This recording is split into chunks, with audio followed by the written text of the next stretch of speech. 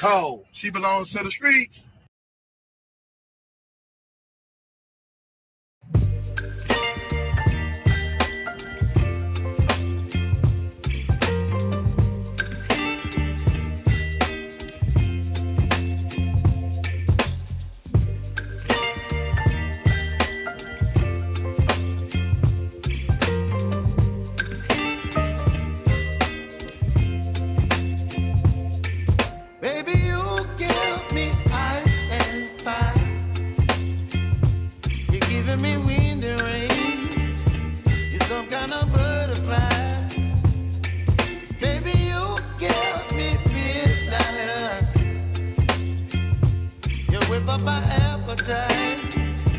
Don't leave me here high and dry.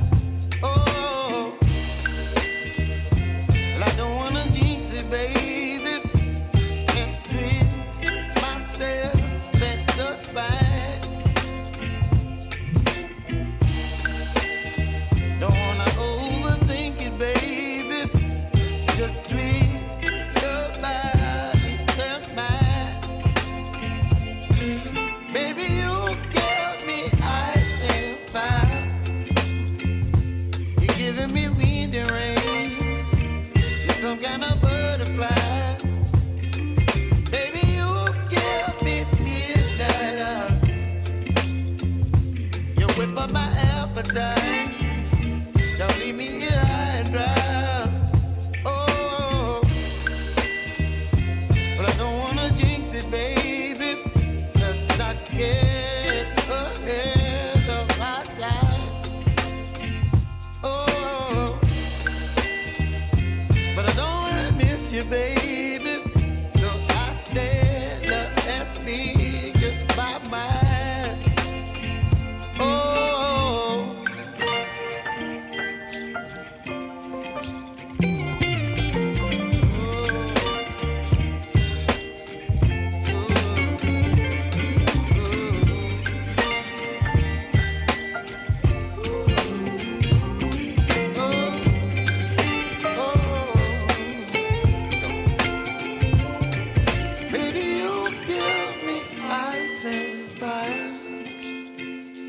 You're chilling in the rain. You're some kind of butterfly.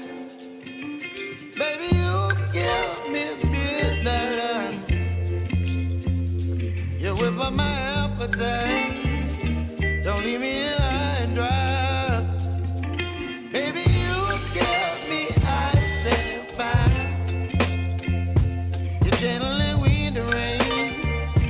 You're some kind of butterfly.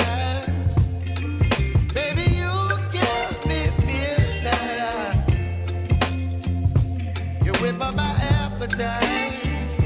Don't leave me here high and dry. Oh, oh, oh, oh,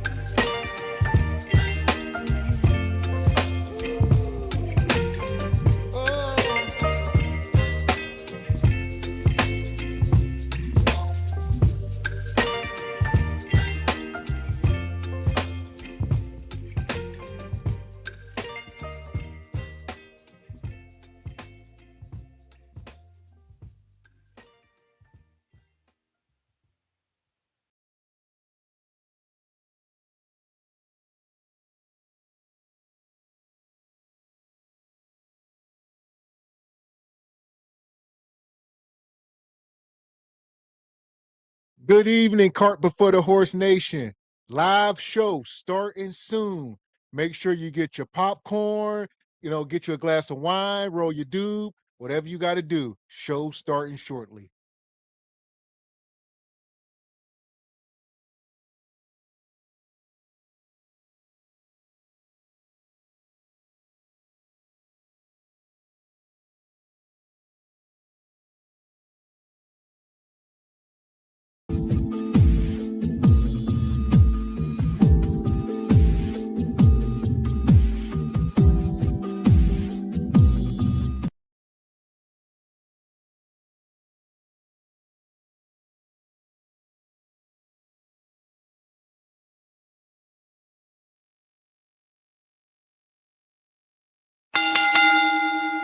Let's get ready to rumble!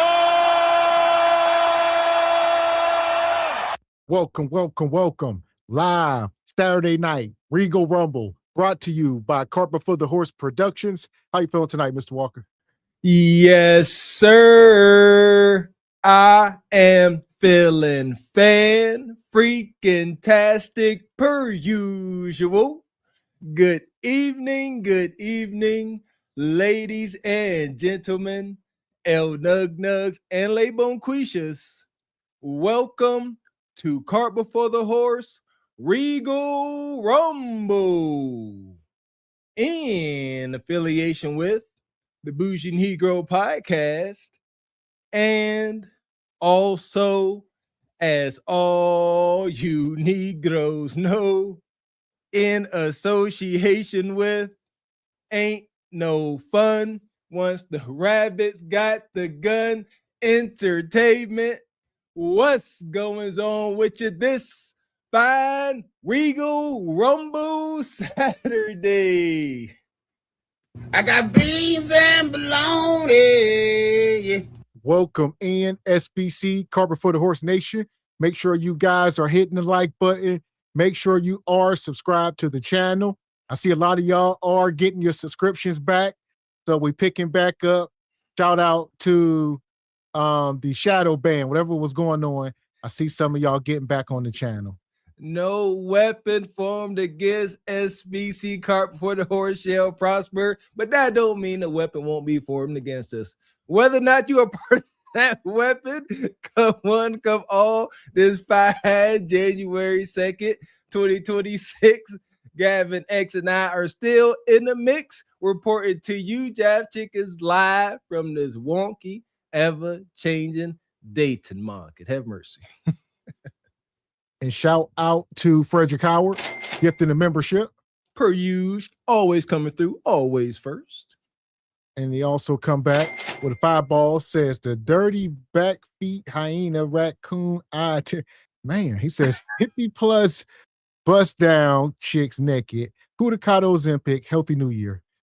Brother Frederick, your toolies came through the door before you did. You came in like Yosemite Sam. Nevertheless, here we go. Happy New Year.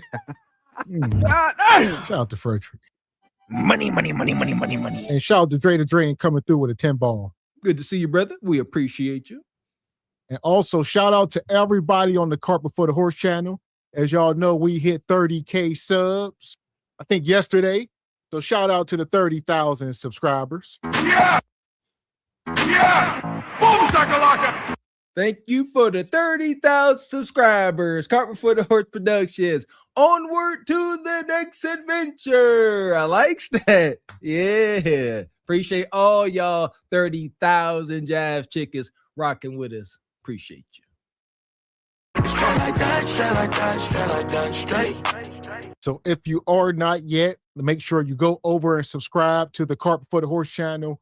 And make sure you subscribe to all the platforms, Single by Choices, Truth Over Lies. If you missed a Patreon yesterday, was that yesterday? Yeah, you missed a wild show. Yeah, we were over there talking about some wild stuff, but you missed it. Yeah. Viewer discretion is advised. Last night's Patreon exclusive show was rated R. You got to go check it out yourself. Can't say much else about it. It was wild. Shout out to the Patreon. Oh, man, I almost forgot about that. Yeah, it's devastation, pure devastation. Listen here, Patreon ain't nice like YouTube is. All right, you got to go check it out for yourself. Can't say much. In the meantime, we're gonna bring the ladies up. All right, shout out Sister Raquel in the house. Happy Saturday, y'all. Happy Saturday, sister. Always good to have you. Love your hair. Welcome up, Raquel. Like your sign too. And shout out to Sister Emily Dean. Hey, happy Saturday, everybody. Welcome up. Appreciate you. I see you got your Seattle gear on. I'm sure we got some Niner fans in the chat, though. I tell you, Emily, you matching effortlessly. Your little plate back there matching your pom-poms, your tree. Oh, shades of green. Don't do it. You're gonna catch some shots in the chat now. Really gonna come for you. And Ebby, I don't know. You might be like a studio gangster. She just had on the Stiller gear. How'd that go? Yeah, because I read Listen. both teams. Oh, back when I was a football fan heavy, that was treason. That was not even allowed to have two teams. My brother used to try to do that. Yeah, well, here's the thing, because I was born in Pittsburgh and I was raised in Seattle. So those are my two home teams. Those are always going to be my teams. So there's a reasoning behind it. Nevertheless, fandemonium, especially a Steelers fan, I'm going to look that up. Can you be a Steelers fan and any other fan? I don't think that's even possible. Like, I think you might get like 50 lashings for attempted to. Well, here's the thing. Like, whenever I would wear my Steelers gear and stuff around here, I always get dirty looks just because of the Super Bowl from way back then. But I don't care. I still rock my team, and I'm a Hawks fan too. So you know what? That I can see their context. If you are bold enough to rock the Steelers gear in Seattle and vice versa, you know what? You ain't scared of nothing. So I salute it. I ain't never scared. So yeah, shout out to Ebony. And shout out to brother Chuck. He says SBC is taking over. Salute. Appreciate you, Chuck. We trying to. And as you see, also, okay, I see we got my girl backstage as well. Sister Anna in the house. Watch your mouth. Hey guys. Hey Welcome Anna. In. Welcome in, sister. I was saying behind stage you was cooking up last night, handling them trolls. Shout out to Red Talk Anna. Thank you. I've been having them lately, but I handle them. Yes, they always say, "Who are you to jet?" Yeah, I was there. I was there. And you had them very graceful. You tell them exactly who you are to judge. Yeah. Listen, you on to something if you got the trolls coming. Mm-hmm. Just don't engage too much, because then you're gonna give them what they want. There you go. They like attention. They don't care how it come. You can give them the finger. Trolls goon to any kind of attention. If I use the context right. Look, I won't give them too much attention. There you go. But nonetheless, we're gonna get cooking. All right, hit the like button. Like we told y'all, we hit 30K subs. Shout out to Carpet for the Horse Productions and tonight's show. All right, it says from the streets to the church, everything is FUBAR. We're going to try to talk about all this madness going on, even the stuff going on in the church with the brother Jamal Bryant. All right, we're going to touch on it. I see you, Raquel. It's bad, but it's terrible. That's the ATL's mega church madness. Yo, wildin'. It's a cycle. It's a cycle over there. It's like if you're not that, you don't get it. So see that? It's wicked. Cloud chasing. I was gonna say we're gonna start with a good story before we get there. Let's start with some good news. There you go. Yeah, we're gonna bring out Brittany Renner. Brittany Renner got a boyfriend. She in a relationship. Okay, all right. It'll be short-lived. It'll be. Wait, now don't hate. They go see good real guy. This ain't no toxic Kevin Gates type ninja. Exactly. I'm triggered already. All right, what we got? Had a very interesting 2025. She started off single, then she converted to Islam, and then she started dealing with Kevin Gates. Now remember, Kevin Gates was still married to Drika, but it's okay. It happened anyway. And they seem to be all in love.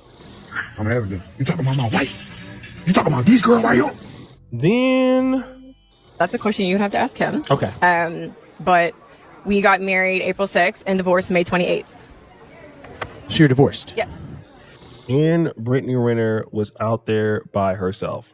She went from wearing her hijab all the time to going back, dressing real worldly. And this is what best summed it up.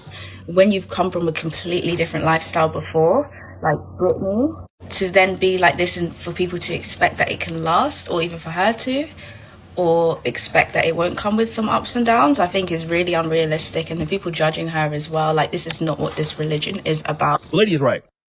All right. First of all, who is this lady? Is this one of the Somalians stealing that damn money? All right, go sit down somewhere. And Brittany, look, Brittany at 304, we all know. By the end of this video, though, like I said, she found love. And bull crap. Her last relationship with Kevin Gates, that fake marriage, they got fake married just so they could hunch on each other all wild under the guise of holy matrimony. Most unholy. But that's all that was. And can't nobody take her seriously. Brittany Renner is a triple black diamond ride. You listen here, you got to be completely numb and cold inside, like Mr. Freeze off of Batman. Isn't that skiing? Like triple black diamond? Yeah. When you ski? Yeah. Like when you take on the deepest slopes and stuff. Oh, Lord, have mercy. Real deep and I icy. like that. Yeah, all that. Break your back, break your bank account, break your meat, all that. So last time we seen her, she was up here fighting with her baby daddy. He was coming to pick the kid up. They was filming them. But now we here. I'm going to let this go for a second. Brittany Renner went from a free lifestyle to becoming a Muslim wife, although it was kind of unauthorized, kind of off the books. But still, to be able to do that and for her to maintain that was really unrealistic. But it's okay. She still achieved something in 2025. I mean, she was with PJ Washington. If you look at his Instagram, he has like almost 1 million followers. Then she was able to get with Kevin Gates, who has like almost 11 million followers. So going to PJ Washington, to a well-known rapper, is, well, not so bad, because it still shows that, hey, listen, it does mean that somebody her age and somebody she is attracted to still wants her. It's very important to know that Brittany Renner has a preference for light-skinned men. We've seen with PJ Washington and with Kevin Gates. And Kevin Gates has a preference for mixed or light-skinned women. Same thing with PJ Washington. They all like lighter-skinned people. But Brittany Renner has went viral because she's now dating somebody new. I'm really excited for as we approach closer to Big Bear. Like, we gotta drive. If we're on these winding roads, we gotta focus on just driving in the moment. But you weren't even texting. I think you were on chat. But other things, so this is so beautiful. Wow. Now, remember we went to the... All right. Let's say this. She's been able to reinvent herself about 3 times now. She got so many different forms. She was the 304 IG chick. That got her an NBA player. Then she put on the hijab. That got her, the rapper. Now she out in nature with this guy. They drinking sea moss and, eating berries off the tree. Now she nature girl. She ain't shaving her cuticle. None of that. Out there drinking, what's them peyotes? And yeah, going on trips, baby. I ain't mad at it. Whatever. This ninja here, I got to hear him speak because he got a little aura to him. I'm gonna leave it alone. I try not to throw out egregious. I don't need to hear him. I don't need to hear him. Like, we already know what it is. Like, he about to go down that triple black diamond. He gonna be broke as hell. Like, whatever she's doing, she's trying to clean up her look. Again, you see she's completely covered. She kind of looked pregnant, so I wouldn't be surprised. Like, he's probably some like boom mic holder from some show. I don't know. I don't know. Right there, exactly. Like, she done definitely took a step down. You know what I mean? So, because what guy would just be doing that with her? It's gonna be a certain kind of guy, y'all. It's like that guy. Is he purple pill or blue pill? What pill is he? I don't know. 100% blue and black pills. 100 mixed all together. Blue, red and purple, pink and orange. All the pills. Yeah. She ain't worthy of no nature, earthy dude. Kevin Gates, that's what I don't understand. Like, to hunching and love makes supposed to be sacred. Man, you know what? Kevin Gates let us all know what he was doing to her. You ever hear his music? Huh? He could jam and meet. Like, how can you look at this one like, yeah, you might be my lady, and I could watch Kevin Gates go on stage and put on what he was just doing to you? He said a woman that be with him got to be self-deletion-ish, meaning you got to what he means by that. You got to give him gok till you about to pass away. Wow. So that's how he had her. Do you want that to be your girlfriend? Yeah, and with the whole marriage with Kevin Gates, wasn't that like a spiritual marriage? Because he was already married at the time, so it was more like a spiritual thing. So she was on that spiritual journey with him. Now she's on that nature journey. He's trying to detox that box, trying to get her right. Got her taking all her herbs and vitamins and stuff. He's trying to get her right. So we don't know much about him. He's looking a little rough around the edges, but we'll tap in and we'll see what's more to it. But it's looking like, we're seeing her transition, because she was with PJ and all that and Kevin Gates. And now, she's kind of dwindling. He kind of looks like a little OG Bobby Brown from the 80s, a little bit with the hair and all that. So we'll see. He giving me the black guy with the locks off of Showgirls. Remember that movie back in the day? Oh, the dude, the locks, just slimy. Yeah. This lady done went rogue. I don't know how many times. She done went rogue in every corner of her life. Unless this man is Helen Keller, there is no way he can be shocked to when she jumps on top of his car and acts like a crazy barracuda. So he's about to get what he deserves, because she's showing you who she is. Right. Mm-hmm. Oh yeah, and we talk about this. He appears to be just a regular guy, and he got a shot at a Brittany Renner. He ain't turning it down. Be wise, brother. Don't get your feelings involved, or else. I don't think you have to turn it down, right? You don't have to turn it down, but you definitely don't have to be on Instagram, on her Snapchat. You could be hitting that thing in private. Like, hey, no face, no case. So that way he don't have to never explain nothing.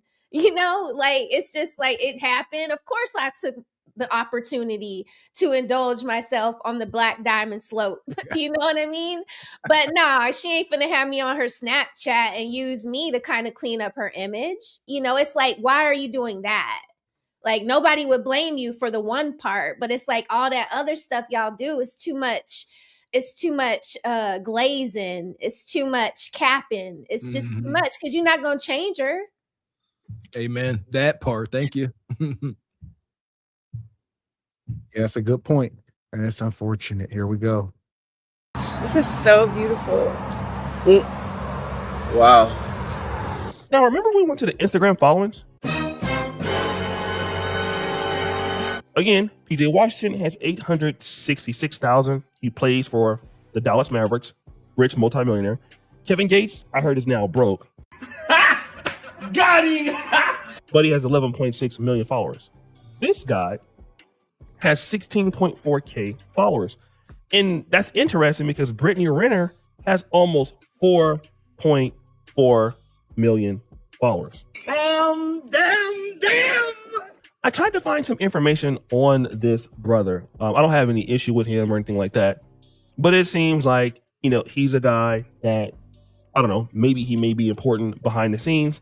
He could be a creative director or something. He definitely might be in his late 20s, early 30s. But the reality is that this, in my honest opinion, seems like a normal guy and a guy that Brittany Renner typically would not date. All right. Now I saw some of what the ladies were saying about him. They thought like, hey, the brother looked good and all that. That's what they said. But in comparisons to the kind of men that she typically dates, which are athletes and guys who have a lot of money in the industry, he doesn't seem to be like one of them. So this brings. Look at him. Like Brittany Renner go from the strip club to ski lodges and the tractor stores. And this guy here, like they said, he got, let's see if we can find 16,000.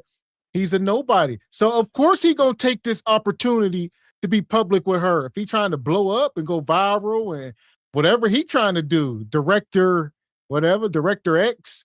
All right. You know what? Go ahead. This ain't none of this stuff real.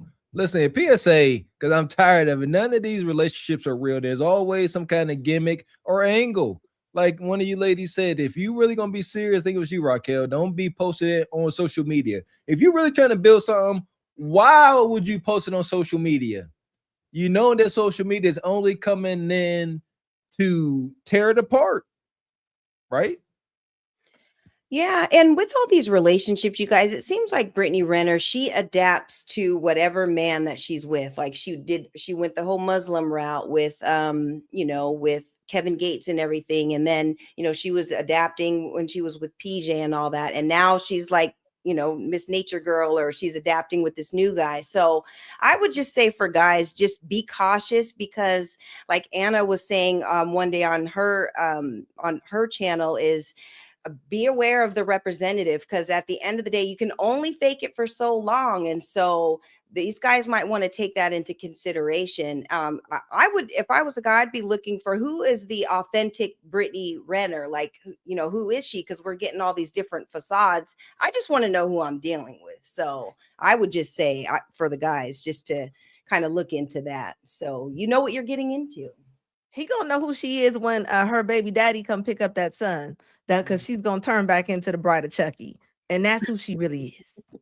So he needs to study who she is when that pick up and drop off comes up, because that's who she is. And we've already seen it. So I like that red talk. When the pressure is applied, how do they respond?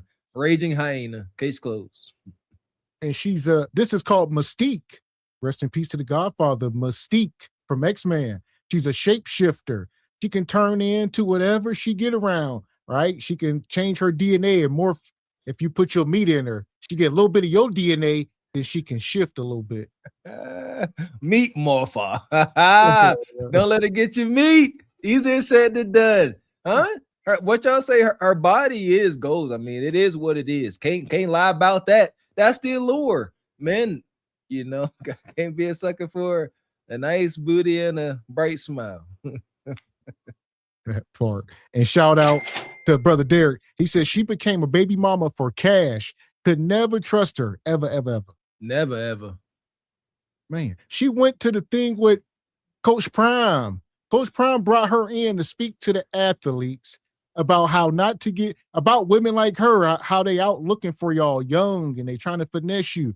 She did a seminar, a TED Talk on 304ism. Blessings to Coach Prime.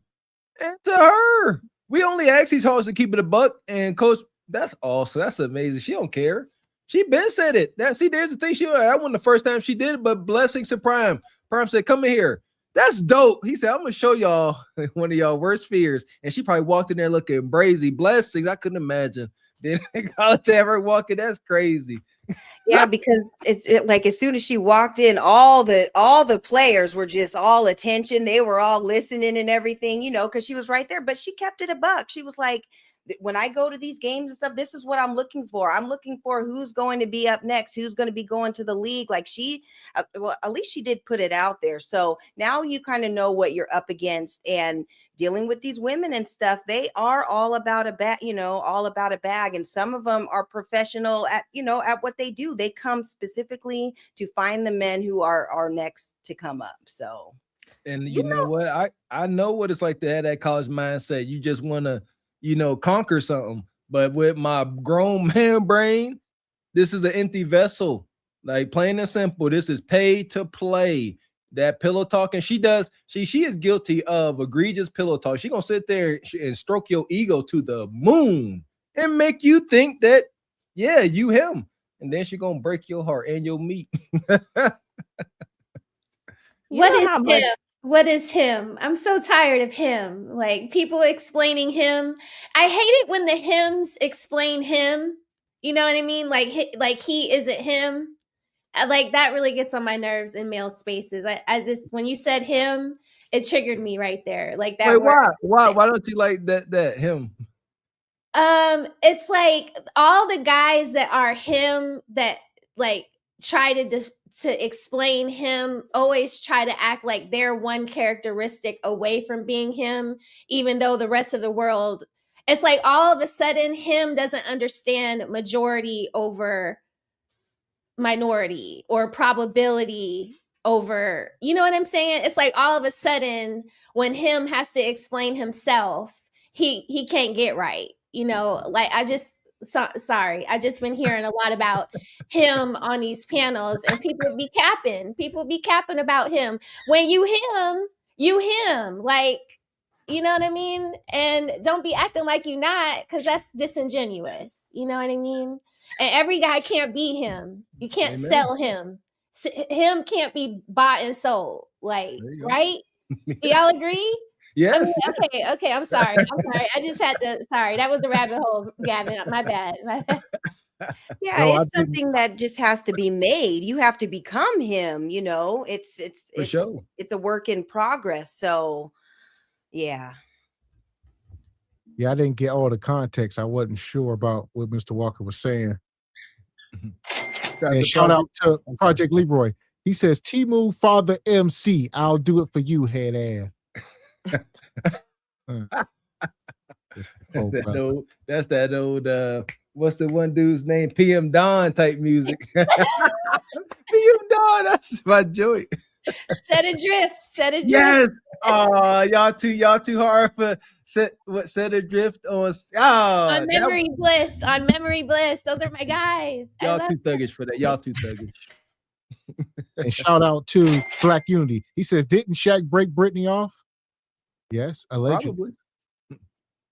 We did the thing with Natalie Nunn. I guess her and Shaq was a thing. So Shaq been around. All right. Shaq had hoops. Y'all remember that?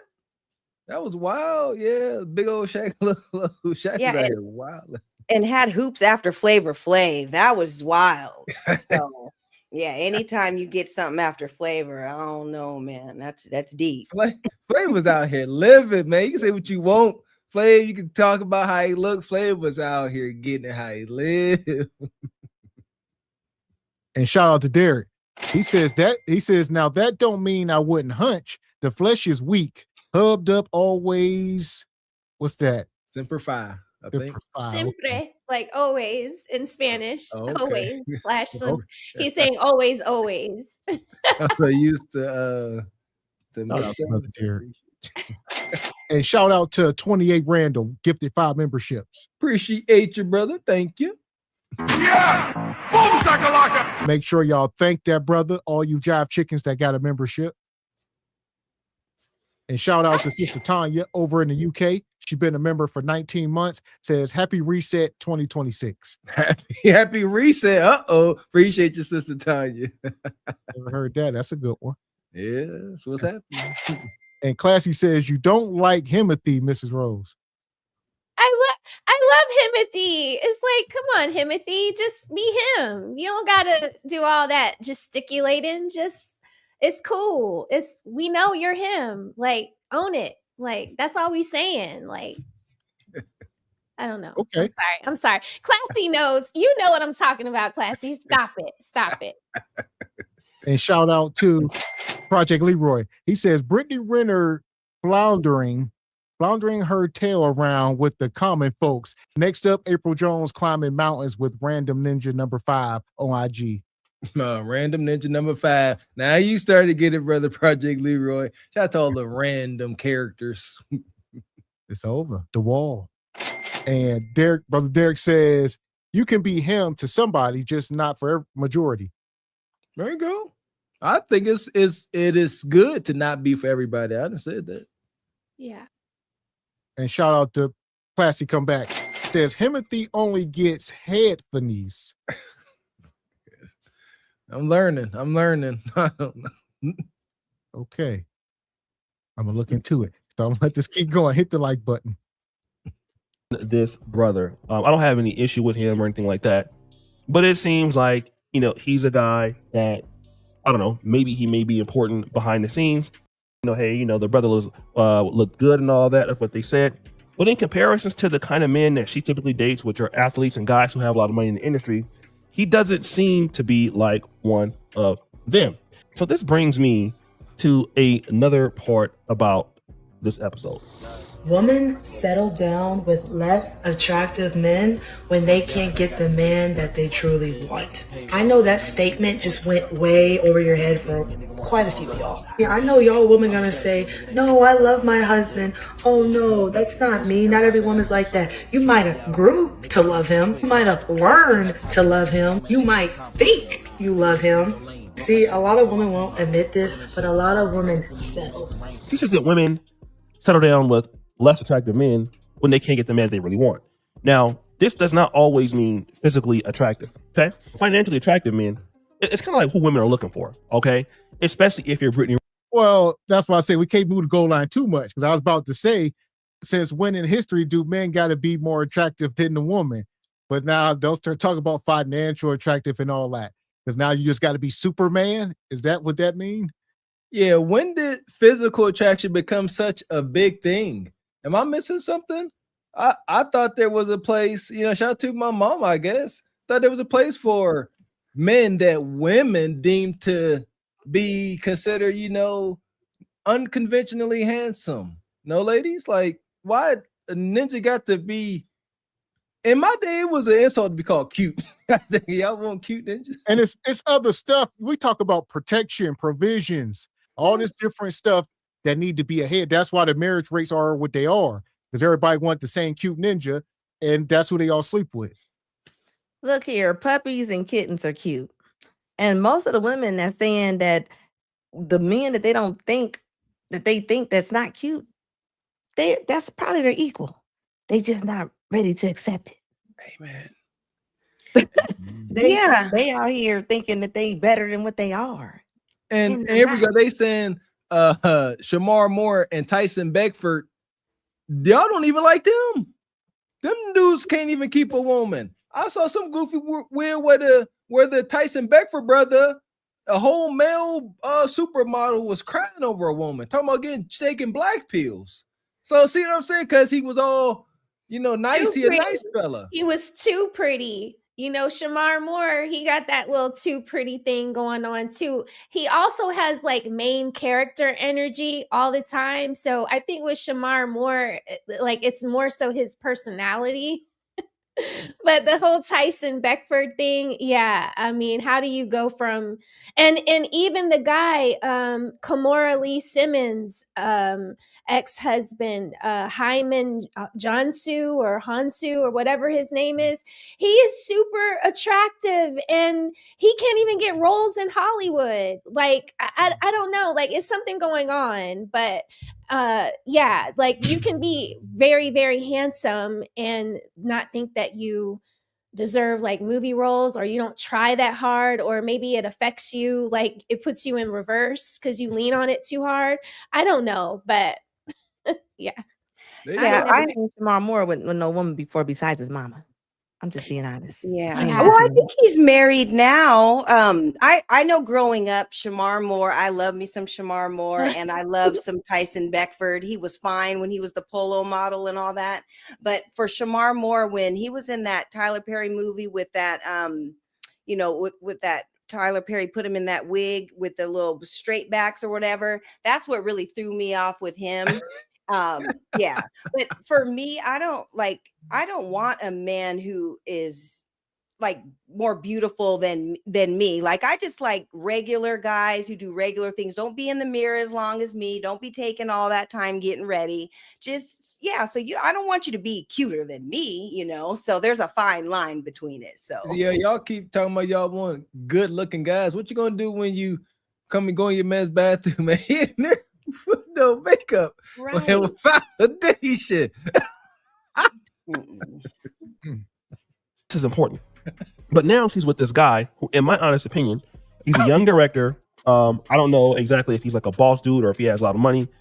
It seems like he's in some level of the industry, maybe as a burgeoning artist himself. But is he rich? It doesn't seem like he's a rich guy at all. Okay, and this is not to be hating on anybody. Doesn't seem to be there. But then there's another perspective that's different. And when we look at some of the most successful men in the world, Jeff Bezos, even though I think Lauren Sanchez, anyway, look at Lauren Sanchez. She's the speed limit. She's 55. She's been divorced multiple times. She has children. But look, one of the wealthiest men in the world wants to be with her, okay? Melody Hobson married George Lucas, I think, when she was 44. Meghan Markle married Prince Harry when she was 36, and she was divorced. My point is this: the older you get, the more you mature, the more your palate is refined, the better you become, the more elevated you are, the more you will get. You will not settle the way that you did when you were younger. So it's not the worst thing to be over 30 and single, okay? You're just getting started at 30. 40, you're cracking the surface, and 50 is lit. So don't let them try to bully you. Now, this lady says the older you get, the more you get. That's the whole idea of her particular post. She mentioned several women in their mid 40s and 50s that ended up getting high value men. And so just because they were older, I think Brittany Renner may be like 34, 35, it doesn't mean that you can't get the men that you want. And so she's even talking about that herself. Like, she thought that her life would be a certain way, but as she's gotten older, things have come out better for her. And now, you know, everything is great. By the way, Brittany Renner is 33. Let me just kind of get to this whole idea about the older you get, the more you get. If you are a lady that is valuable to a certain circle, I agree with you. Your looks are important. So they would not be everything. Okay. That's important to know. Looks are important.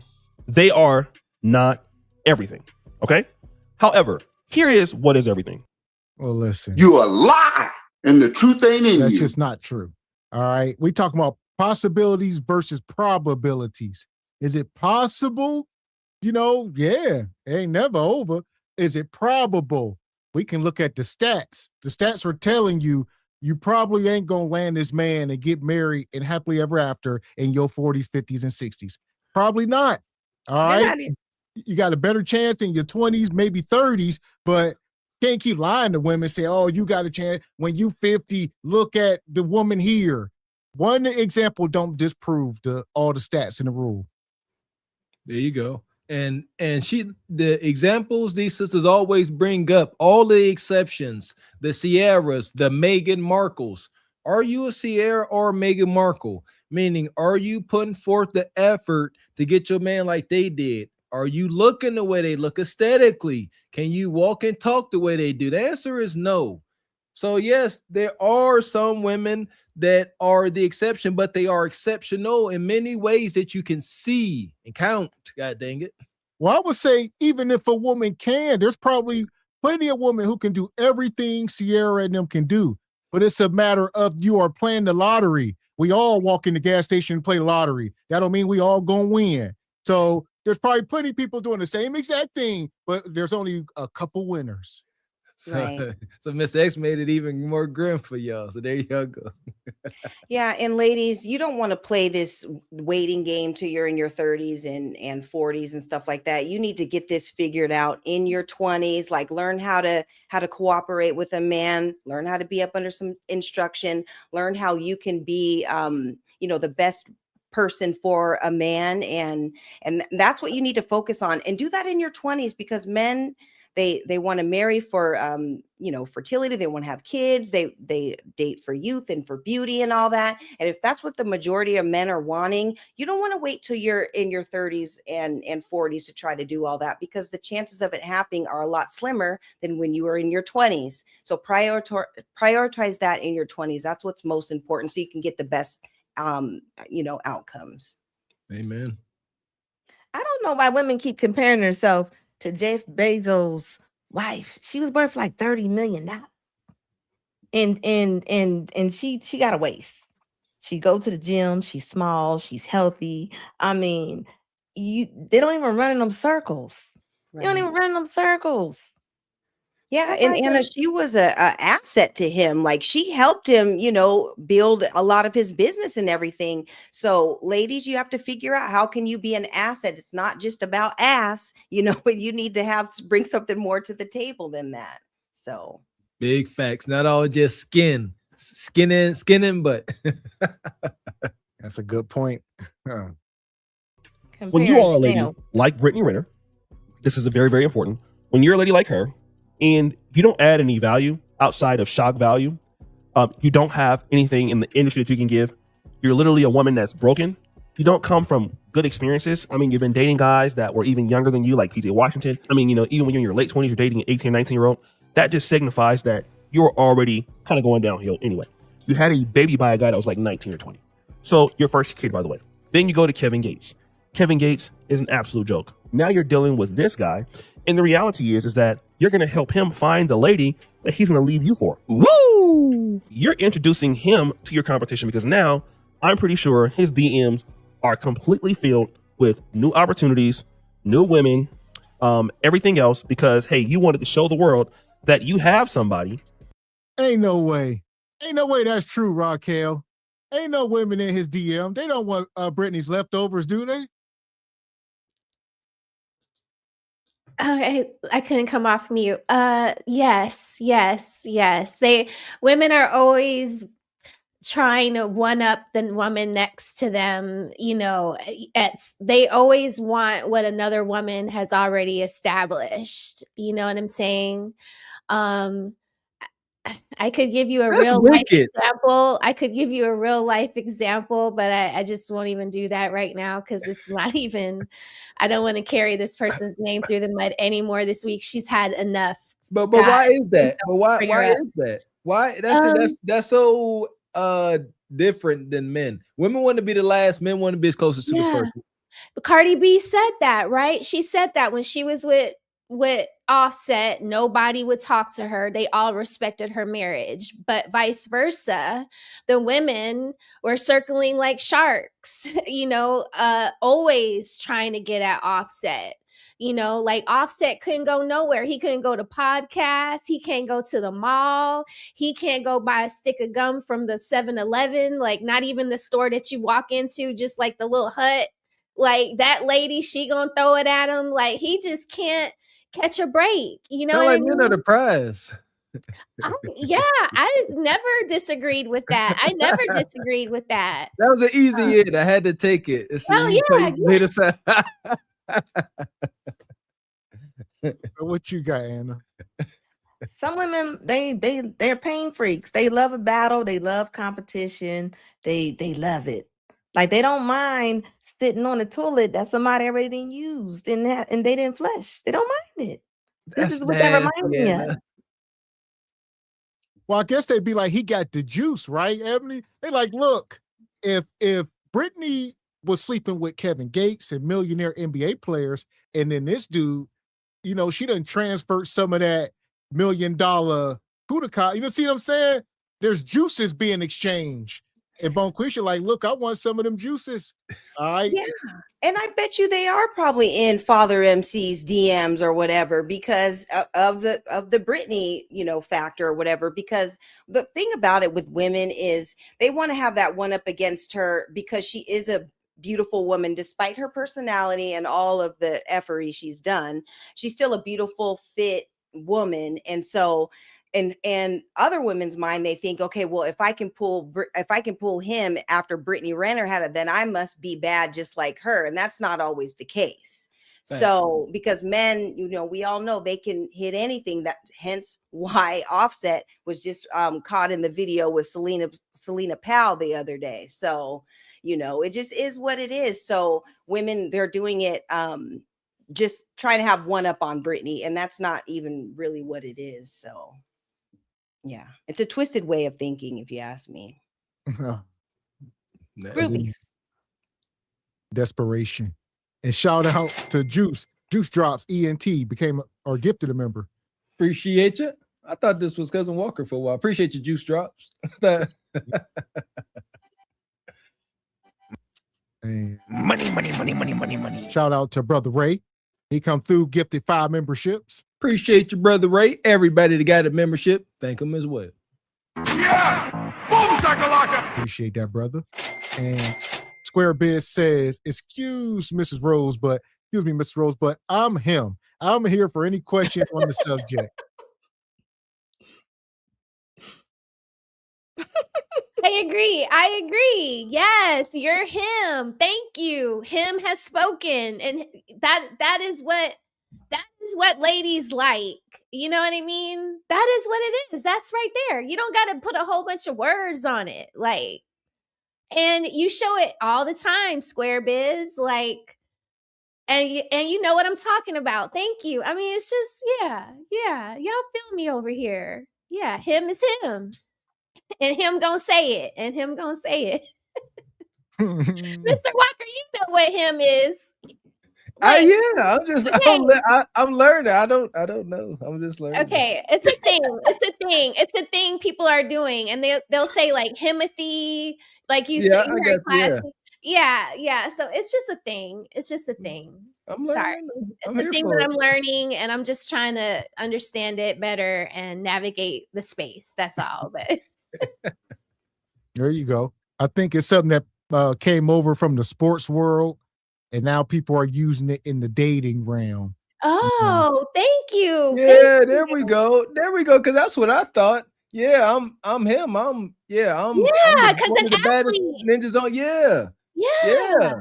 yeah. There you go. And that, and in that instance, I was a him. It can't be more than one. It's just one. That's why I said, Mr. Walker, it's like you're acting lost. Like you're like, where's Himothy? You're Himothy. Like, golly. Yeah, and it's the same thing with her. I'm her, or she's Yep. her, or whatever. So it goes hand in hand with I'm Yeah. him, It's I'm her. egotistical. Yeah. It's ego. So it's more, I would say it's more like the name of a club, if you will. So I think we're looking at it like I'm him as one person. I'm him as like a club, and people like I'm Right. part of the club. You know? Thank you, Gavin. Thank you for saying it like that, because it's not just like it's not like copy paste. It's like a club. Everybody has their own little spice of Himothy. You know what I mean? Okay. Like your spice could be different than Mr. Walker's. You know, like not every sport the man has to be like 6'8". You know, like the guys that do the hurdles or the little jumping thing, like they don't have to be so big, but you could be him in the little stick jumping thing. What is that thing called, y'all? Like Pole. okay, yeah, you could be him in the pole vault, you know, There you whatever go. it's called, you know. Sorry, yeah, that's it. And You're you do him, stuff like that. Mr. We're gonna set up the I'm him convention. It's more like a convention. Everybody come in and set up your own little Yes. tent. We all vendors. Who said Yes. who really him? Who got everybody at their vending table and stuff? Yeah, What are your wares? What's your wares? Your abilities, your accomplishments. That's the only way as a man you can become him. So we just got like got a big old oversized resume behind you. It can't Here, be a this hot is- dog stand. It can't be a hot dog stand. Whatever it is. Well, That's shout out to not- JP. that- JP is him. JP is him. No, see, now I'm about to get hot under the collar because I can't take it. I can't take that. I can't take Well, here's that. the thing though, because there is strength in numbers. But if you let's say if you got 100 people at your table, but you got 100 idiots, and this person got 10 people, but they are intellectual. All right, and people say, no, he got 100 people over there, but he got a bunch of fools following. This guy got smart people. They like he ain't him because he got less people. So you got to look at who's following. You got to look at the audience, you know what I mean, all that. Oh as, my goodness. as Leonidas said when he was speaking to the Allied army, he said, you got 1,000 or so blacksmiths, scholars, but I got 300 soldiers. So I'll take the smaller, more quality amount over 1,000 buffoons. Shout out to JP. Yeah, and the ones who really are, they don't need to walk around saying it. Just their presence alone makes it be known that they really are him. And you can't buy him either. You know, you can't just have money and think that you're him. Yeah, that plays a role in it, but you know, you got to have that charisma, that everything. It's everything in one package. So it's not something that can be bought. You know, you can't buy game. You can't buy, you know, all the things that come along with it. So that's another thing. Amen. There we go. And shout out to Juice. He come back and he gifted another membership. Appreciate your juice drops. And Brother Derek says, married women are not delusional. She is cute, but she thinks she is a 10, aka delusional. Okay. Shout out to Brittany. And he come back. He says, speaking of Shamar Moore, that dude used to crack me up when he hosted Soul Train doing the machine gun pump. I never see him hosting it. Shout out He to was Shamar so corny, you guys. He was so corny, man. Yeah, he was all doing this, and yeah, what was he doing, man? Okay, Hey, that was when that Young and the Restless money ran spoofs. out. I thought those were spoofs. No, they're real. No, that's for real, man. He does that in real life in Miami in Club Live. He stands on couches with his shirt. You know how when y'all used to be young and y'all would go play basketball and y'all would take y'all shirt and like put it over your neck, but it would still be on your shoulders? Like that is how he parties, y'all. Like he's that guy that like has to be seen and has to be like standing over all of the women, and he still does the little the thing. And Like, he get a it's so desired weird. outcome I'm every about to night. say that. I'm about to say he getting results. You only a joke if he ain't getting no results. I mean, I guess so. He wouldn't be I wouldn't be at his booth. If I was at the him convention, I would skip his booth. See, I you'll would be skip his booth. surprised now. Corny don't. It's the levels to corny. Like you said, this is Shamar Moore. I know a dozen women say they're gonna give that corny ninja some kudakata. So, and who with him? Yeah, and even when he was on Soul Train, he would have like the little bandana tied like Tupac with his little wife beater on, and you know, he'd have his little bedazzled belt on. It just looked zesty. It didn't go, man. Like it was, yeah, when that Young and the Restless money dried up, it was all bad for him for a couple years. That wasn't him in Malibu's Most Wanted. He could have been, because that's what y'all describing. Y'all describing B-Rad. You gotta just look at it, man. It was all bad. Oh. He looked so corny. He just looked corny. God dang it. And shout out to Square Biz. He says, what's that? Infiltrated. Okay. I was about to say infiltrated by Kendra G Rhetoric. Who are we talking about? What? Him and her? Yeah, well, I'm lost here. And shout out to, I see y'all keep bringing up KG. He says, Gab, KG did an ice bath trying to pimp her course. Like an ice bath challenge? No. What's going on? What I missed? No. Y'all always bringing this hyena woman up. And shout out to Omni. He says, men value women who are helpmates. If you only offer kudakata, you will always be fun time in a short time. At some point, you know, kudakata is always it's always needed, but it ain't always, you know, what's for dinner, if you will. You know, sometimes when a good conversation, goodness gracious, a good conversation, you know, ain't always got to be just bang, bang, bang. Look, you got a whole trend of musty kudakatas out here now, talking about they don't want to clean it. And scratchy cats. Yeah, they said 2 weeks. Somebody said you don't have to clean for a week or something like that. Anna? They said that? They out here saying they don't want a man because they want to be at home and be musty. You can see we grown. You should shed skin. You could take a shower, go to sleep, wake up in the morning, and it behooves you still wake up, even though you did move in sweat, wash your butt. We are grown. Talking about, and that's as clean as you're gonna be and not wash. You talking about going a day of moving around and no, absolutely not. We knew they was musty when they had the bonnets on. Y'all didn't have to make videos. Oh my and their house smelled like corn chips and badissi. Ew.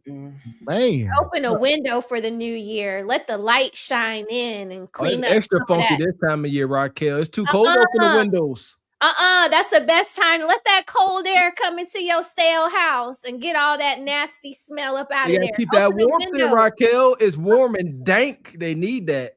Ew. They be having on them plaid pajama bottoms.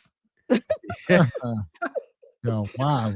All day. Oh my God. Here we go. And shout out to Frederick Howard. He says Brittany is a burnt out PS2 memory card that still get inserted. And Mr. Gino, he says, shout out to the third degree, or the 3 degrees up there on the panel. Okay, 3 degrees. What that mean? And shout out, what about us? Shout out to Highway Skinny. Been a member 20 months. Says Steelers versus Seahawks. Ebony, pick a side. Oh, got her. You know I rock with both, and we're up right now, so we're winning. Go. Today it's go Seahawks. Tomorrow it'll be go Steelers. Studio fans, huh? Okay. Steelers. Shout out to Omni. He says, real hymns move in silence and command respect in silence. Take notes. Real alphas are quiet. Amen. It's my understanding. Yes. And shout out to Derek says, Shamar Moore, a.k.a. Pretty Ricky, what they called him. Pretty Ricky, what they call him. And here we go. As far as Brittany, we ain't going to keep raining on her parade. You know, we gonna put her Glaze. Hey, Evie sitting like, please don't put her to sub. Because Evie sitting there looking at his chop. Absolutely not. We got us the gun line. Tell them about the gun line, boss. We may not know which way to go. Oh Lord, see, this shit is gonna be dangerous. Some dark-winged duck shit. Let's get dangerous. I play the fool for the fool. Everybody plays the fool sometime, and no exception to the rule. Listen, baby, you hear me? I played the fool for a fool. Yeah, shout out to Coach Prime for having Brittany come in there and talk to them young men. Education is key. You know, I'm learning not to take for granted the things that I learned. Like, it's not all common knowledge. Just, you know, shout out to Kevin Samuels, women's nature, you know, how they gonna treat a man. You know, it's very valuable information. Shout out to Coach Prime. That's too dope. Seriously. And 28 Randall, he said Shizzy Shelter is where they will find them. Maybe. Salute, parents. We almost forgot about the Shizzy Shelter. Appreciate you. And Brother Derek says, Brittany's still fine as a frog hairs. There is still hope for her. An old fool waiting to save her. Yeah. Talk about it, Brother Derek. I used to always say this, and Gavin X will shut me down. There's an old timer. He may not look like much, or he might. And he like, look, come on, let's ride this off into the sunset with your headache self. Just let me touch on you. Man. And shout out to Old School Gavin. Come through sponsoring the show with 25 in the Cash App. He says, happy holidays to my SBC family. Happy holidays, Old School. Appreciate you, Uncle. Yeah! Boom, shakalaka! Appreciate that, brother. Hope you're doing well. And here we go. I will pull this up. Since we did Brittany, we talking about women hitting the wall, the streets, everything FUBAR. All right. This panel here, shout out to the brothers up here. I see Brother Hamp, Brother Proof Hurts. What we got? Let me cook for a second. Here we go. Shout out to Brother Hamp. I just like young women. How many women you think I can pull that's 22 years old that's ready to be a wife? And this dude here, Mac Mall, he been on the Kendra show a couple times. We done cooked him a couple. It's the dude that was up here. He said he was a barber, and he make like $300,000 a year cutting hair, a bunch of stuff. He says he's him. He says he's him, ladies. There you go. One of them hymns. There Come you on go. now. Come There on you now. That's him. How did I know this was gonna pop up? I don't know. I don't know. I never talk to Gavin about the shows, y'all. I never do. But it's just like him has been out here lunching on Broadway. So let's listen to this man who considers himself him describe what him is actually not. But okay. All right. Yeah, we cooked him before. I believe he's like 40 years old, got like 4 kids. Yes. I think it's actually 5, but I don't know. I think I snapped, but either way, it's FUBAR because it's not like 5 with 1. It's like 5 for 5. You know, this another one. But He like, okay, all right. He like a house of hypocrites, huh? Up here looking. Yes. Remember that dude? That dude was wild. He up here looking like a Timu Rampage Jackson. Yeah. And does the lady at the end, does her shirt say good Kudakata on it? Because there's a lot of him advertisements and good Kudakata advertisements going on, and you really don't even need to be talking about it when it really is good. You don't have to advertise it. That's the other side of the coin. All right, we got the hymns, and we got all these women walk around talk about how delectable they Kudakatas is. Stop it. Absolutely not. I personally shout out to my wife. I like a more ladylike woman in the streets. You know what I'm saying? Y'all know the rest. Ain't no way heck. Talk out there, tell me I got good cat. I don't believe you now. Don't even want to find out. Now I think you're dirty. Crazy. But nonetheless, I'm gonna let this roll. Let's see what we got. I just like young women. How many women you think I can pull that's 22 years old that's ready to be a wife? It's a difference between being a good man and a good husband, because you can be a good No, man see, and a y'all good just leader, pick and but y'all just nip and nip and nip. Y'all just try to find logic in y'all I'm not. bullshit. But Come let on, me ask you man. this though. But Come let me on, ask you man. this, because you said Making you like emotions. young women. You said how many 22-year-olds do you think you can pull? So do you think it's possible that you still have that same mentality that you gonna find you somebody who you take care of and she's supposed to do what the fuck you say? Because No, I'm in a different that's mind why. state now. But But I that's still like young women why? so a lot because of. that's what I like. Because are they more? Would you say You they're saying more like 25 easier years than the? old, OG Matt? He said Yeah, 22. What's the yeah. I difference like young. between a 22-year-old and a woman that's your age? Why do you like the 22? Well, I'll say this because it's different for a man. A man just got to F around and find out. All right. Well, you really can't shame a man out of this position. If he want to deal with them young women, and then don't come up here crying, talk about how she taking advantage and she done cheated on you and you've been paying her bills. You took her on vacation. Go ahead. As men, that's the burden of a man. But as older women, like say on the panel, they may be single. You really can't shame him out of that position. At all. Don't try to change anyone's position, especially a man. He gonna do what the heck he gonna do, especially a bullheaded ninja like this. There's levels to dating younger grown women. He need to be more specific. So wow, it's lanes to this. He ain't dating them to really take care of them and marry them. No, he looking to hunch. So the questions coming from Rose, whoever, they're granted. Like, why you want to be with the young women? To marry them, to teach them, to give them experiences? Or is it because you long in the tooth and it is easier for you to make them do whatever you want to do? What you got, Raquel? I agree with everything you just said. I don't think that, I wouldn't be if I had a daughter and she came to me at 22 years old, because Truth said that Mac Malt said 22. Hamp is saying 25 because I think he just is trying to help him out a little bit.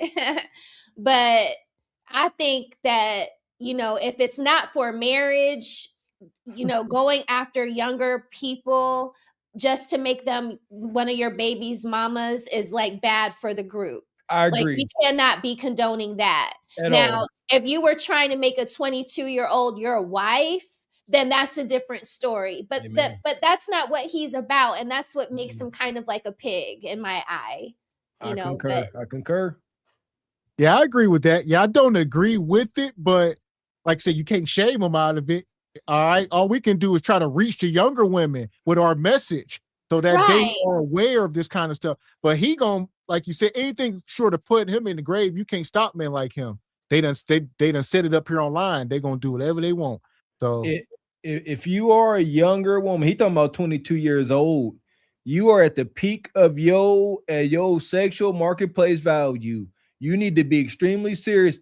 If you're dealing with a guy dang near twice your age, your parents, a parental figure should be okay with the way it looked, with the structure. And another thing though, who are these women? There could be more context.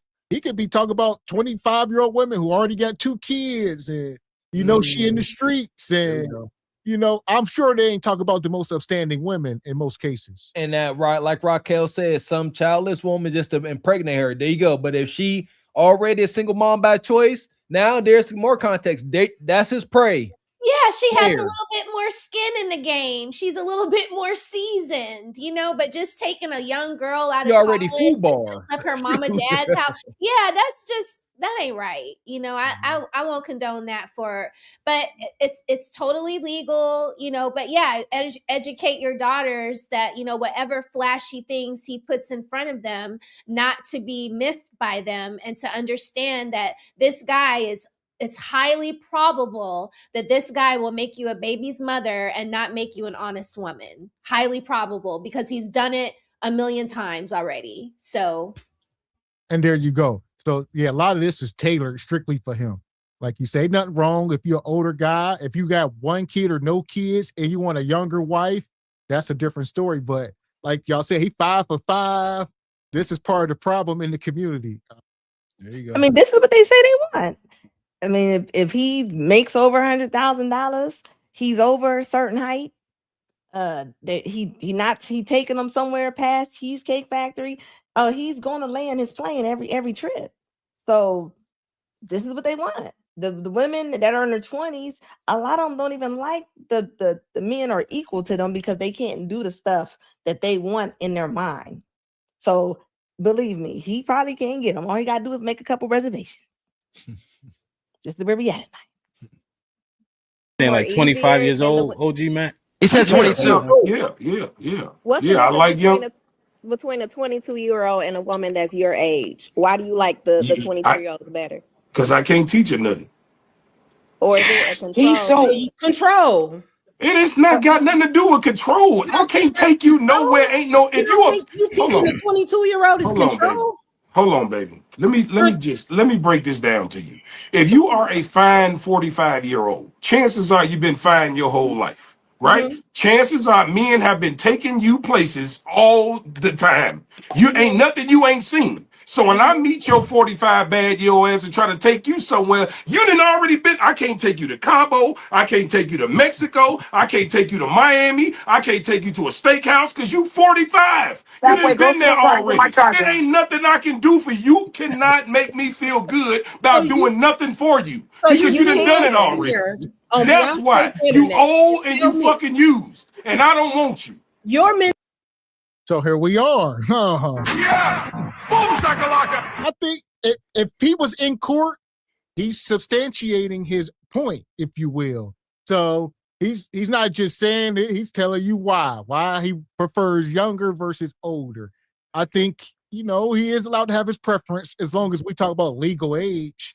I try not to get into, especially with men, because we got something to provide. Even with women, do what all y'all want. At this point, I told y'all last year the gates is open. Hell. There you go. I've said this before. This is one of the ways you settle as a man dealing with an older woman, especially like say she's attractive.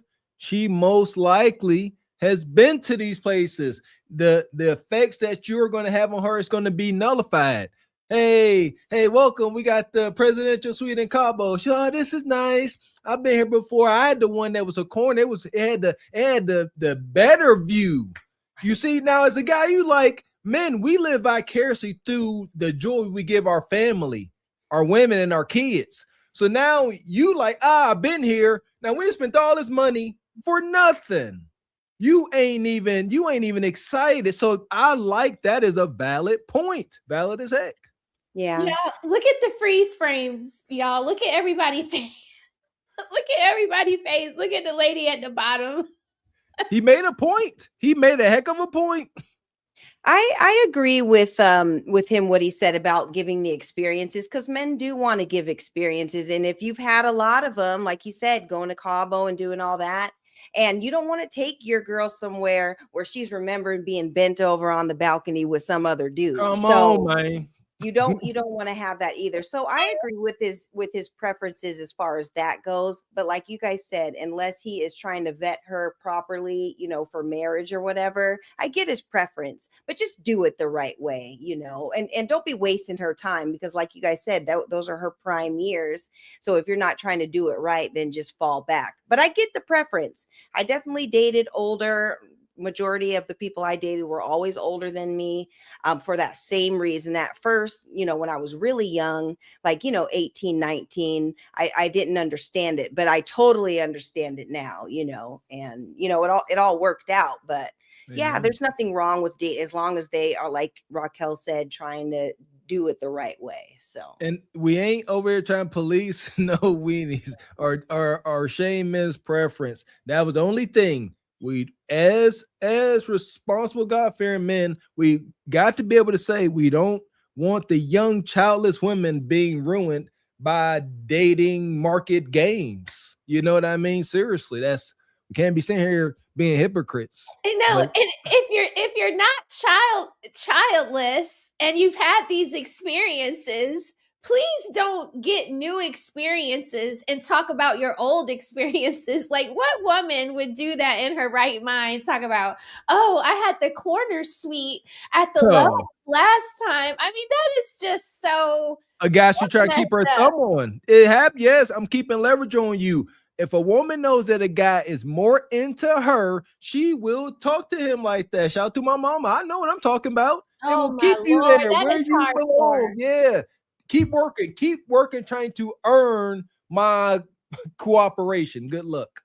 Yeah, and the thing about that, you guys, is it's not easy or cheap to travel to all these places. So if you were to go to like, for example, you guys use the example of Cabo, and for her to tell a man like, oh, I was over at this hotel and we had the, the corner, the ocean view and all that. That would be like a slap in the face to the man. Like, damn, I did all this, I spent all these bands to get you here and you're still thinking about another dude. That's why he's saying he doesn't want to do it. So I get that part. I get that. Dating Claudia Jordan. Autumn Ruse. And I would say the part of the context as well is, who are these women on the panel, right? Are they married? What's y'all resume? If none of these women are married, then they out of pocket for questioning this man like that. You see what or even in a relationship, something. Who are y'all?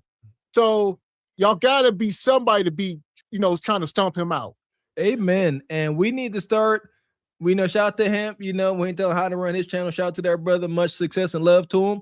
However, in this space, I think it would behoove us to start checking folks. Us men get checked all the time. Who is you, Ninja, to say something? They ain't going. Same thing with these sisters. All right, let's have a conversation. Before we go on, any of y'all married, any of y'all in a serious committed relationship? And now we can go. Right. And we do know that the one at the end has some good kudakata because her shirt says it and her hat says it. So we at least know that. And she's doing a lot of advertisement. That's wicked. That's wicked work. Okay, so like there's many brands here. You have DJ Hamp, who SBC Nation probably knows more about. And then we have Truth Hurts, who I think is coming from like Instagram and maybe TikTok. And he's like building up his YouTube right now. So I think this is Truth Hurts panel, and Hamp is up there. That's why it's like a little bit loose. Mr. Walker, because he usually does do that on his panel, which is usually like in the purple color. Like I'm noticing they're like using colors to kind of brand themselves differently. But Truth usually has single women calling in. Like he's kind of like doing what Kevin Samuels used to do. Yep. And so his ladies, and I know Rose for sure is single. Okay. And it's usually single women. And I think that's why he even has that Mac Mall up there, because he kind of has it like that too, where he's always going at it with single women. Okay. So yeah. Yeah, and that goes back, I was gonna say, to the super chat from earlier. Or I think somebody may have recently sent one. Shout out to, I think Brother Derek has said it, but they are competing with the younger women essentially. So if they take offense to it, it's like a direct attack. Like, how dare you not consider us? And you talking about, these women got to go outside every day and see these younger women. They like, there's no way I'm competing with those women. But you are. It's reality. Yes, it is. You got to compete or else. Right, because now all of them they're competing for the same type of man. And so these women, they look to be around the Mac Malls type age. And so that's why she was asking, like, why would you pass up a woman like me, for that specific reason? So, I mean, I hope these ladies get up here and tell it like it is, like, prioritize relationships in your 20s and stuff, because you don't want to be out here dating and doing all that when you're in your 30s and 40s. And, it's kind of like the leftover type or whatever. So, and you don't want to be competing for the same type of man, especially when they're dating for youth and fertility and for all that automatically X's you out. So for serious relationships, ain't none one of these is up here bad looking. All right, they all decent looking. The one on the far right got the best cootie on earth, but are they being considered for serious relationships? That's number one thing.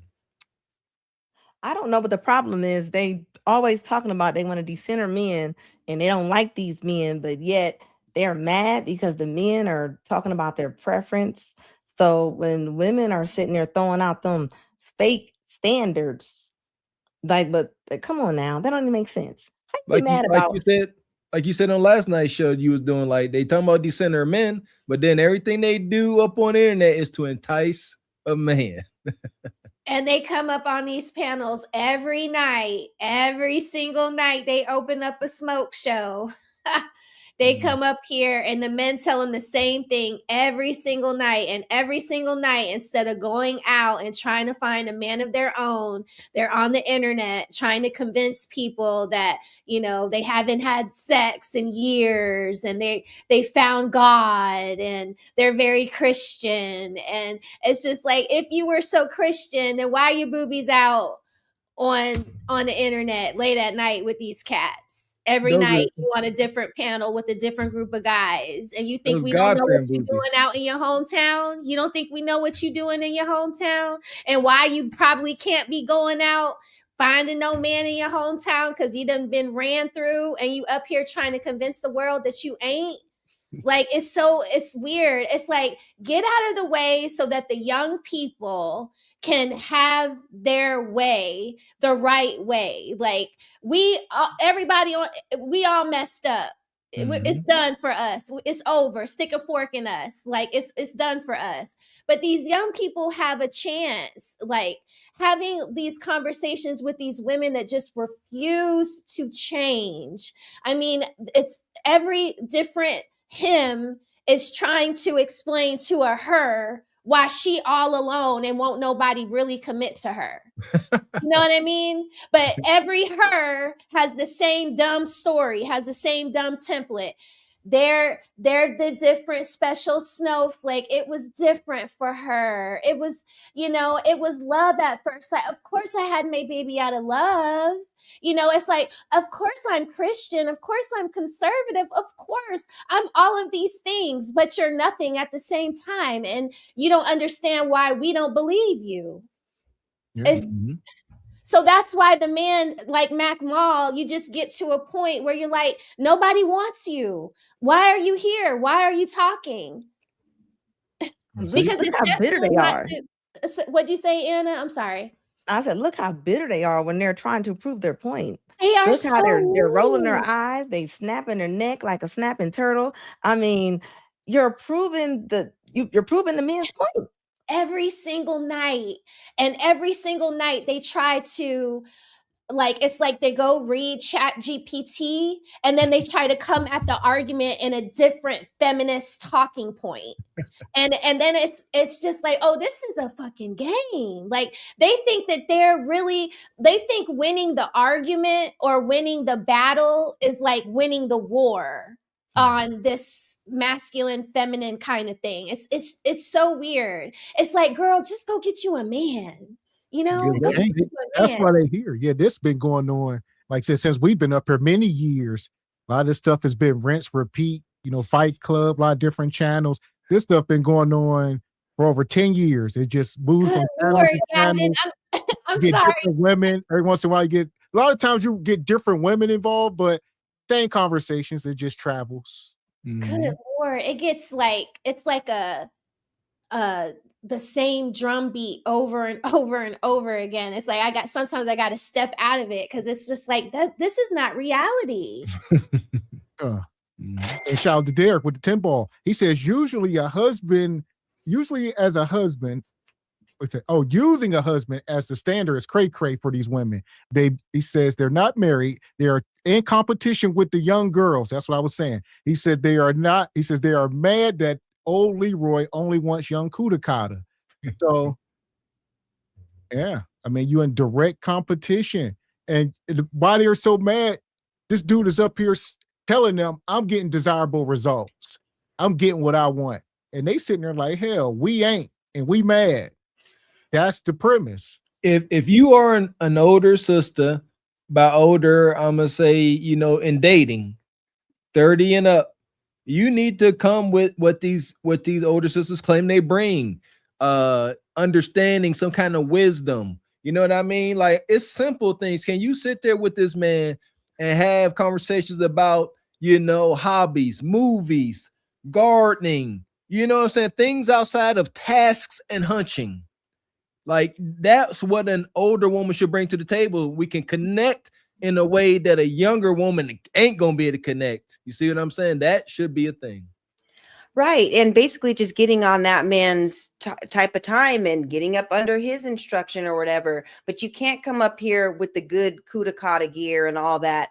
Nobody's buying that. That's not going to work anymore. That is a very much young woman's game that you don't even have to advertise. It's old and don't nobody on the panel or anybody wants it, and it just is what it is.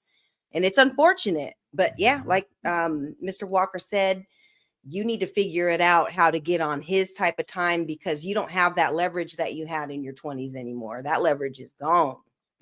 Yes. And shout out to Derek, come back. He says, can we just have fun? Nothing serious. Definitely not trying to create a legacy with youngins, but definitely would love to have fun with some youngins. Sorry. There you go. Yeah, sure. Why not? Oh, Derek. And shout out to Uncle Streamer. He says 22 is grown. You can't tell me. He says you can't tell or make them do ish. He says Mac not putting a blicky to their head. He says they getting what they want just like he is. Facts. We agree, brother. We ain't have your way. Yeah, I said that, Unc. I said that it's legal. I said that. Like, yeah, no, yeah, I get it. And Unc come back. He says with fireball, women that don't like it did the same thing when they were in their 20s.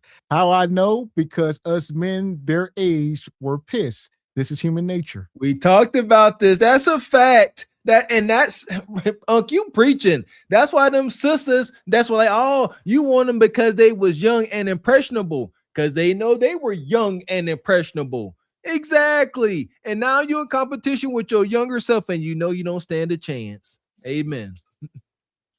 And Unc come back. He says, been there, done that, chicks are a turnoff.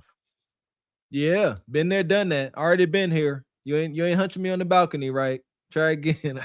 And Team Peterson, been a member 28 months. Says, salute SBC, Carpet for the Horse fam. Old eggs produce tism babies. Sweet Jesus. Shout out to Team Peterson. Been a day one since day one. Appreciate you.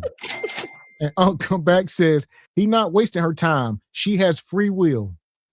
Like we said, we speaking as fathers talking about childless, young. We just trying to preserve, man. Y'all can have y'all way though, man. Y'all about to jump on us. And shout out to Richard Media. He says, Mr. Walker, we've seen young childless women calling to Ashley Dalton looking for men like Mac Mall. Okay, y'all have at it. OG, we agree. We gave our context. Have all the young grown women y'all want. Yeah. We're not trying to take the 22-year-olds away from anybody. Yeah. Having 22-year-olds is your heart's desire, but if you have daughters, she will be 22. Would you want her to come across a you? Like things like karma exists, you guys. Like, I mean, That's my train of thought. That's my train of thought. But this start off with what I said, though. You got to let them F around and find out. Whatever. You see what I'm saying? So they really can't be shamed out of their position. You can't be like, hey, you might have a daughter. I don't care. Let them have a daughter. Let them F around and find out. And then, you see what I'm saying? You just got to let time do what it do. Hunch all the young grown women y'all want. Peace and blessings. Shoot. But yeah, you really can't shame how people are going to do whatever they want. That's one thing I learned. And shout out to Derek with the 10 ball. He says, speaking of the good Kudakata lady, I say it is trash because your marketing team, aka past lover, would be shouting her praises to the rooftop if you had that good Kudakata. I see, you know what I'm saying? I ain't built for today's modern dating. I ain't gonna host you. Yeah, I'm trying to get. I see she had bent forward at one point, and the hat it definitely say good Kudakata. I mean, like, how do you know? How do you know without a lot of data? See what I'm talking about? 1, 2 people, that ain't no confirmation. What you got? How many ninjas confirm this? Yeah, let's see how nasty you really is. I done had over 50 ninjas say my cootie cat is good. You're rotten. But here's my question to men.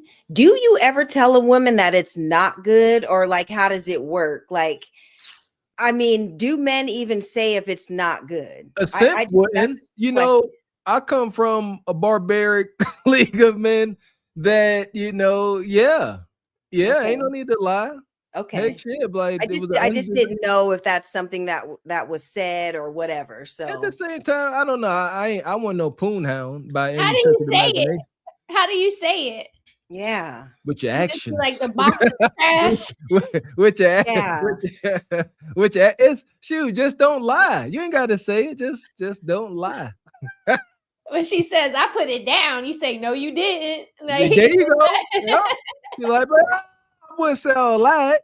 Like, what you mean? Subpar, mid at best. Oh my God, that's so bad. If I ever heard that.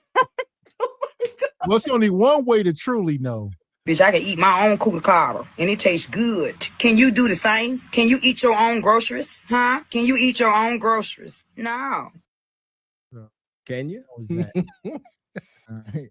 And shout out to Omar, says, love you guys' commentary. Appreciate you, Omar. And Omni, he says, Mrs. Rose, women can get any man. The problem is for them to keep them long term. Yeah. And come back, says, good Kudakata chick married and the voice of reason. Okay. Shut the unk. Okay. Why she say she look married? at us passing judgment, and she just letting everybody know her husband got the best kudakata in the world. Look at us. Oh, okay. How foolish of us to think the lady advertising her good kudakata. I mean, we should have known she was married. We should have known. You see, But exactly. why would Yeah. you go and advertise it if you're a married woman? You're basically telling all the other men what your husband has at home. That just seems a little off. But Well, shout I out would to say them for being married. It makes it sound like she's available. Like, I ain't gonna hold you. Like, why does it matter to you that anybody else on earth would know what you got in your underwear? Right. Like if you ain't trying to advertise it. Right. Yeah, I don't know, you guys. That seems a little off, but shout out to her for being a married woman advertising her good kudakata to the world. And shout out to Uncle Tall. He says, sipping on 15-year-old age Appleton Estate Jamaican rum mixed with eggnog, watching the Regal Rumble. It's going to be a good night. Shout out to there you go. Shout out to the Apple in the States. I gotta give me some good rum. I love some Appleton Estates. I drink it with I make rum punch with it. That is a total Jamaican thing, and that's like the Jamaican Hennessy down there is the Appleton Estates. Yeah. There you go. Yes. There you go. I'm gonna get me some. Shout out to Unc.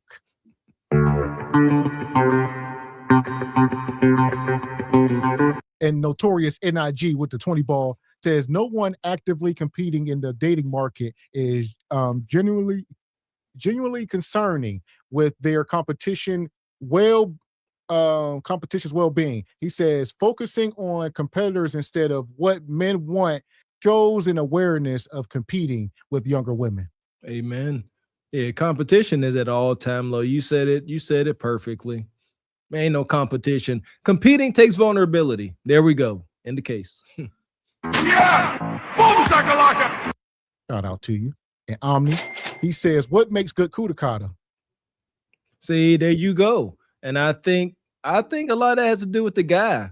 You know, if she likes you, everything is going to energy. It ain't just meat mashing. It's the energy around it too. Anticipation, the longing for one another, attraction. But yes, yeah, I think got a lot to do with the chemistry and the guy.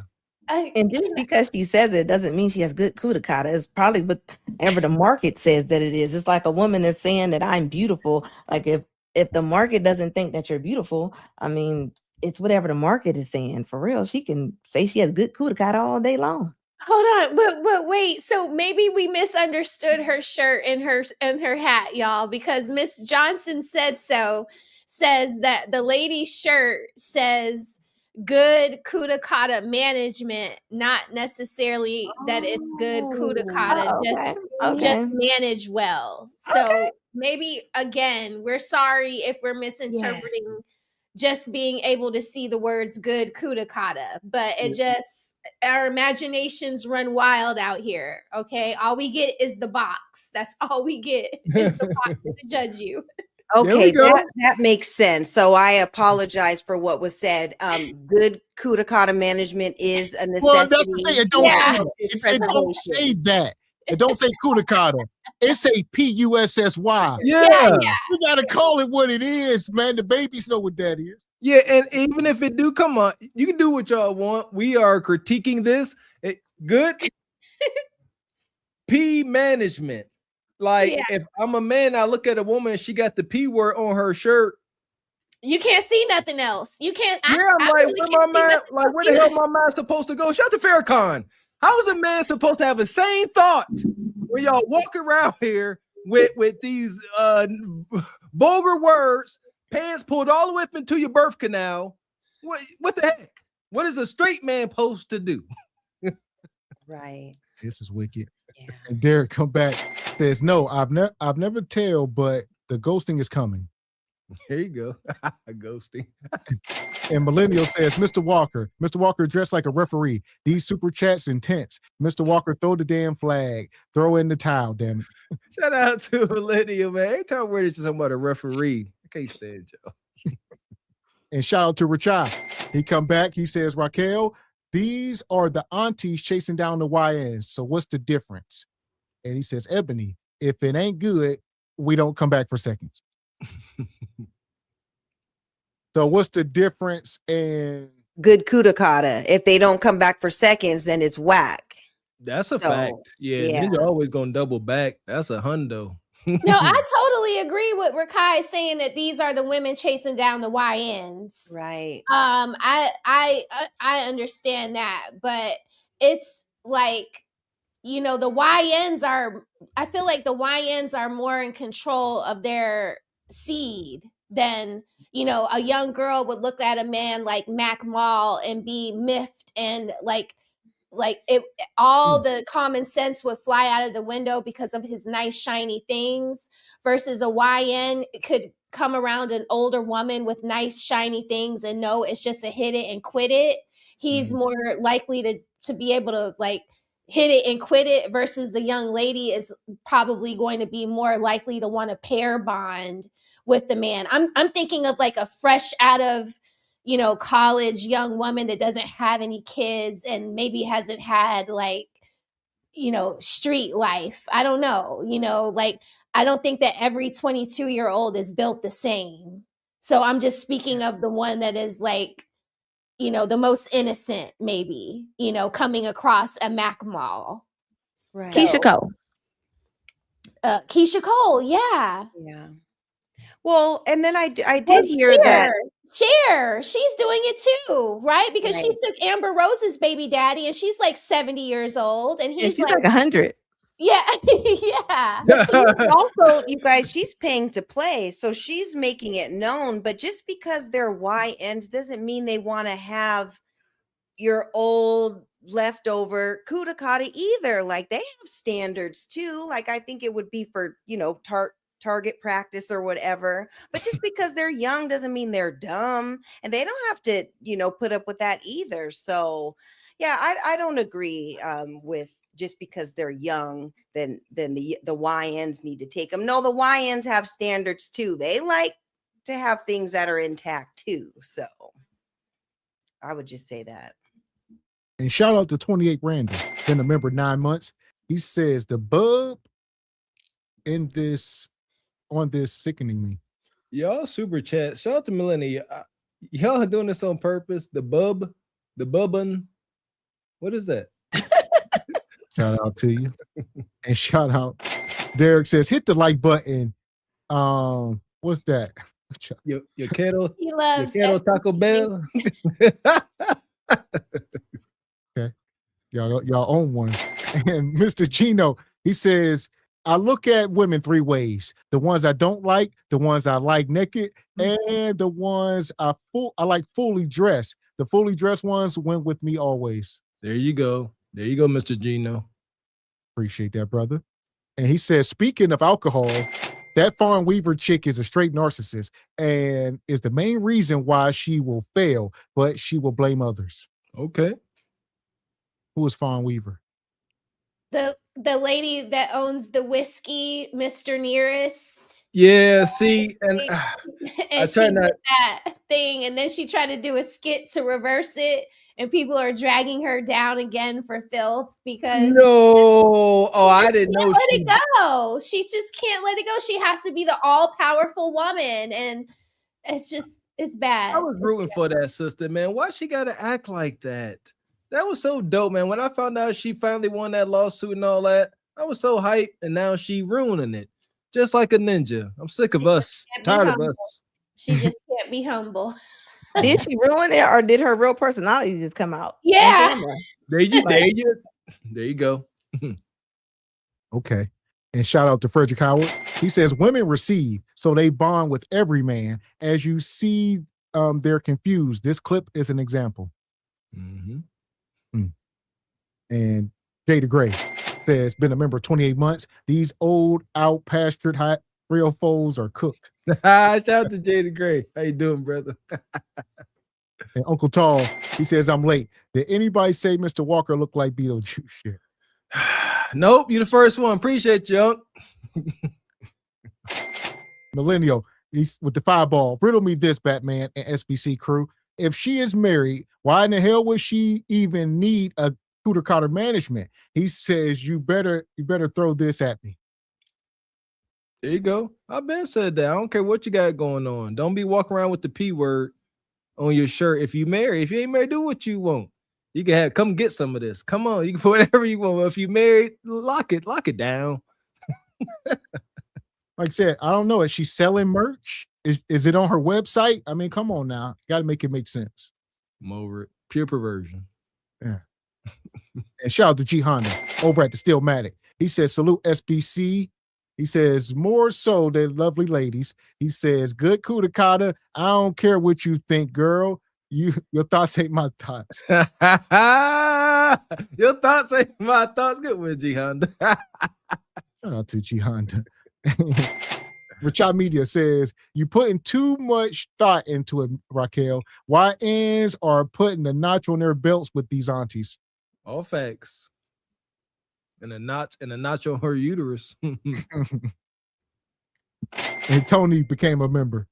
Appreciate you, Tony Prince. So here we go. We're going to take Mac Mall and these women, put them in the sub. There you go. Now, DJ Hemp, you safe. Oh, brother.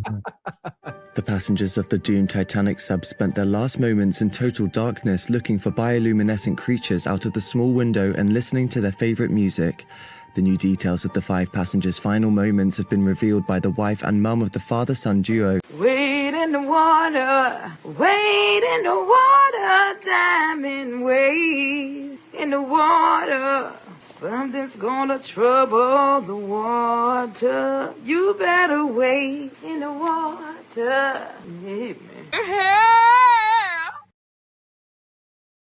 Shout out to brother DJ Hemp, man. I ain't checked him out in a while. He had us up there on one of his shows once. He interviewed us like we was important. Shout out to that brother. Yeah, part. Shout out to him. And shout out to Uncle Tall. He says, Mr. Walker looked like an extra from Life with you gonna finish your cornbread looking at. You gonna eat your cornbread? I could recite half that movie. Play with somebody else. That's one of my favorite movies. Appreciate you. We were talking about the boom boom room in the hair salon today. Oh, the boom, Mr. Walker's boom boom room. They're like, baby. We selling hooch, all that. Behind gonna be in there dancing.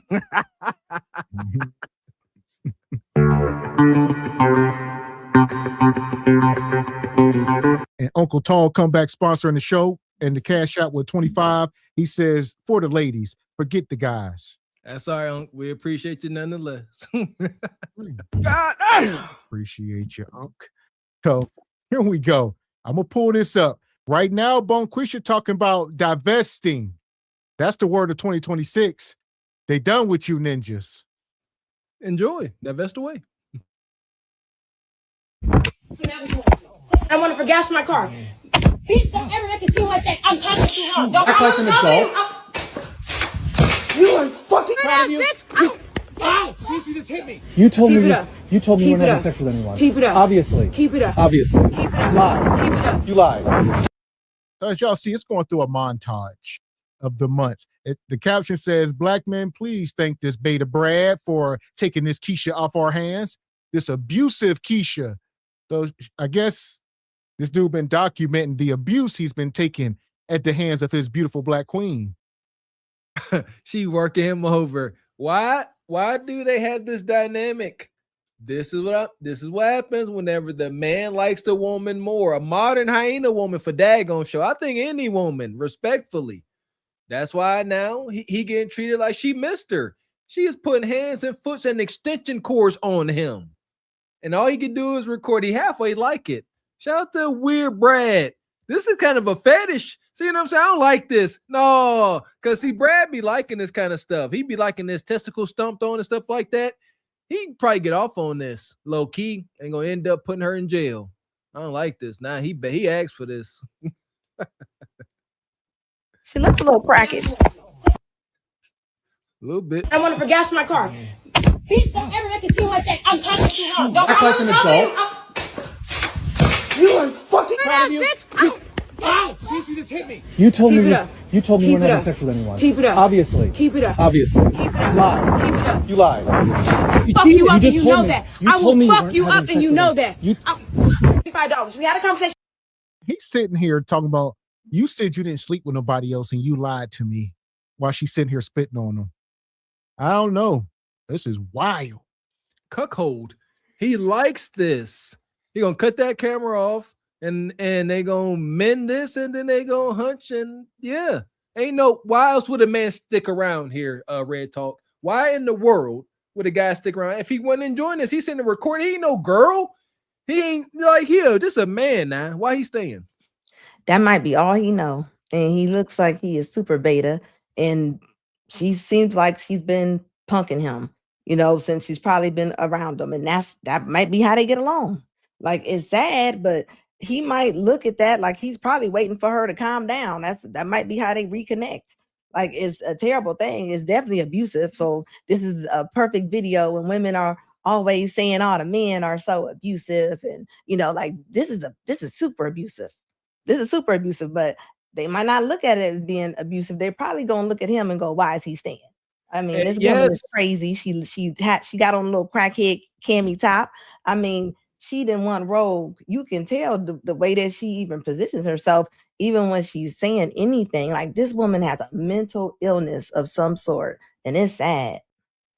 Yeah, and it's kind of giving you guys, I don't know, but it's giving that maybe she is an ex-stripper because she has that stripper-esque type bikini. You only get that when you go to those little X stores or whatever. That is not a normal bikini that any woman would get to go to Cabo or anything. But I'm getting those vibes, and maybe, he was one of her tricks or whatever, and they decide to get married. 100%. Look at that neck tattoo. You right. You spot on. But you know what? The thing about these type of dynamics is we don't know what Bonquisha's been through as far as, did he have her in some slave play or whatever? It seems like she's just kind of going off the rails because she said, because he said that you said that you don't want to have sex with me anymore. And so maybe she's tired of the role playing and tired of being tied up. Did you guys see that video? It came out about a week ago of the guy, the white guy was making his black wife eat dog food and eat on the floor on all fours and eating dog food and stuff. That went viral. So she's probably fed up with a lot of that activity. I don't know, but it's just giving those types of vibes, you guys. That's why the divestment thing, do it with caution and just know who you're getting, in relationships with, because some people still have those older type stereotypes or whatever. And you don't want to get caught up with that. Like, being with Brad is not all that is cracked up to be, depending on who the Brad is and his beliefs. That is pure sunken place. Sisters, yeah, that is pure sunken place. That's got to be your worst nightmare lived. You know that. $5. We had a conversation. You agreed, and you said yes. I will give you the money for you. You said, "What do you want the money for?" I said, "I want it for weed and I want it for gas for my car." That's a bet. Make it seem like that. I'm talking. Oh yeah, Brad, you got to eat this. All right, you got to eat this until we get our reparations. Brad got to eat this. You got to deal with Bonquisha. All right, fork it over. Bonquisha said you was gonna buy me a wig, some cigarettes, and put some gas. A damn wig. Brad's sitting there like, a wig. How much? $30. Bonquisha said no, 400. I thought she said herb and gas. He said a wig. Yeah, I thought she said weed too. I thought she said herb and gas. That would really drive weave, herb, gas, Lakers and 5 don't matter. This is a raging hyena. Herb in there too. Maybe a little bit of booger sugar as well. She's slim. Shout out to y'all, them slim strippers. Y'all like that booger sugar. He begged for this. A lot of times, whenever Bonquisha always crying, talking about her man was abusive, folks say we victim blaming when we ask why does Bonquisha stay around. Now look at Brad over here getting beat upside the head. Guess what we doing? Victim blaming. Why you staying around, Ninja? Huh? You can leave, can't you? You can. You like it. Look at him. Yeah, smiling. y'all wild talking about reparations and stuff. This girl gonna kill this man. And then when she up here like Jerry, or what's his name the other night? What was his name? Jerry from the Jerry. That was on the Patreon. Jerry, Tom and Jerry. Don't tell Did y'all even notice that? They got join the Patreon. No, don't tell them about Jerry. Sorry. Okay, but shit. Y'all know when she end up like them, then, or when he end up like, so it's very possible. I mean, this man, it's wrong, y'all. It's wrong. Anytime anybody is like talking and beating up on somebody, I'm not saying that he ain't crazy for accepting this, but she is acting, and he is. But she just is crazy for doing this to some man, because one day when he clicks off and he don't come back, from clicking off, then she'll be the one X'd out. And then we'll be like, oh, another divester story gone wrong. So it happens. Yeah, and the things that she's asking for, you guys, it's just the Bonquisha starter pack. Weaves, weed, gas money. It ain't nothing of substance. Like, come on now. Like, we're grown. Like, you're fighting because you're not getting your Bonquisha basics, to get the day started, package, whatever. So yeah, she's tripping doing all this. We don't know the backstory. I just kind of look at things in all different angles, and it just seems like this whole relationship is all bad. They don't need to be around each other. Something is amiss. And I want it for gas for my car. Bitch, don't ever make it seem like that. I'm talking to you. Don't. She just beat me in the back of the head. Did, because literally, I was minding my business. I was having a good night. You wanted to start on that bullshit. And I didn't do anything, Day. You were the one who made the call to that now dude. On it. Oh, I made the call. Or he called you. I made the call. He called you. You shouldn't have answered. I made the call. You called him back. Who answered? You did. Not me. Put it on what?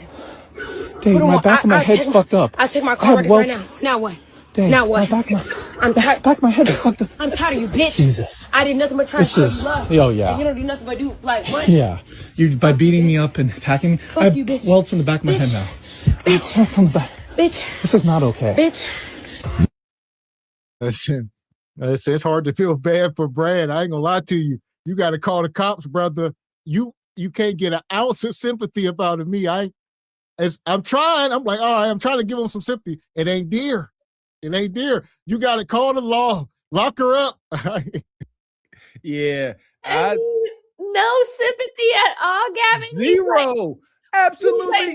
My head is like concussed. Like he has a concussion. I'm trying not to laugh in his face. He got lumps. Like, when the big thing falls on your head on the cartoon and you got that big lump. Like he got one of those. And how we all laugh. And how it come whoop, and we all laugh at the big lump.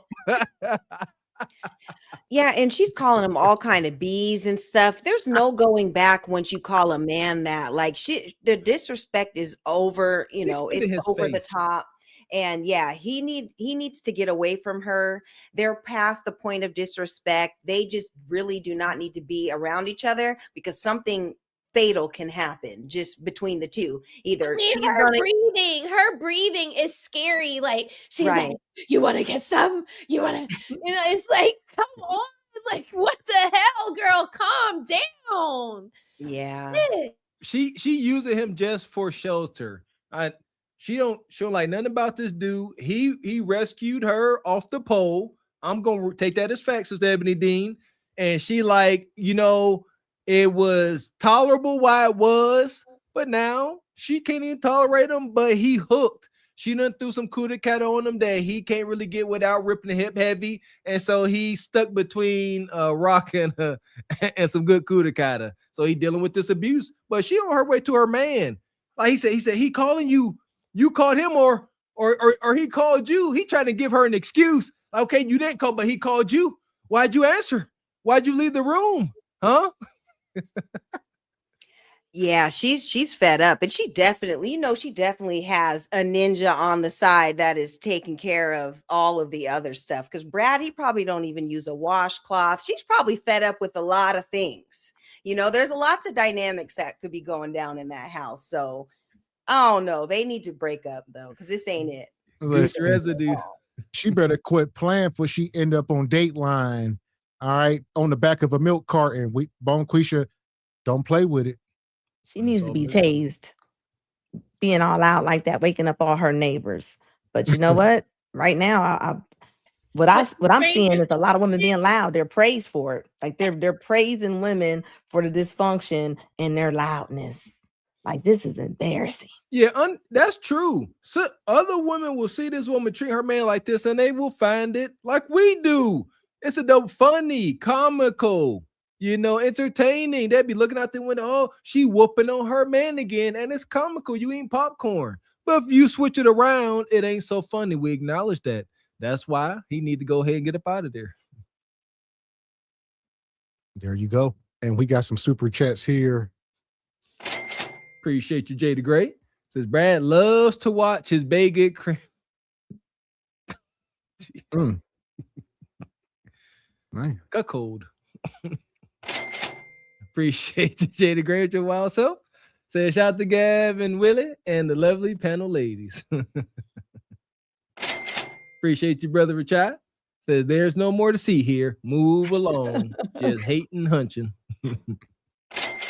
Appreciate you, Ashy Foot Productions. How you doing? Says, Kendra treated me like this after my no baby for you failure. Appreciate you, Triple X. How you doing, good brother? Says, I seen Anna's cousin crashing out on her big zaddy. Appreciate you, Derek. Says, nah, I have sympathy for Brad. She needs to be stripped buck and naked and get that belt. Shout out to HQ. Okay. Sounds like foreplay. Oh, man. Appreciate you, Squeeze Your Kids. Says, maybe Bonquisha thought Brad loved the old rock song Bang Your Head from Quiet Riot was a little thing Brads are into. Yeah, they're into it. I said that.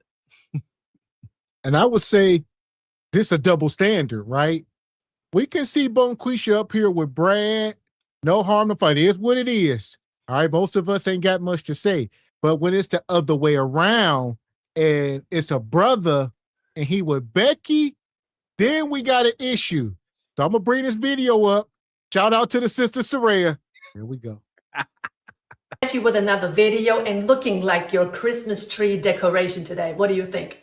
I found this young black woman on TikTok, and obviously she had a problem with this interracial couple that she has seen at the supermarket. But the thing about it is the whole video that she has posted on TikTok just displays the irony of her personal story. All right, y'all, I got to tell y'all this real quick. So I went into the Burlington to get my dog a dog bed, right? And so I'm standing in line at the checkout line, and there is a couple. There's a hueless Hannah, and then there is a black dude that's with her, right? They're obviously a couple. So they're right in front of me. And so I'm just standing in line. At first, I didn't even notice them, to be honest. Then when I noticed them, I looked at her, and she kind of gave me this look, like a dirty look, like a, I don't know. And I've encountered this over and over and over when it comes to hooligans, white women dating black men, that they become defensive or whatever, thinking that we're thinking something towards the fact that they're dating a black man. I honestly did not want to take it there, but she's leaving me no choice. All right, I'm gonna stop you first. All right, we're gonna get in first. Yeah, she's leaving us all no choice. Why would you stop and make a video about it? Clearly you was triggered. Says white woman dating black men are being mean to black women.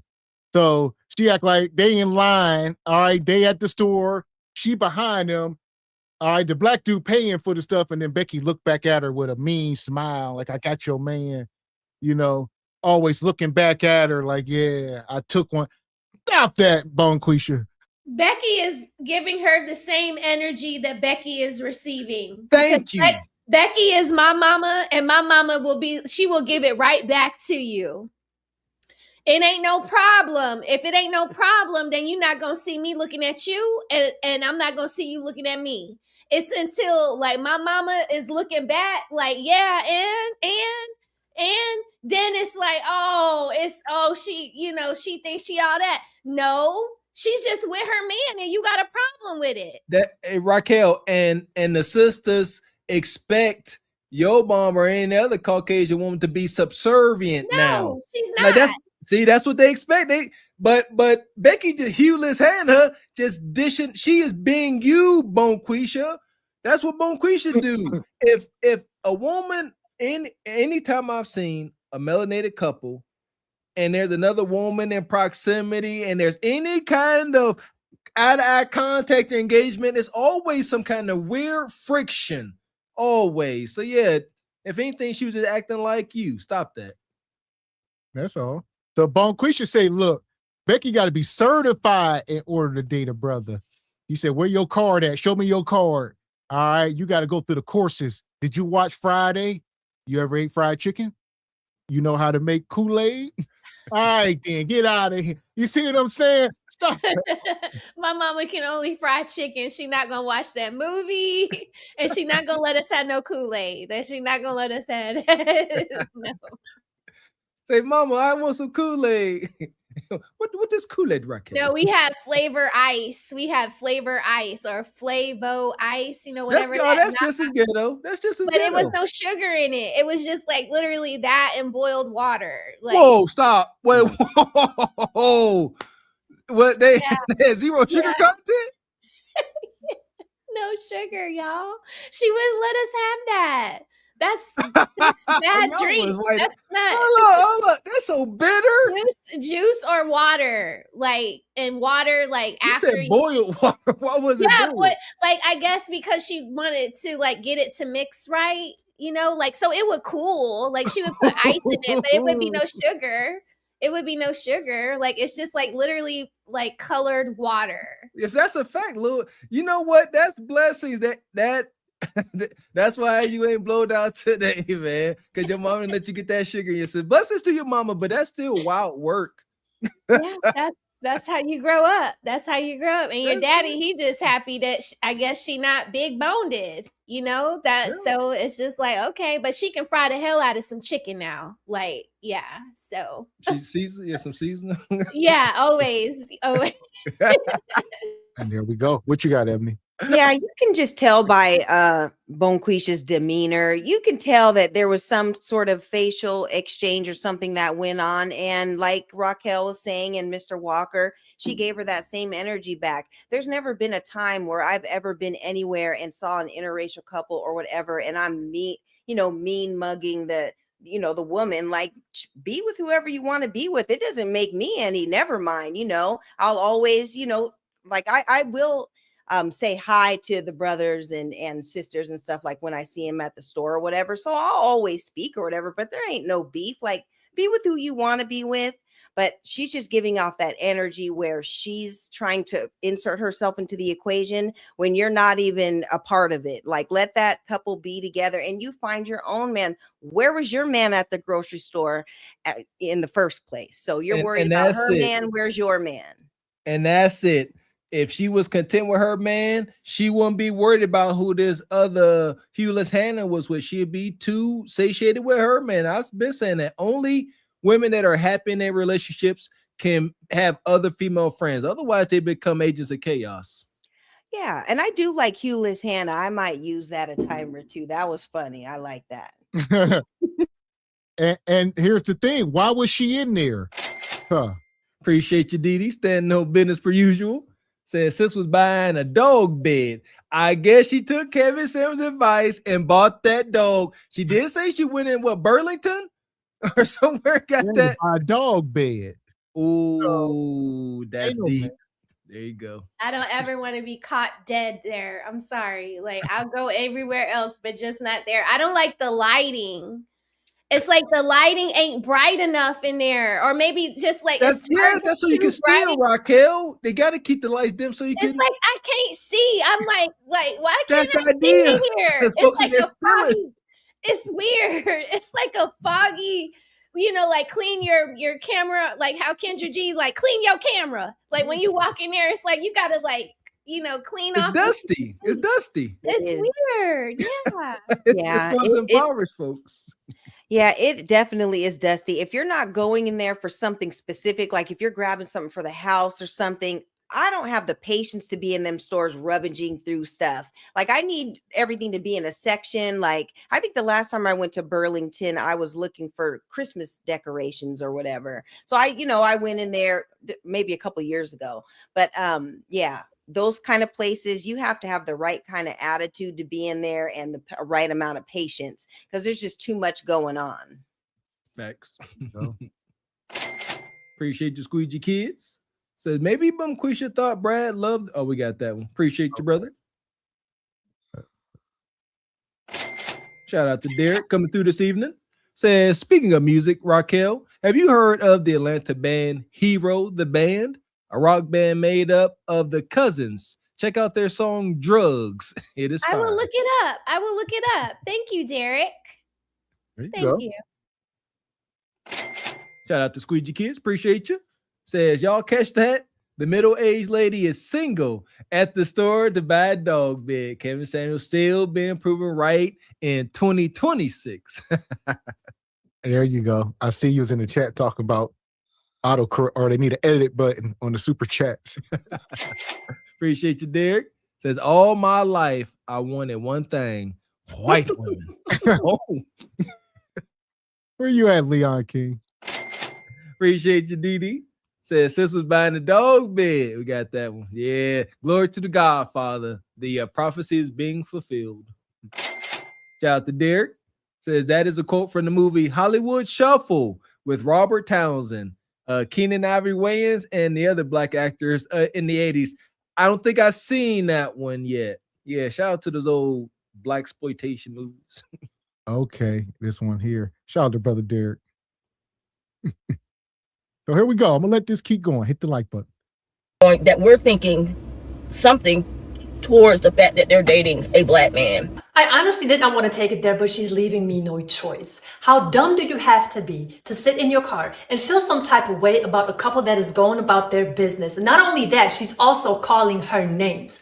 What did she say? First of all, she called the woman a hooligan. Then she called her a heelless Hannah, which clearly also is an insult. How do I know? I didn't know that term. But I asked our colleague ChatGPT, and the result was not cute at all. That to begin with. And then, of course, we heard every woman that is with a black man, she's going to carry him around like a trophy because we are proud of the fact that we have a black man by our side and we're going to show it.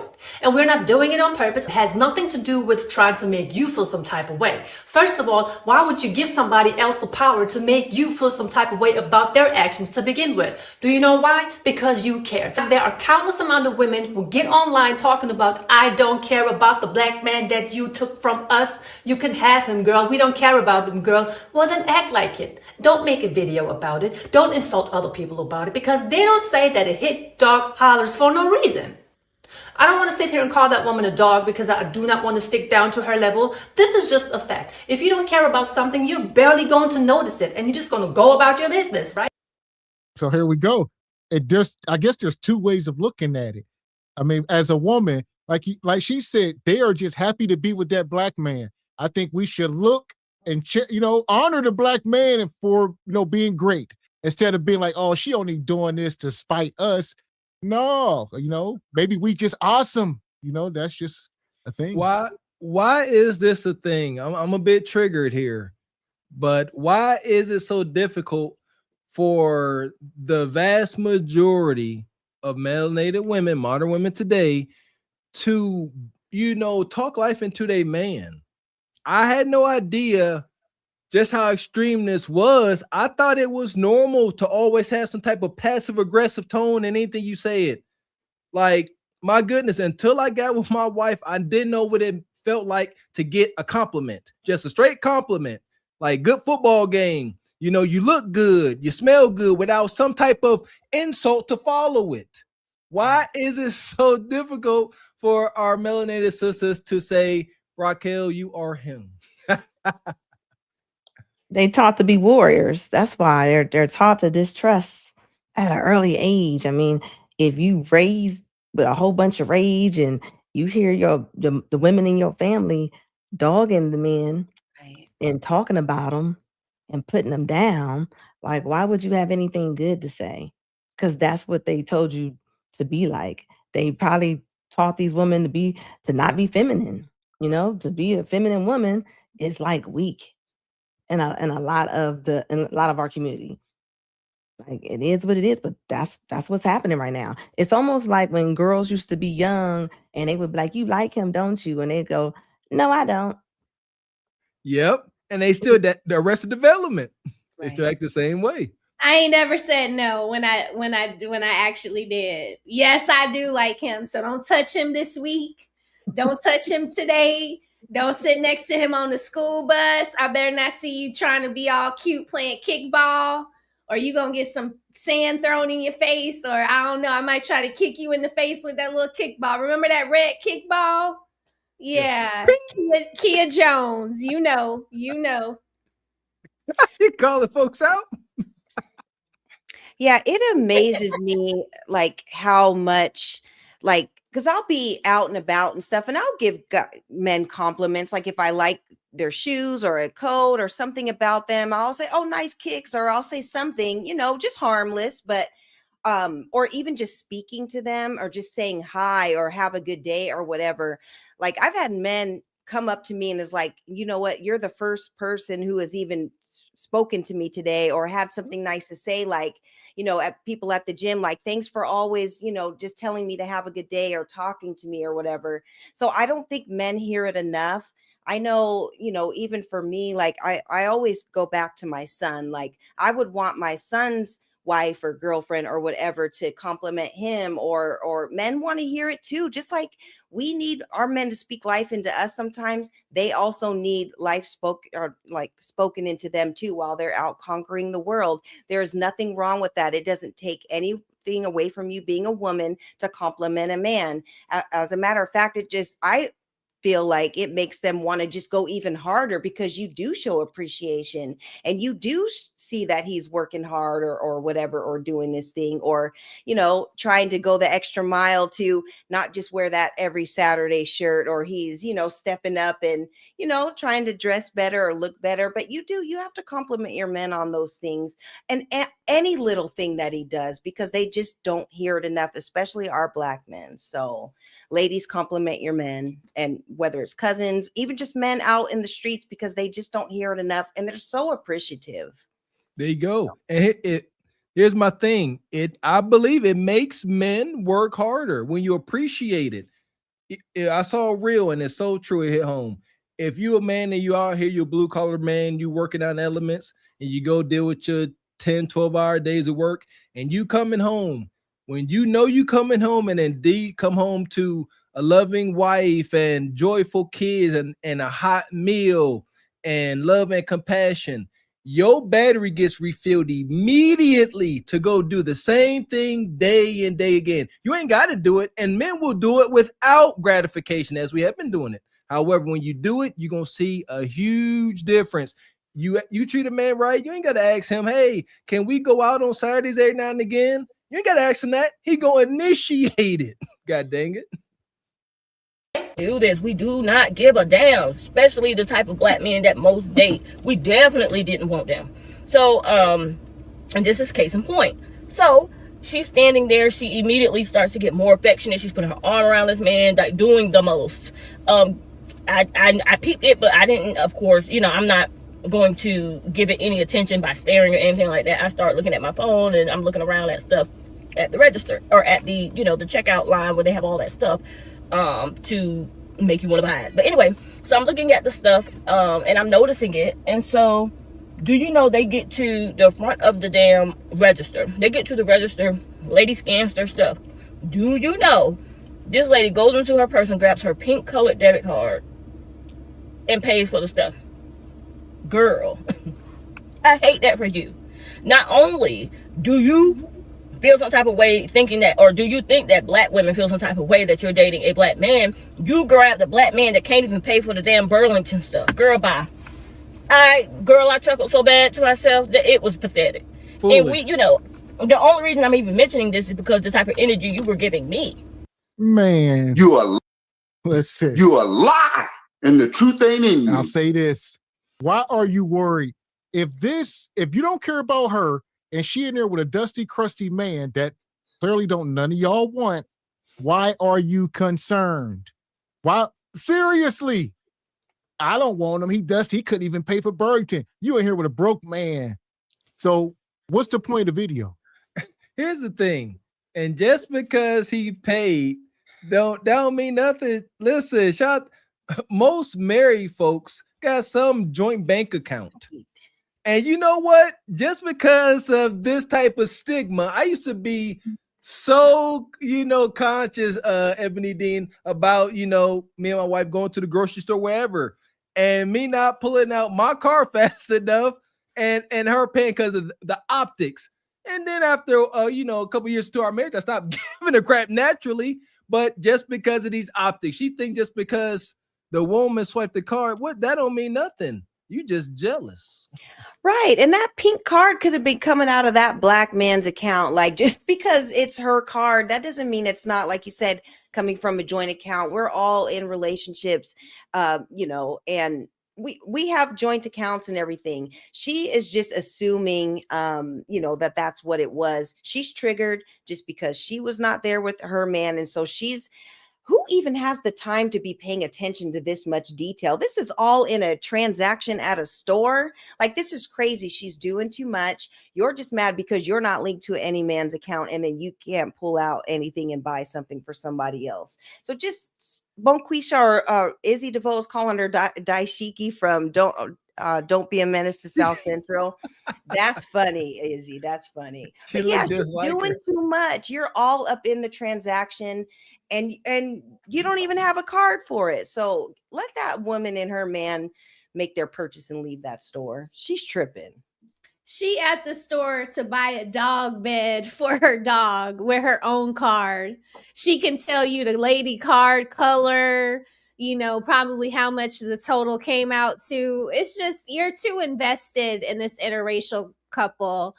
It's like, get a life, like, this is the content that you want to make. Okay. Now we're going to make this content about you. She all in a business because she got to justify, she got to make this bad. So once she seen this Caucasian woman with this man that she liked, that she could saw herself with, she had to make it foul. Oh, he broke, all these other things. That's why. That's why she's sitting in the car by herself. This is just another example of how the women go to their phones and they sit in their little demonic seats and talk about, it couldn't be me. You're right. It would never be you because you're bitter. You're bitter, you're angry, and you're mad. And this woman needs some type of correction. And I don't know any man that's going to be willing to correct this woman. You can tell even how she's talking, like, you don't even want him. Why she's talking about the white woman doing something for the black man, but she ain't saying nothing to sisters that wouldn't even say hi to Mr. Charles in the Kroger's when they ate that man up for the hello. But you want to comment on interracial dating. I say people should go wherever they're appreciated at. And this is why they over there, because she's proven the point. She proving the point. Right. Yeah, she looks dead, man. Izzy, that is so funny. That's dead on. But instead of her focused on what's going on with them, she should have been focused on, okay, well, what can I do to get my name linked to a card so that I can make a transaction? And she's not looking at it like that. She's just only going into it, like you guys said, trying to find the negative. Figure out how you can get a man to be at the store with you and not you and the dog. So work that out. That's what she should have been doing. I keep I forgetting would that say she the didn't get a net dog of it bed. is black men are not allowed to express any happiness or desired outcomes. We seen that earlier with the McMall brothers, same kind of thing. So even on that shallow end, that's why he was getting the attacks on the panel. It's like you ain't allowed to smile or get any dubs. Just like this woman here, it's like she know that man. Let's say he is broke and that woman is paying. She's mad because the black man seems to be winning. I don't know what that is, but it's crazy. That is another strong characteristic of the gynocracy. A melanated man's comfort makes hyenas uncomfortable. That's a fact. That's another thing. Like, it took me a while to get used to, the women in my life being comfortable with me being comfortable. Growing up with my mom and aunties, if a black man was sitting there with his feet kicked up, relaxing, they would go interrupt it, hit the chair, call him out his name, stop being so comfortable. You know, black people ain't allowed being, just like when you get sick, they be like, oh, you done went and got yourself sick. Or if you if you got hit by a car, they be like, what you done to your leg? You know, you're not allowed to rest. You're not allowed to rest. If your arm was in a sling, they don't add, they're like, what did you do to your arm? You know, somebody got shot. He didn't got himself shot. You're not allowed to rest in the black community. You're not allowed. And that's a terrible thing. Terrible thing. Yeah, and I think with the whole thing too, you guys, is just black men are not exclusively for black women, and black women are not exclusively for black men. Like, date who you want to date, be with who you want to be with, treat, the person right, and make sure that they're treating you right. That's really all that matters. But people can be with whoever they want to be with, and you can be mad about it, and you could sit there and put on a cape and be super mad about it, because the men aren't changing. They're being where they're being celebrated and where they're happy. And Bonquisha and others, you just need to get on board, or you're going to just fall back and be left behind. But this is the one video that I've seen of Soraya that I am 100% on board with. I'm not a big fan of her, but I do like this video. So she did good. And I like her fancy shirt too. So then when I seen that, I had pity for you. Like, girl, I'd be embarrassed. Ooh, I'd be embarrassed. Ain't no way in the world you up here kissing all over this man like this, and you having to pay for the little $50 worth of stuff. Absolutely not. Get me up out of there. The amount of anger that some women carry within themselves really makes them get online and talk like that. What type of energy did that non-black woman give to you, sweetheart? Was she being smart? Did she give you bad energy? Did she call you names? What did she do that was so bad? She was there giving her man some affection, showing him some love, and you know what? He has all rights to do so. You're just mad that you're standing in line by yourself buying your dog a bed. I do not want to bring the dog into this equation because it's not his fault. But at the end of the day, we know, and this is a clear sign, that she's upset at the fact that she was by herself and that other girl had a man by her side. And then there's another hypocritical thing that I want to point out. She keeps saying that she was not paying any attention. She was not looking at him like that, but she remembers the color of that woman's debit card. She said that woman pulled out her pink debit card and paid for the stuff. That is another problem with a lot of women nowadays. They don't want to pay for nothing. They don't want to do anything. They don't want to care for the man, but yet they want the man to care for you. Make that make sense. How can you expect to be in a relationship, just sit there pretty? A lot of them are not even pretty like that anymore nowadays because they're in the mid-30s, mid-40s, hitting the wall slowly, but then you're expecting the man to come through and do everything for you?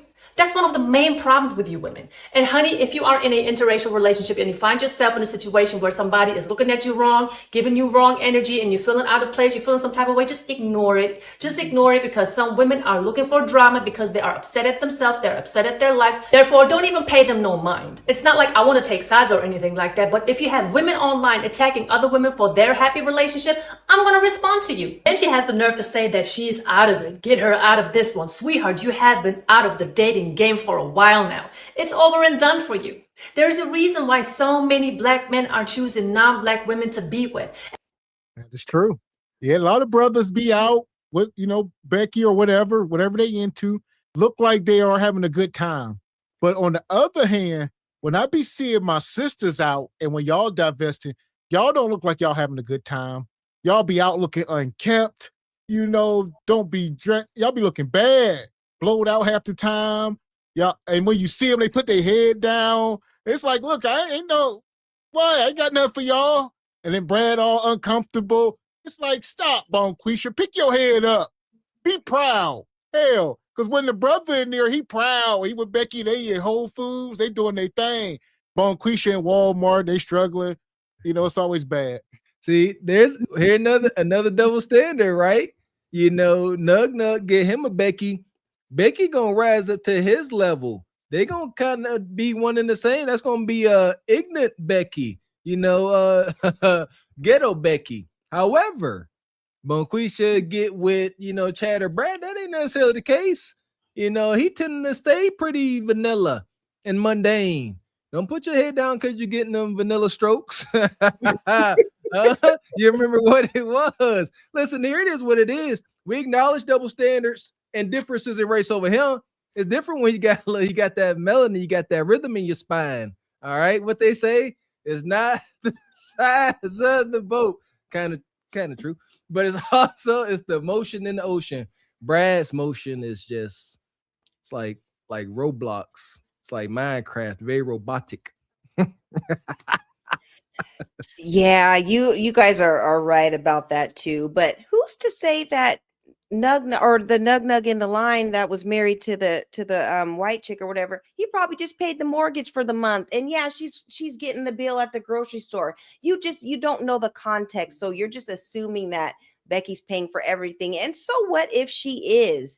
Maybe he's in between jobs right now and she's holding it down for the relationship, because that's what you do when you are in a relationship and you're in a marriage and when you are a couple, and that's just what you do. There's no keeping score. The score is for the home front. That's what the scoreboard is. So when you have that kind of mindset, like Soraya said, like you don't want to do anything or you don't want to contribute or whatever, these are the outcomes you get. Now, you could be contributing 50% to a relationship with a man. Now you're contributing 100% to a dog. And that's what you get, because that's all that you're qualifying for. So fall in line, Bonquisha. There's nothing wrong with getting on a man's page and getting on a man's program so that you can get the outcomes that you want to. Amen. There you go. And where we at here? We appreciate you, DD. Always standing on business. I think we got this one. Yep. Appreciate your Noodles Jefferson. How you been? Ain't seen your name in a while. Says I've been away for a minute at college. What's that, jail? And came back to Rose being aggressive as heck. Shout out to Rose. Yeah, she aggressive most times. All my life I've had to fight.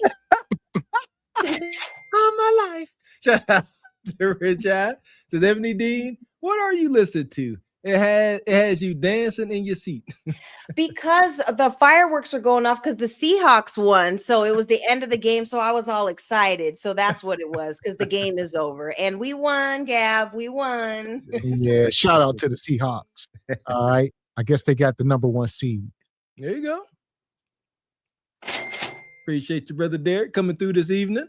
Says, where are all the melanated men going on the internet crying about all the swirlers, aka Williams sisters and others? Just curious. Am I missing them? No, you're not. We're not complaining at all. See what I'm saying? We ain't make one video about the Williams sisters. We don't care. All right. You can't just, she chose. Heck shit. When I was all blackety black many years ago, that hurt me. I said, dang, Serena.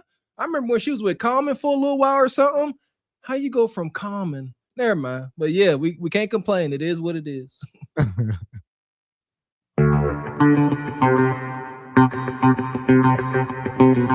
Shout out to one of tonight's sponsors, Brother Derek. We appreciate you.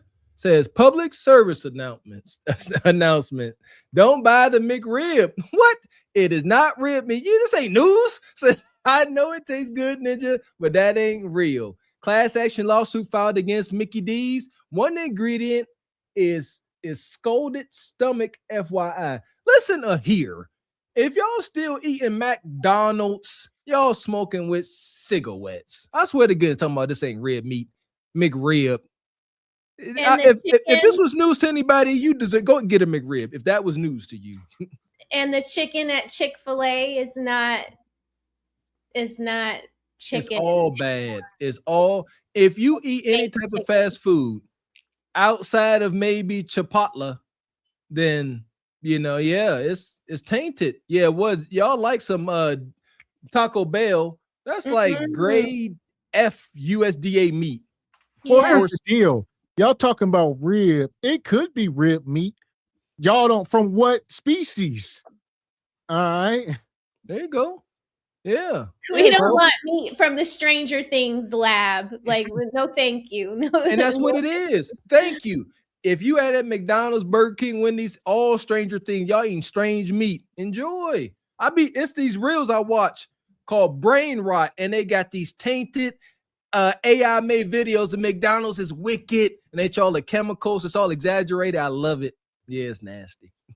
Yeah, because what they do is they ground up all the chicken parts. It's not necessarily breast meat or leg meat. It's all the chicken meat, and then they grind it all up, and that's what they make the nuggets out of. So I'm sure that, the ribs is probably that same kind of a process. And they just slap on all that barbecue sauce and doctor it up and make it taste good, but it's not good, you guys. You guys got to just know what you're eating and putting into your body. That's why whenever you like the French fries and all that, or the chicken, if you just leave it like underneath the couch or something, if the French fries are in your car or something, it never rots because it's like all super processed and it's not good. So just imagine what that's doing inside of you. If it does not deteriorate in the air, it's just sitting in your body for months and months and months. So just watch what you eat. That part.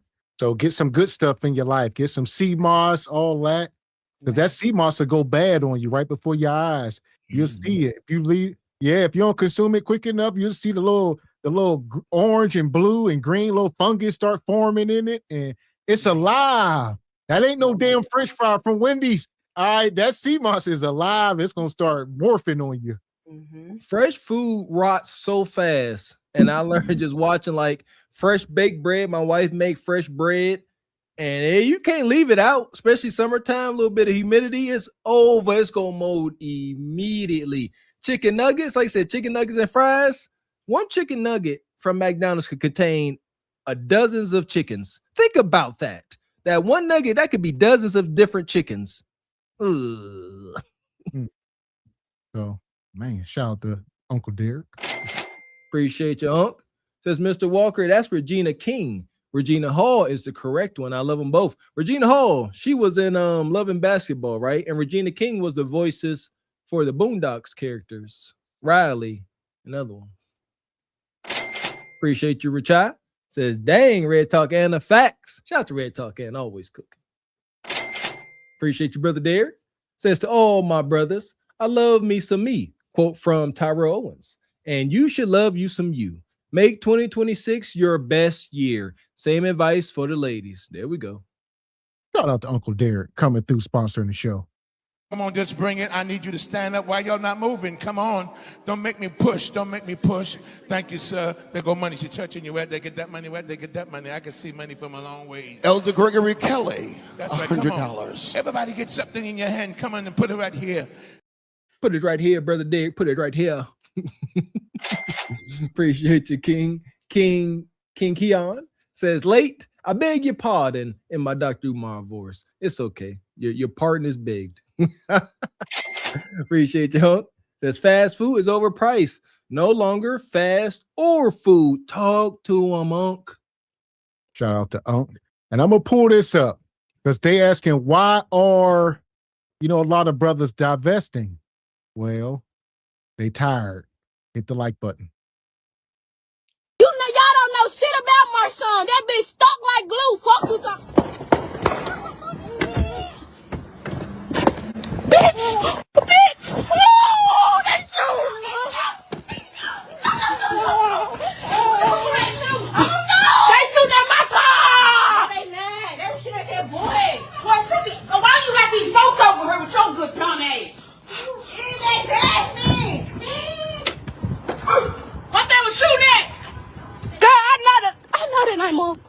nervous now.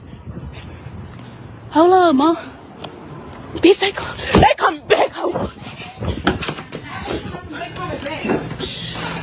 With that white hat put in it? No, girl, that's a red charge. Oh, there they go. They come back. Girl, I don't know. They right here though from the house. I'm sorry. I don't know what's wrong with today's generation.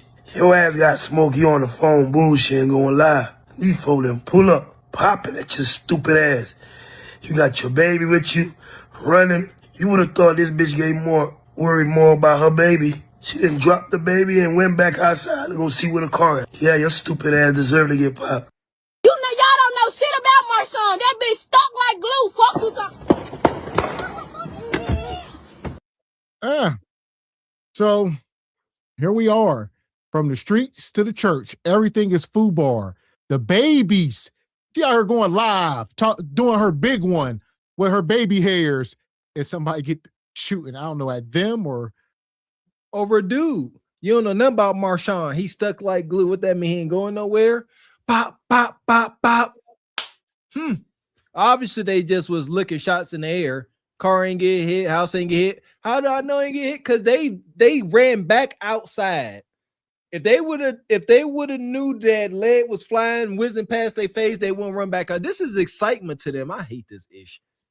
This excitement.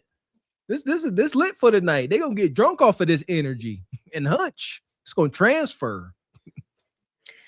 Yeah, and you guys, the bonnets and baby hairs, and the baby ain't even in a car seat. They're just bending corners and stuff. Ain't nothing safe. You got the baby out here. People are shooting at you guys. Like, come on, what are we doing? This is daytime. This ain't even nighttime. This is what y'all are doing at noon.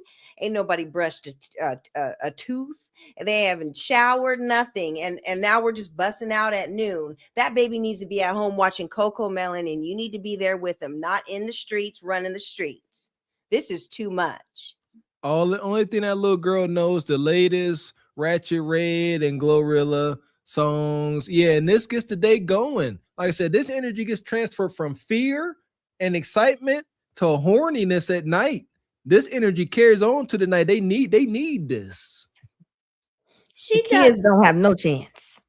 Yeah, I was just gonna say, Anna, like Q, shout out to Q in the chat. He said the same thing I was thinking. She ducked lower than the baby was. The baby was still upright, almost like a shield, while she was ducked down low and only concerned about her phone.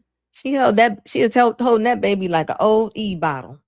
Like she was like that was crazy to me. Like that says a lot. Like, come on now. Like, even on the airplane, they gotta instruct, parents to put the mask on yourself first before your kid, because as a parent, you're gonna worry about your kid before you worry about yourself. And in certain cases, that could be detrimental, but not in this one. God dang it, shield the babies, man. Golly, she said, She said them bullets gonna mess up her lace front. And at least Dime went on live and was asking people for the child restraints. At least she was trying to do the right thing. This girl, she's got the babies. No, ain't nobody strapped in nothing. The only strap is what was shooting at that car. That was the only strap in the whole equation. And that's all bad, you guys. This is y'all act like y'all don't see the woman in the back with that bonnet on. I see her. I see her. Like the whole car just looked like it stank. It's so sad because you can tell that their mamas didn't have no leadership or no authority, and them kids are probably not going to get it either. Like, unless them kids get taken away from them and they get put into a good foster home and somebody adopt them, I mean, the chances of them kids making it's going to be real rough, because this is what they got to come home to, is this chaos. And this is probably every day. Even her mouth, her foul mouth, just probably cuss all day long. Sit there and I guarantee it, them kids gonna have PTSD by just waking up with that mama. Like, she's crazy. Like, she's nuts. Imagine her waking them up out their sleep. Yes. Probably hell in the morning. You know, y'all don't know shit about my son. That bitch stuck like glue. Fuck you talking. Bitch! Bitch! Oh, that's you!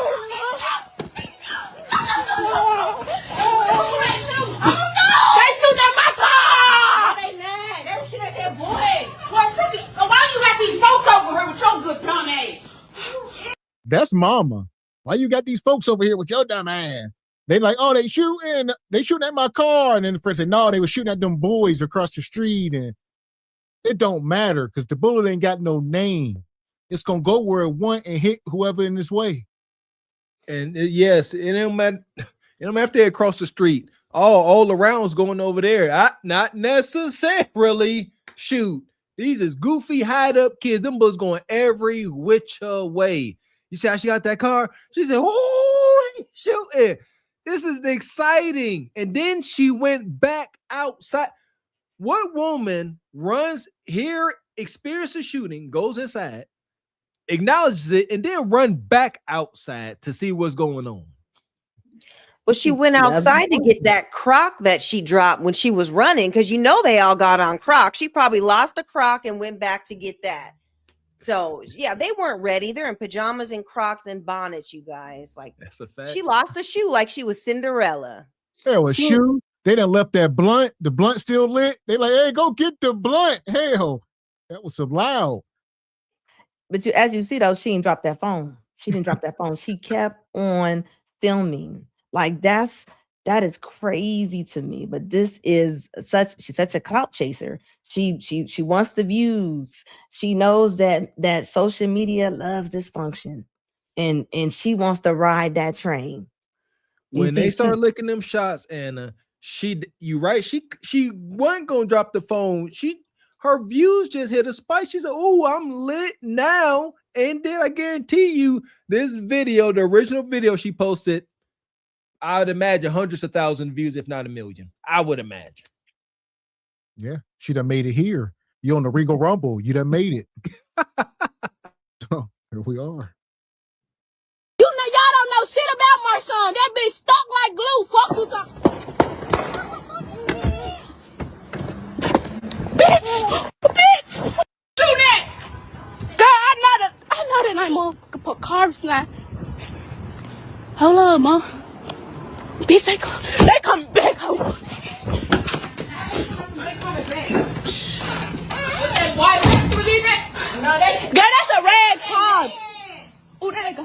They come back. Girl, I don't know. They right here, though, from the house. Well, see, this is disturbing. If they really out there and y'all need to be like in the basement, in the lower level, you don't need to be standing right in front of the screen door or in the living room. None of that. Get off the main levels in these little, come on now, go down, get underground, take cover. Listen, just because that wall's there don't mean it's going to protect you. I never forget, Gavin X and I was working on a house, and I don't know what we had to go inside the wall to install. So I think a heater, a dryer vent, and I cut through the wall. And before I knew it, I was from inside the house, outside the house. There wasn't much but drywall, insulation, and some little bit of plywood, and then some siding, vinyl siding. That being said, you could take a sword in some of these houses and jam it through like Highlander, let alone these, 5.56, 7.62 rounds. That's not, like Miss X said, go somewhere where it's brick. Brick and cinder blocks will stop pretty much any round that they got out here. Pretty much, dang near. Yeah, you could tell the baby used to it. Baby that wasn't even crying. Baby, the baby was like, "This is a regular Tuesday." Like, baby wasn't shocked. The baby wasn't crying. Like, that's the regular day. She didn't make one noise. She didn't make one noise, did she? She didn't she wasn't scared. She didn't cry. Yeah. She didn't cling to her. She didn't she was like, this is a regular day. Yeah, and depending on where you live, like you said, shout out to my grandma. I know back in the day, her house was dead smack in the middle of the hood. And, she stayed getting bullets through her house. I mean, you go over there, it'd be holes in the wall. Like, a couple times she almost got hit. You know what I mean? She'd be like, I was sitting in the chair and the hole would be right there over her head. I'd be like, what? You know, she lived right in the hood. They shooting every night, bullets going everywhere. I don't think y'all understand. Most time they hit these houses, they going through the house. Y'all see this stuff on the news. You know, 5-year-old kids be getting deleted in their room playing, and bullet came through the window. This stuff is real. So yes, understand that. A lot of folks don't understand like ballistics and ballistic science. Like, yeah, if you get behind brick, even solid wood ain't gonna really help you too much depending on the round. But yeah, get down in the basement. That's your best bet. Most of these houses, shout out to my grandma, she called them shingle shacks. Yeah, and, you know, it's all shingles, wood, and siding. If your house ain't brick, you ain't safe from no bullet. Sorry to tell you. If she don't get away from that mama, she ain't gonna be safe from no bullet. Like she can get away from that family. And when you in the hood, do you just go in and out the door like that without locking it behind you? Like, I have never been in somebody's house that had a steel door where you just treated it like it was a screen door. You know, like anytime you go in or out, you have to lock that thing back because you're usually in a bad neighborhood. Here in Atlanta, it ain't no going in and out the screen door without a whole bunch of keys like clacking. Because you got to unlock the top lock, unlock the bottom lock to go in and out. Like, no. Nowadays, but back in the day, yeah, it wasn't too much locking of the doors. I know I do. Anytime I come in my house, I always lock the door behind me. But yeah, I don't think people do that in the hood. Not that I remember. But yeah, I did. Why you got the door? Why would you have a steel door if you're not gonna lock it?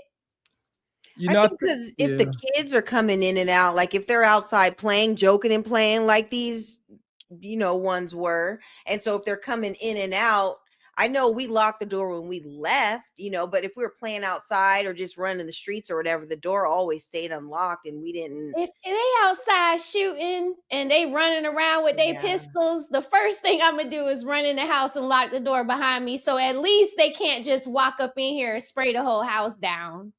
But I don't know, like they just seem very childish I don't know how old she is. But she has a baby that's clearly hers because she out there with the baby on camera talking about how she stuck like glue to possibly her nug baby daddy. It's silly. Like you would put your baby in harm's way just for some clicks and clout on TikTok. I'm pretty sure she on TikTok or Snapchat. Where did you get this from? Like this is. And I'll say this, you just proved something, Raquel, that in this world, we got smart people and we got idiots. So, you know, you just proved that we are all not cut the same. A smart person goes in the house, lock the door, you know, going in the basement. Idiot, they playing, like you said, childish, going in and out. Look, he coming back. So yeah, when she said he coming back, I'm like, girl, go away, get away, run. Like, this is your chance. Like, this is Vecna running after you. Get away. What the hell? It's exciting. They have nothing else to do. These are idle villagers. Shout out to the game Ages of Empire. These are idle villagers. They sitting around doing nothing. This gives them something to do. She gonna say, yeah, they were shooting girl. I went. She gonna tell this. She's going to recall her running in the house with the kids. She gonna, you know, act like it was more than what it is, even though it was extreme enough. And this is exciting. It's gonna give her clout. Yeah, she gets stripes for this, Raquel. She dodged bullets. This woman she's not in reality. You can tell she's not in reality. She has no situational awareness. Like she don't have it. She doesn't have it. Right after whatever's happened in that video, she's gonna go straight over to TikTok and she's gonna talk about it. She would, even if she got pew-pewed, she would be right there in the hospital talking about it. Like this woman, she has no boundaries. She colors outside the lines. Like this is a lost cause. The best thing for that baby might be for somebody to call CPS. That's terrible. Yes, I agree. Ain't here. Appreciate you, OG Richard Media. Says you need to read the book The Jungle by Upton Sinclair. It describes the food industry during the early 1900s. Okay, there you go. Shout out to Richard. The Jungle. Go look into it.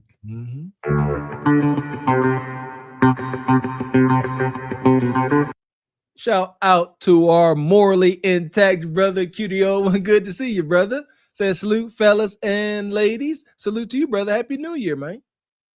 That part. I feel like we ain't seen you in a while, Q. Mm-hmm. So, Ain't a bad thing, you know. I guess you a more wholesome brother. We wild over here. We ninjas. Appreciate you. Appreciate you, Derek. Says, I'm sorry. I was afraid for the baby, but that was funny. Lord help me. Yeah. Appreciate you, Jada Gray. Says, laugh out loud. Talking tough. Now you're punk ass crying. Appreciate you, Chad Harvey. Says, child services is on the way. You would think that. Not so much. And that's, because I see Sister Anna was hitting on it. You know, these kids need to go to, foster care, this and that. That stuff don't exist. There's too many kids and there's not enough homes or, they got to send them with somebody. Shout out to JP. The kids got to go somewhere. Facts. Oh, JP. Every time you say that, I don't know. Are we really supposed to? I mean, it's just like, no. Don't shout him out. Don't shout him out. Reverse it. Uno, reverse it. In there, Uno reverse in the emojis. Throw that out there, y'all. Put an Uno reverse in the chat. No, we're not doing that. No shout out to JP. It's a new year. We going forward. 2026. Shout out to Triple X. He says, MVD, not a Soraya fan. Ladies, want to speak on it? Oh, yeah. Sure. Yeah, I mean, my thing with Soraya, I think that the things that she says, I like everything that she says. I just don't think that she's the messenger. And I know that she is married to a black man, and that's great and everything. But I just don't think that allows you to be able to talk about the women of his culture, because at the end of the day, you might maybe have daughters or whatever by him, and if you speak so negatively about the women of his culture, like, what is that teaching your daughter? And also because she doesn't talk about the filth and degeneracy that goes on in her home country, which is in Eastern Europe or whatever. So there's a lot of janky stuff that goes on with the women there. So I think that if she talked about both, it would give her a better position. But just speaking on us and not speaking on the degeneracy in your own homeland, I don't like that. So that's my fair. thing. That's fair. Mm-hmm. There you go. I know she has tried to diversify a little bit in the past, do different topics, like you said, stuff about people over there. And obviously that's not really, people ain't watching it as much, but yeah, she went away for a while, like you said, for these reasons. Like she said, she felt like she wasn't doing it a good service, but she recently has came back, started making videos. So yeah, that is a thing. Mm-hmm. Appreciate you, Jada Gray. Says she would have dropped that baby for that phone. Oh, I hope not. God. Appreciate you. Sasha Murthy says, can you all imagine the proper SWAT training it would take to properly clear this scene? No. Shout out to SWAT team. Shout out to Sasha. Appreciate the Squeegee Kids. Says, this is an episode of Power, Ghost Beginnings. Still ain't seen one episode of Power yet. Money. Appreciate you, Uncle Tall. Yin Yang says, had to do jury duty at 18 for a stray bullet deletion case. Old man watching TV. All the defendants said they were driving. Voted to lock all their butts up. Have mercy. All the defendants said they was the one driving, not shooting. Have mercy. We was all driving. Goodness gracious. I guess. Shout out to Uncle Tall. That's crazy. Appreciate your deep thoughts. Says Keisha turned the hood into third world enclaves. Appreciate your Loaded Locks Gaming. Says, why is Ebony so shiny? My God, can we shine together? I'm just messing all up. Shout out to Loaded Locks. Appreciate your Squeegee Kids.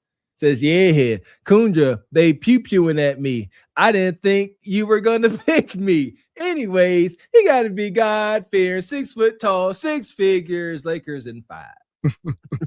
God. And here we go. Like we say, it's not just that. A lot of these women are becoming super masculine. All right. It says Oklahoma man says he was set up to be robbed after inviting a lady friend over for music and drinks on Christmas morning. Doorbell footage. All right, let's check this out.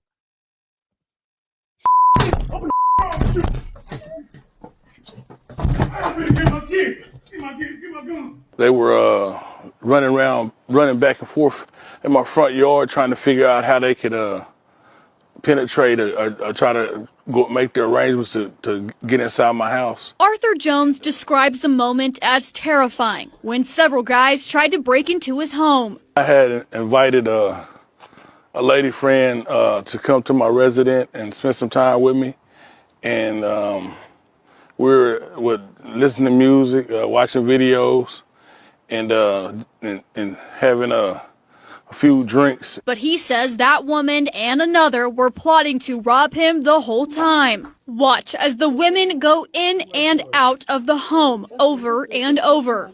Then at least 3 men arrive at the door. One woman walks out. She then tells them to go away. I was getting alerts from my phone that they were going in out my door, and I realized that they were trying to rob me.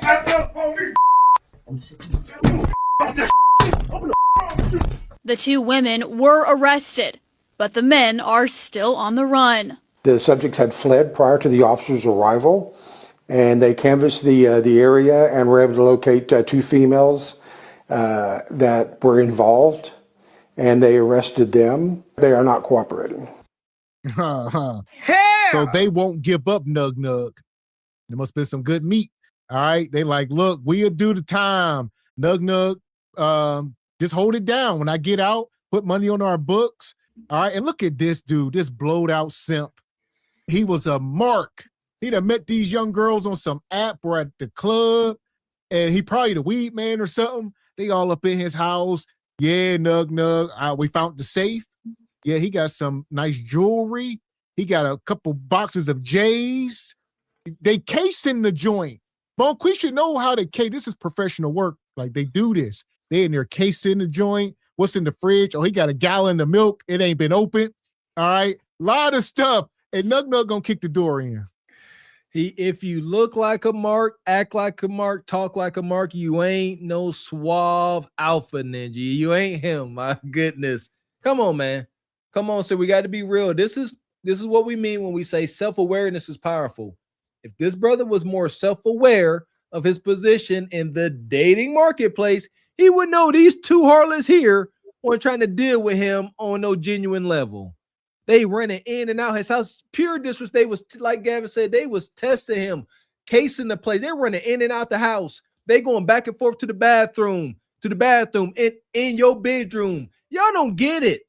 And once they got all the data, the fact that they kept running in and out your door, you should have said, get out of here. That's weird as heck.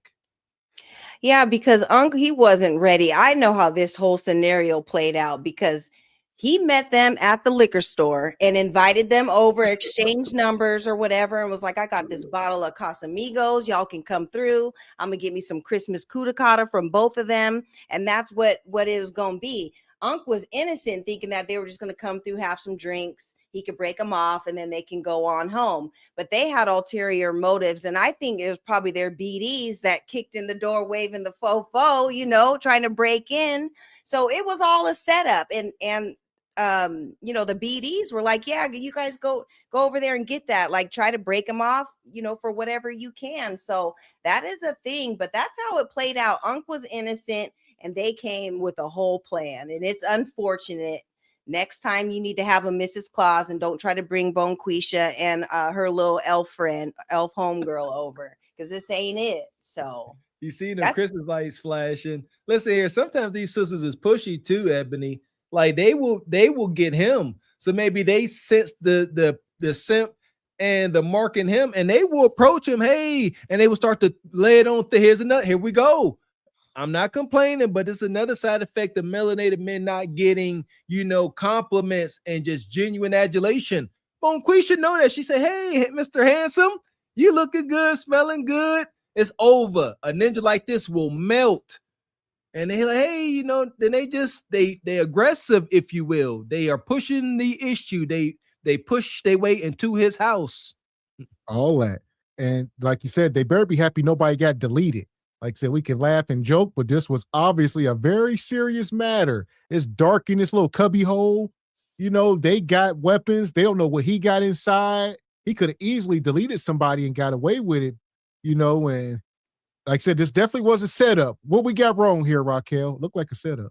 I mean, the little girls are really playing with their lives because the kind of guys I was rolling with back in the day, anything like this would have popped off around their house and they gonna smoke anything in the house first because that's usually why whatever is outside is outside. So once they know that y'all not there to help do whatever y'all was on the phone talking about, you know, but that's strange that he wouldn't know what's up after, you know, them going in and out the house so much. That would have been a red flag for me.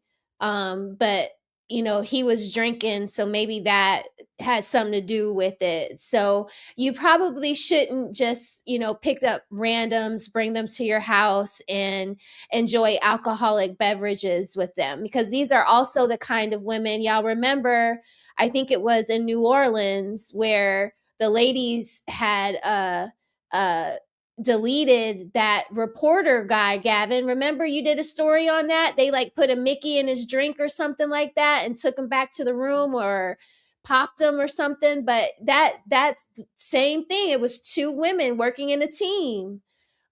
So yeah, just don't do that. Don't do that. Or if you are, let it be one lady that you've been courting for a minute. Maybe you know where she lives. You know, that's the other thing. Usually, you know, if I don't know where your grandmama stay, your mama stay, where you stay, you're not coming to my house. So that's another rule too on the street. I got to be able to go back to where it's what's important to me is here. I got to be able to go and find what's important to you. And if I can't do that, then I can't trust you. So that has to be another rule that maybe some people adopt when they're out here dating women. You know, like that was just like business, but like dating, I feel like it's just as dangerous as like that kind of business. So, or let me ask y'all this: should he have got his passport and became a passport bro? It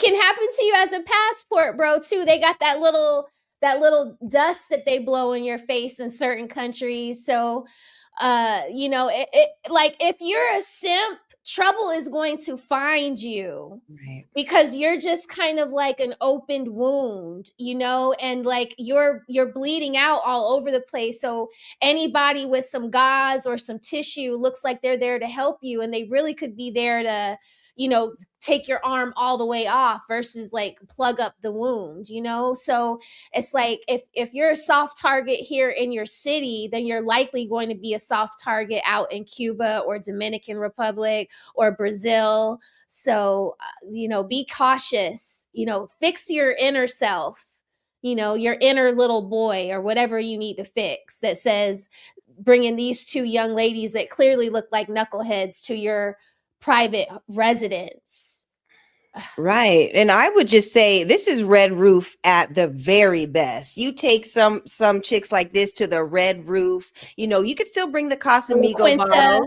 You know, the La Quinta, the Motel 6, you know, those types of hotels or motels or whatever. But yeah, you don't bring these ladies home. It's just like we were talking a couple weeks ago with the, you know, just having people in your space. Like this is where you lay your head at night every single night.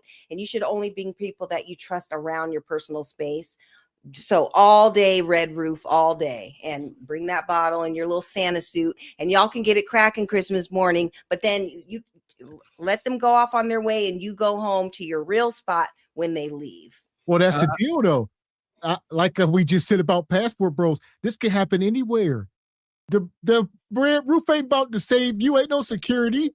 And that's kind of scary too, because those doors, they're like on the outside of the hotel, right? So it's almost kind of like you would need to be in like a hotel that doesn't have those doors on the outside. Now you gotta spend bread. Well, Oh, but at dang. least all of your personal items aren't there. Yeah, Like you that's just have all true. your things that you have on your person. But when he was at the house, all the Christmas gifts were there, all of his Yeah. J's, You gotta all go that was home. there. You gotta go home after the hotel. They're Listen, not gonna follow you home. listen. Also, As Miss, let them know who you are. Like you meet him at the your red roof. Y'all about to do your thing. Sit that thing on the nightstand. Let them know that because you can have her call it off. She's like, look, don't come. He got heavy. Yeah, Don't he be ain't coming playing. around here. Yeah. You see, like let sound him. good. Sound good. Listen, where I was going towards was Anna, him not dealing with these two musty hood rats. These women got teardrop tattoos. And come on, man. What we Yeah, talking these, about? I was gonna say y'all giving them too much credit talking about go over their house. Like they look like they travel with book bags. You know, the kind of women that don't got nowhere to stay. They always got a book bag with them. They look like they right from the back to the front all Gypsies. day long. And he Gypsies, look Hannah. like he need a blood Hannah. pressure cuff. Okay. That's all I see is high cholesterol over there. Like this man, like from the bring these two individuals back to his house. You know it's bad. This is desperation. This is desperation. You Look at describe him. gypsies, Anna. Gypsies. Yeah, he the face of desperation. We only see his mug. All right. He got to be every bit of 3 or 4 hundo. We talk about it. He had to pay the big man tax in a real way. Oh, heavy on the big man tax. Them sisters was in there trying to stall, waiting on Nug to pull up with the Glock switch. And they was like, girl, somebody got to do something for him. He was in there drunk. He said, somebody got to touch on me now. They was sitting outside doing rock, paper, scissors. Who was about to give him some got. They were supposed to get in there and get straight to it, so he would be knocked out by the time the old boys and them pulled up. But nah, they was in there playing around, trying to get his guard down, trying to get the whole scheme together. Like, no. They folded when Nug and them pulled up. He was supposed to be blind and dead to the world, getting that amazing dog. They were supposed to waltz on in. They didn't want to take one for the team, and he was fully alert. Yeah. And the new thing is the girls are going over the guy's house. Like, say it might be 2 of them. Fellas, put a lock on your Cash App. They will act like they ain't got their phone. They will act like you about to hit both of them. And they will, and one of them will take you in the room, and the other one be talking about, can I use your phone? They will Cash App them some money. And all of a sudden they gotta go. And you be sitting there. If you that dumb, it's happening. If it's you happening. that one woman It's takes you in the room, y'all hunch. Another one like, can I see your phone right quick? No hunching at all. And you know you gonna give her the phone because you trying to go hunch old little sugar mama over here. So you gonna be like, oh yeah, baby, go ahead, play all the crush you want to play, Candy Crush you want to play. Yeah, these are these little skeezers' jobs. Like, this is what they do. Like, there's women out here that do that. And think about it. It would be so easy probably to get this man into a room. The other one talking about, I gotta use the phone. Like, this is what they're doing. It's happening. Yeah, this is crazy, you guys. This is all on Christmas morning. This is when Jesus was born. Like, where was the gospel music and the Temptations playing? And, Friday after next, like, the Christmas story playing in the background. Like, there wasn't none of that going on. They didn't crack an egg or make any bacon, nothing. They just came in and got straight to it. But you guys, they look like the types that go weeks without taking a shower or whatever. And he's probably has all of his big dude viscera, and then they're coming through with theirs. It just wasn't going to work out in the first place because nobody was prepared except for him. He probably wanted to hunch. They weren't trying to have any parts of that.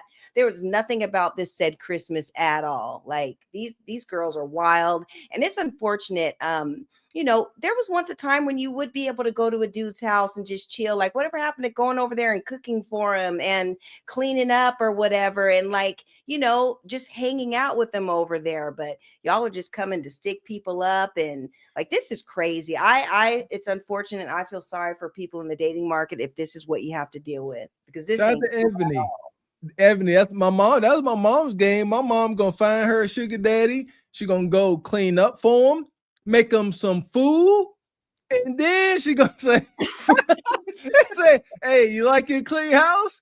You like that good food? Let me loan me $500." Right. Yeah, that's how you do it. At least make them, do a little something, give them some whatever you feel like you need to do to get the money. But just don't come in with Nug and all the homies and just, robbing the dude. Like, that's messed up. On Christmas morning, too. That's crazy.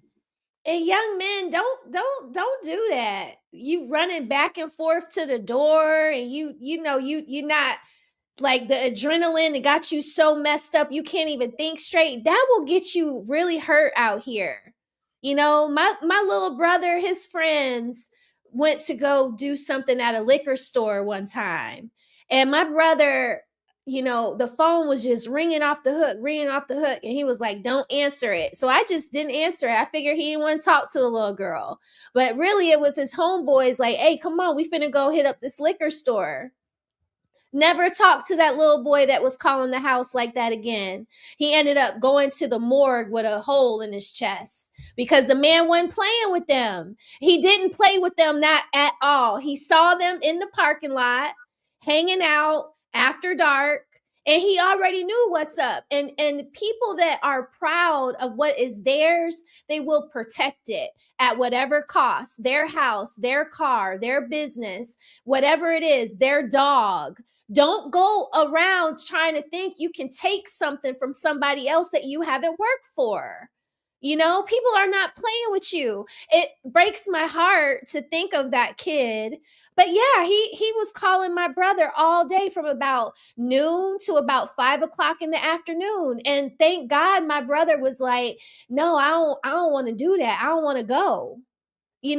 I don't want to go," and avoiding a phone call. He ended up losing one buddy for life, and the other one is in jail for like 30 years for armed robbery. Blessings to your brother. My goodness. Yeah, he got good sense about him. Yeah, he said the Reaper's near. I'm staying my butt at home. And that's what I was saying about this situation. I mean, things couldn't went any better. I mean, these two women are in jail. They'll probably be out, minor charges. And this dude, hopefully he learned the lesson the most. All right. Hopefully he don't call him back. "Hey, y'all out of jail. Y'all change your ways. Y'all still owe me some kudakata. Y'all know that." Out of jail, he'd be the one to bail him out. My God. I grew up hood adjacent. Like, in Atlanta, it's tricky, I grew up in a good neighborhood with a country club and tennis courts and golfing. There's a golf course in my mom and dad's backyard, swimming pools. But then we had neighborhoods like my husband's neighborhood that were like on the outskirts of ours. We went to school. Swiss Beats went to Stone Mountain High School. I went to Redan High School. In between is like, there's some houses where the income is super high, and there's some houses where the income is super low. Some people are Section 8. So the neighborhoods are a mixture of like well-to-do families with people that rent to people with Section 8. So you are around a lot of different things where I grew up. And then some of us, like my brother, wanted to be something that he wasn't, like he gravitated towards like those neighborhoods where it was a bit more rough. Now, did he really fit in? No, because he wasn't doing what those boys were naturally wanting to do. Like he was hiding from it, right? Like that phone call. But yeah, it's around us. It was around us here in Atlanta. You can't escape it. Like you go to the nice schools, but in order to get to the nice schools, it's a lot of rough stuff you got to get through to get there. So it's kind of like you're constantly on both sides. Like you're constantly pivoting from, upper suburban life to you got to manage when you're not in your neighborhood. You can't just let people take your starter coat or your J's. You know what I mean? It's like an absolute no. I'm not going to get robbed at the MARTA station. Absolutely not. You know what I'm saying? So Don't take my LA gears. Exactly. My purple and white ones that I have taken like 2 hours to put my shoestrings in. It is not, no, you're not gonna take them. So yeah. I am a little hood, y'all. I am, and I'm very proud of it too, because I had to fight. I had to fight to earn it. Amen. Amen. Yes. Yep. I mean, that's a different way of looking at it for sure. And shout out to Sister Anna. I'll get you in. I know you can't stay long. So what's your final take on this madness here? I mean, I honestly think that them women, them skeezers, was being who they were. You know, like you gotta expect people to be who they are, right? They look like the girls that got the little chip black nail polish that look like states on their fingernails, right? They getting dressed out of a book bag. They got maybe even a cigarette in their ear. Like they're playing their part. Like, so it's sad, but situation awareness needs to go both ways for the men and the women, because this could have been more dangerous than what it was. It's sad, but you know, this is where they come from. They did everything that they look like they would do. You know, they're not under anybody's instruction at all. And they look like they're not gonna have any type of direction anytime soon, sadly. I agree. You heard the mama yelling. They got no guidance. They are going to be products of their environment. Nothing else, unfortunately. I agree. So we appreciate you coming up tonight, Sister Anna, coming up cooking. Thank you, sister, as always. And those of you that ain't subscribed to Sister Red Talk Anna, y'all missing out. She was definitely cooking up last night. Go ahead, check her out, subscribe. Let them know when you're going live, sister. Yes, I'll be live on Mondays, Wednesdays, and Fridays. So I typically get my notifications. It's always kind of late, but yeah. Shout out to YouTube. They be hating. Shout out to Red Talk Anna. Appreciate you, sister. Thank you, babies. See you later. Yes, ma'am. Appreciate you, sister. So that's Anna's link in the chat. Make sure y'all go over and subscribe. Show her some love. Hit the like button. Also, go over to Raquel's channel as well. Both of their links are in the chat. All right. It's almost 500 people watching. Go hit the subscribe button. There you go. Yeah. If y'all ain't subscribed to our sister Raquel, y'all smoking with cigarettes. She definitely over there cooking. Always a good time. Always something a little serious, and always a nice little funny at the end of the show for the most part. Always a good time. Shout out to you, sister. Thank you, Mr. Walker. I'm always so happy when y'all drop by. Like, it kind of throws me off though, because it's like I want to talk to y'all and tell y'all like what crazy thing happened, but then I gotta focus. And I do always try. I need y'all to teach me how to do a couple of things, like redirecting when I end my show to like Anna or someone else. There's like a feature where you can do that, but I do try to like. How you all are always shouting me out. Like I'll tell my audience, if you all are getting bored with me, Anna's on right now. I'll drop her link, or go Cree. You know, I try to like send people other places if they don't know where to go, you know, because I understand like the vertical. People are like they jump in and out so much, and it's like, well, if I don't hold your attention, go check out, you know, so and so, and if they don't hold your attention, then go and check out so and so. But you know, for the most part, my core audience stays. But for the people that are jumping in and out, I'll always like shout out to Anna, yeah, or go Cree or CDT Beats. You guys aren't on, so I don't do it for you all. I try. I'm on when you all are not on. And I did that like intentionally, you know what I mean? So everybody else, I can't do that for everybody else though. So it's like, I'll shout them out. I would say, yeah, you could just, it's good shout them out. Don't say, you know, if I'm not holding your attention, don't throw it. It's because the number on the vertical, it's so weird. Yeah. It shoots up and down, and I'm trying to like do better at like, you know, I used to stream and not play my YouTube in the background at all. But I understand that there are some features I'm not going to be able to turn on or off without YouTube in the background some way. So I'm trying to get better at navigating it alone. It's really hard. It's tough, Gavin. It is tough, but I'm getting better. And the audience is growing. And yeah, I appreciate, like, we really have created like a little multiverse, or it's like growing. The SBC multiverse is growing, and we all kind of look out for each other. It's really great. It's really great. That's how it's supposed to be. Yeah, gotta work with one another for sure. That's how it builds. But yeah, just keep working. It's been a lovely year. It's been a lovely year. Yeah. We just started 2026. We just got here. Yeah. But I'm excited to keep it going. So yeah. Yeah, I would say I'm not sure about the redirect button. Okay. Yeah, I've never used it. I've seen other people use it. Even I'm trying to figure out how to use it. Okay, so I'll have someone show me, and then I'll let y'all know how to do it. Because Gavin, we tried to do it. I remember when we were, I don't know if simulcasting some way, and I think we tried to do it, but I don't know if we got the hang of it. But yeah, ain't get a hold of that hang of that one yet. Yeah, they were telling me to do the redirect. Yeah, you can send people to another stream and all that. And then when your show ends, you're just in another chat. You're just in another show. So that's wow. Yeah. That's pretty awesome. That's dope. Yeah. Yeah, I'm learning a lot. So now, as far as the membership, we know how to switch over while you're going live. You know, that's what I need to learn how to do, because I want to do members only stuff. At least that's like a chat feature. You can only see it when you live. Okay. And you click on. You got to be on the YouTube. You can't do it from StreamYard. Got it. Okay. You got to do it from YouTube. You got to be watching your live stream from YouTube.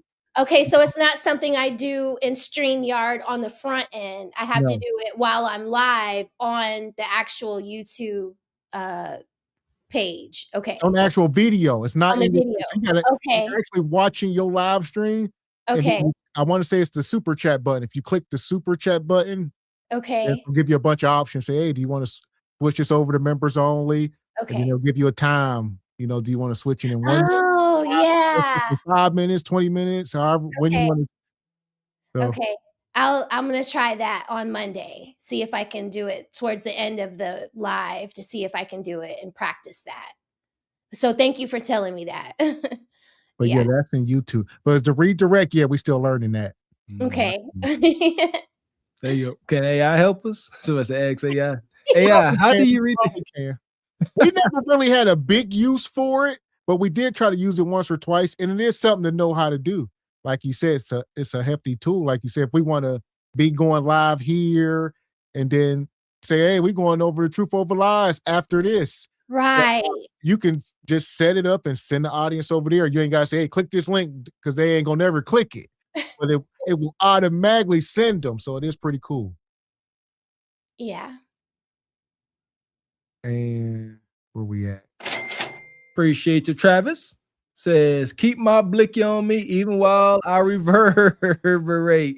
Holy cow, man. Is that a king?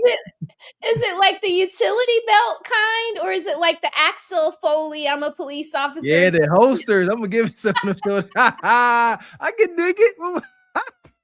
Yeah, you can at least put it on the nightstand. I mean, it's right there. It's in arm's reach in case you need it. Say, shout out to the old detective show. Call me Dick Tracy. Yo, wow. Appreciate your noodles, Jefferson. Says, when married women speak, chameleons squirm. Okay. Chameleons. Appreciate you, Tony Davis, the DJ. Says, Uncle almost got smoked and never got the poom poom. Holy cow. Appreciate you, Uncle. Says, Ebony, how many times your glistening butt done slipped off the toilet? Never, and ain't going to. I'm a pro at this. I got this. Wow. Appreciate you, Squeegee Kids. Says, I'm going to say it respectfully. My man looks like Leon King if Leon cut all his hair. That's my rant. Salute to Lord Leon and his Larry. Listen, we were speaking to you, Leon. Be careful, man. But Leon got a rapport with his women, Mabel, and what's the other one? Shantae. I'm mad you know that. I'm mad we know this, Leon. Wait, because did Shantae called up at the last Truth Over Lies when he was on there, and they were having a whole conversation. She was like, "Well, what's up?" And yeah, it was very interesting. Listen, she was low key checking him. We ain't saying nothing. Yeah, she wanted to know why the rent man was calling him so late at night. That he got something going on with the rent man, and I was just like, Leon, what is going on with the rent man? Yeah. Wild layer antics. Shout out to Leon and all his girlfriends. Y'all keep laughing at Leon. Leon got at least 2 women that we know. I think one and a Barbie doll. Y'all remember when Leon pulled out his Bible and all the tricks that fell out of it that night? Y'all remember that? I thought Gavin was gonna fire me that night. I thought it was over for me. Him and Project Leroy were like cussing me out, like in there, like it was like telepathy. You know what I mean? Like, don't tell him to do one more thing, because he was wilding that night. He pulled out the little sack. He was tripping, y'all. Yeah, Leon got no limits, no bounds. So No, yeah, I didn't know that. Now I understand. Now I would never. Appreciate you, Jada Gray. Says, laugh out loud. What Ebony know about Big Viscera? I don't know much, but I can only imagine what it is. So Shout out to Tony Davis. Says, Unc could have went to Vegas and paid to play legally. Facts. Got travel though. Well, that's where that story was Raquel was talking about. Yeah, that's where we talked. That's where that dude got deleted. That was in Vegas when he took them girls in that hotel. So that was even when we say, oh, you got to find a building. You got to go. Yeah, they were inside a nice. Yeah, you're right. You ain't never say, be careful, gentlemen. Right. That is wild. Appreciate y'all job. Says, kudos to your brother, Rose. They probably was going to try and debo him. Stop being a BI and come on, but don't get the $200 either, Smokey. Yeah, exactly. Shout out to your brother, man. Obviously he saved his own life. Shoot. Yeah, and he doesn't hang out with that crowd anymore. You know, it's not like, you know, but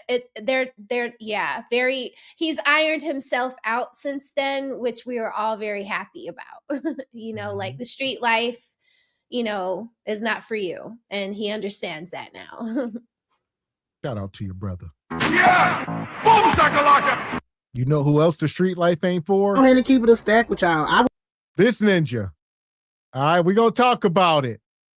All right. Jamal Bryant. So the title of tonight's show, From the Streets to the Church. Now we about to walk into the church house. That's how his wife was dressed. All right, he taking a lot of heat for this. Was this at a Sunday service or at a gala or something? This was not at Sunday service. Yes, it was. It was the NAACP Awards. And they was praying. It wasn't in the church, but they was praying and doing church stuff and saving folks, saving souls and all that stuff. But So here we go. If you're just coming in, hit the like button. Waiting. I knew Pastor Jamal Bryant was gonna knock on y'all because y'all booked talking about his wife dress at the United Negro College Fund's Mayor's Ball. Baby, y'all was talking cash money shit about this dress being inappropriate, sacrilegious, and all of that. And Pastor Jamal Bryant has used his New Year's Eve message to tell y'all, look, shut the fuck up forever. Y'all grab your tea and have a seat. Let's talk about it. So a few days ago, Pastor Jamal Bryant's wife, Dr. Carrie Bryant, had the congregation of the internet streets in a kerfluffle, honey. Hold on. Let's mind this down slow. She's a doctor, like Dr. Cheyenne Bryant and Dr. Umar doctor, or like the doctor you see when you break your arm. All right, what are we talking? Yeah, probably some psych doctor. Yeah, definitely. Yeah, come on, I'm about to look it up because I ain't believing none of it. Don't she have a BBL or something? Respectfully, this a man. She got BBL. Yeah, we need to know. Was she the doctor? Because sometimes you can get them.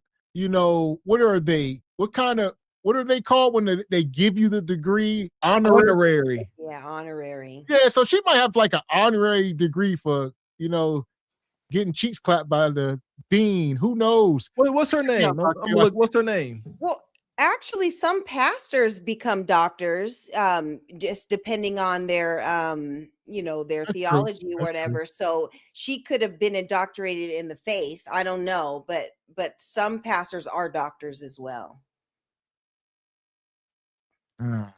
I see we all doing Googles and searches. We try to get to the bottom of this. So I read so many articles and they keep referring to her as doctor, but they don't say what she's the doctor of, which I find is like very sketchy, because if you're like so proud of being a doctor, whether you're a PhD or an MD, you want to clarify that. And I'm just wondering, like, why do we have to go from 1 to 15 pages to find it? So it's probably likely honorary. Is her name Carrie Turner? Yes. She said Carrie, Karri. Yep. She's currently pursuing her doctorate in ministry. Shut up. With a concentration in leadership plus Christian renewal. What type of doctor? She's gonna be a doctor of ministry and Christian renewal. Sounds like some nonprofit mumbo jumbo made up bullcrap. It is. But remember, I was telling y'all that you can make your doctorate anything you want it to be. You know, like I want a doctorate. Yeah, but listen, you have to put like, I think 7 years of research behind your topic. I got 39. I got 39 years. Hoodology. You can do a doctorate of SBC or a doctorate of cart before the horse or a doctorate of red pill. Like, if you can sell it to a college, they will allow you to pursue that study. What is that called? Where you got to defend your position for that? Your dissertation. Dissertation. Yeah. Mm-hmm. So, yeah, I mean, it's crazy. When I found out people were getting their doctorates in like dance, you know, different kinds of like African dances. These are YT women getting their doctorate in like African dance. And it's just like, really? Okay. Didn't know you could do that. And they do that. And I couldn't do it. I'm lying, because I'm all about credibility with my conscience. So I'm like, yeah, I'm Dr. Walker. And somebody can say, doctor what, ninja? And now I can't lie. And I'm like, I'm a doctor in hoodology. They're gonna laugh and poke their fingers at me. And nugs and bonquishas, like how you say in the beginning of the show. There you go. But yeah, who gonna recognize that? See, which any of my respected peers gonna respect that? I'm doctor. That's a good doctor. We all doctors. Yeah, I think that's why they're trying to do away with the title, because I think they're trying to do away with some of the graduate titles and everything. They're trying to take some of those away, because doctorate of dance is crazy and wild. But I do know a lot of the pastors' wives of the church, they do become doctors because they're working alongside their husbands. So I know if the church that I belong to, the wife was like that. She wasn't dressed like her though. She was a real doctor. So here we go. I just had to stop that. We're gonna let it go.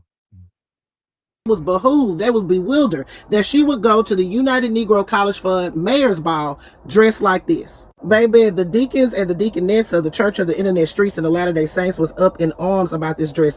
Pastor Jamal Bryant used his New Year's Eve message to address everybody. He's not playing about his wife. I needed to get this straight.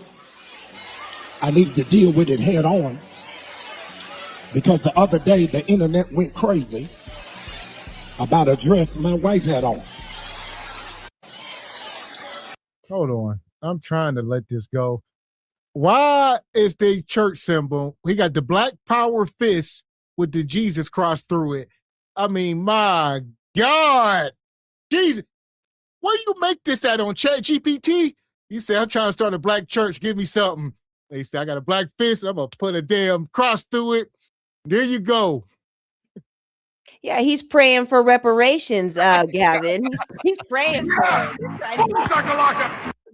it. Oh my goodness. He up there, like Miss X said, he got this ChatGPT vinyl iron on, you know, deal on his podium. He got on his Thriller remake of Michael Jackson's daggone jacket. He up there with rhinestones and rubies on his collar, man.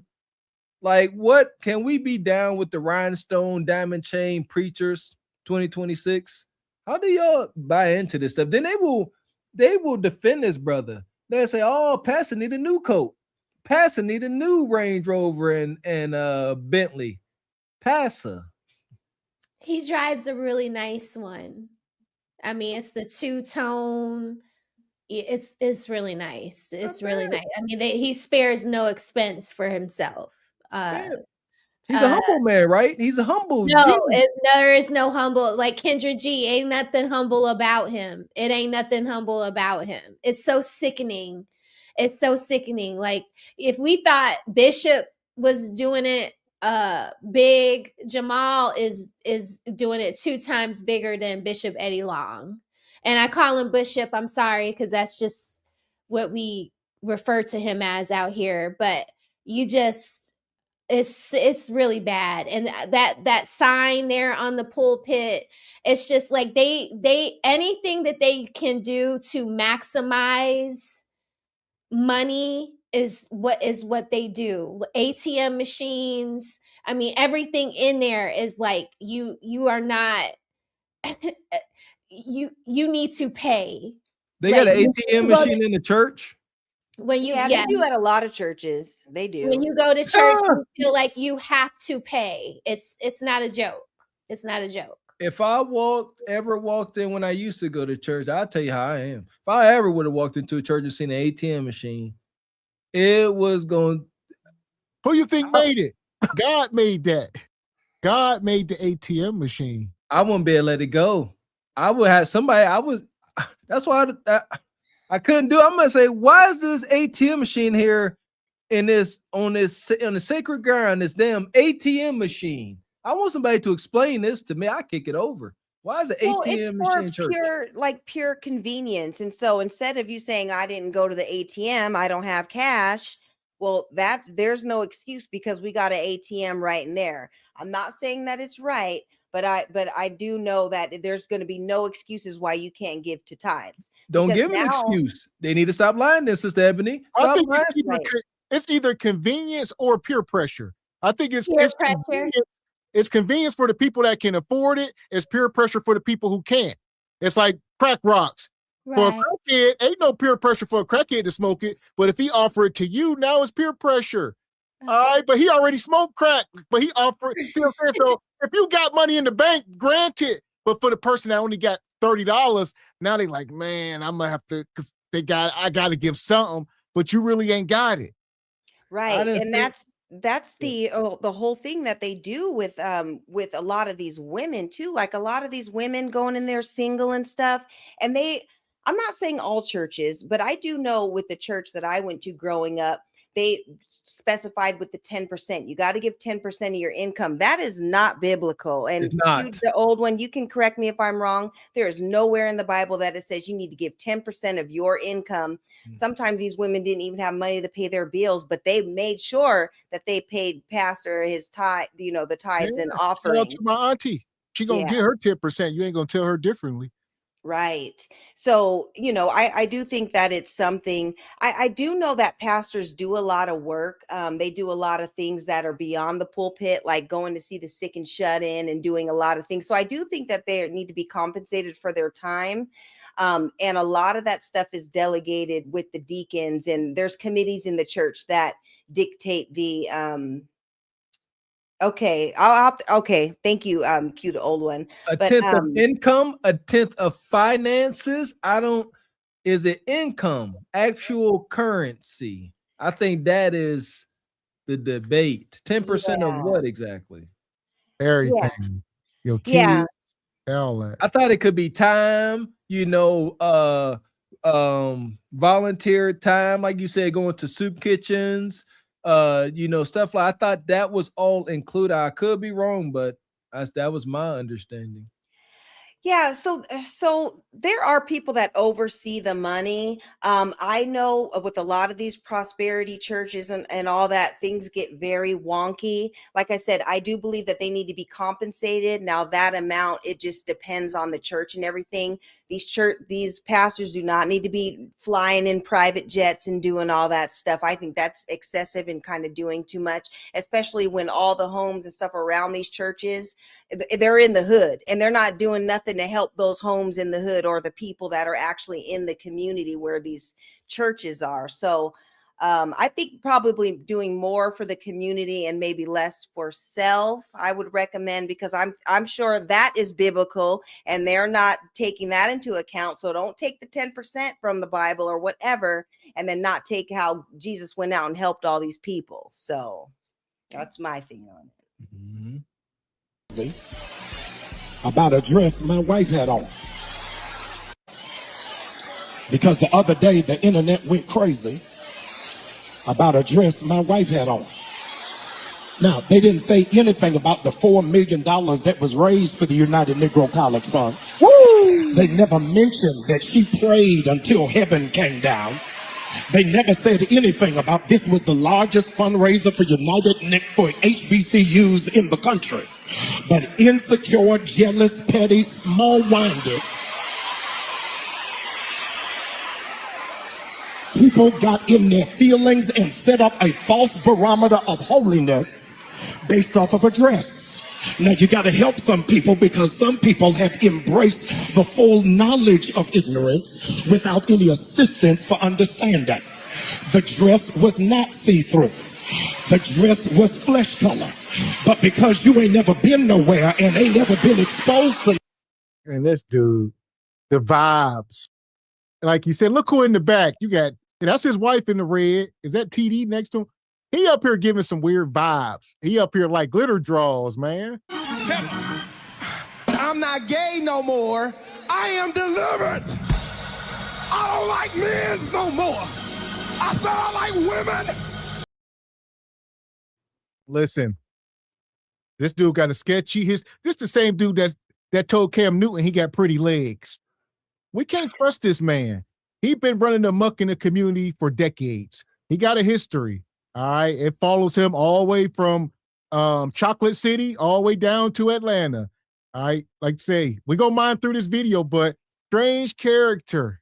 Trying to tell you. Listen to his words. He just told on himself. He said, y'all worried about what my wife had on. Yes, she's the first lady. She is supposed to be the wife of a pastor. Y'all supposed to be on a moral high horse. That's a fact. Y'all supposed to carry yourself a certain way. He said, don't be worried about my wife's flesh-colored dress. Flesh? I thought we were supposed to fight the flesh. Your wife putting it on. Whatever. You got a flesh colored dress, but don't worry about what she had on because of the money we raised. We raised $4 million. Don't be worried about what we wearing. We raising money. We get to a bag over here. Money over God, I guess. I don't know.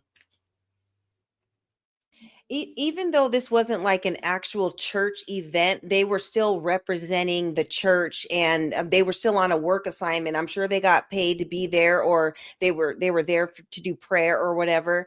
So you are still representing yourself and your husband and God. And I grew up in church and everything. By no means I am a sinner. We all are. So I know. For me, if I was a pastor's wife or whatever, you definitely do need to, come tone down. I understand it's not a church event, but you are kind of doing too much. It is kind of revealing. And when you're representing yourself and God, I think you should just be a little more covered up than that when you are in this sort of position. So here we go. And shout out to Uncle Toll. We appreciate you coming through. Says she's a DC comic, Dr. Faith.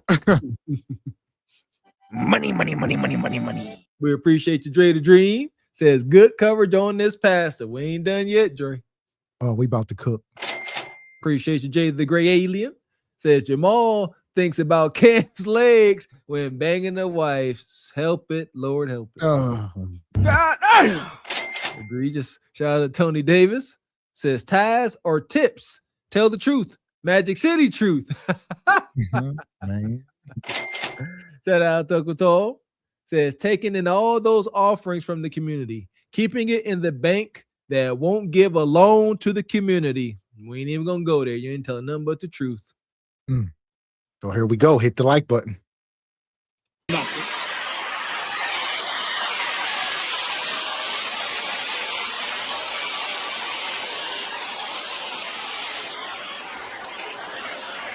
Furthermore, I needed to set the record straight. Y'all don't like this. I need to set the record straight. I bought the dress. And I like it. I don't care whether you like it or not. She ain't mad to y'all. She mad to me. If you don't have nobody that you excited about, This is trade supposed to be that church. booger in and find you somebody that Negroes can talk about. How did you bag that?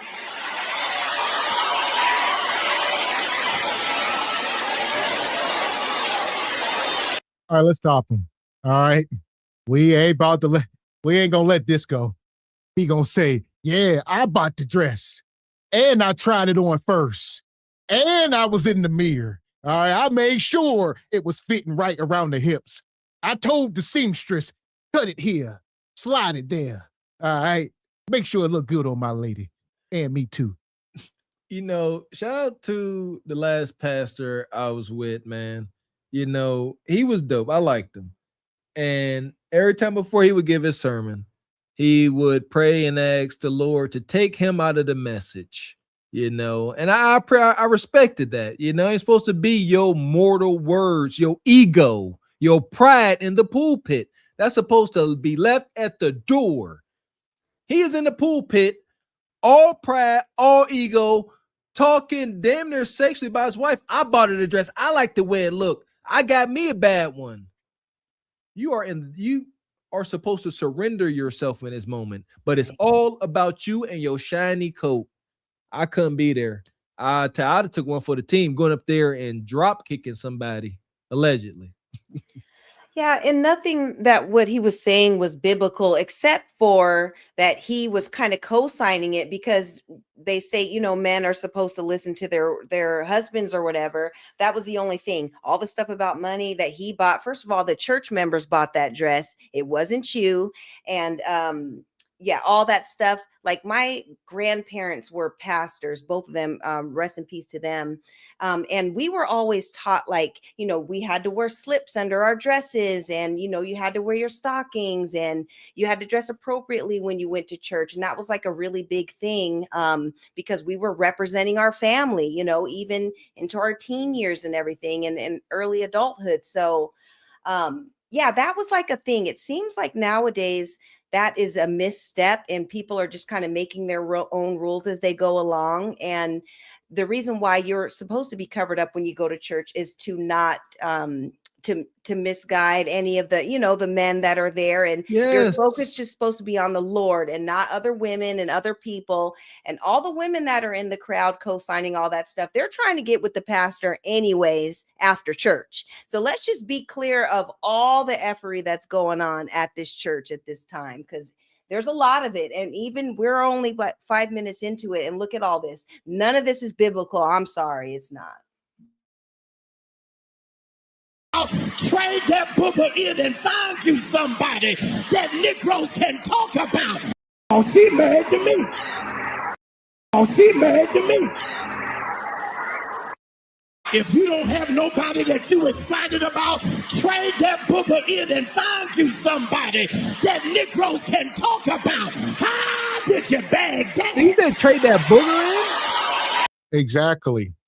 Well, I'm saying, so you shaming 80% of your congregation. Most of them women are blowed out.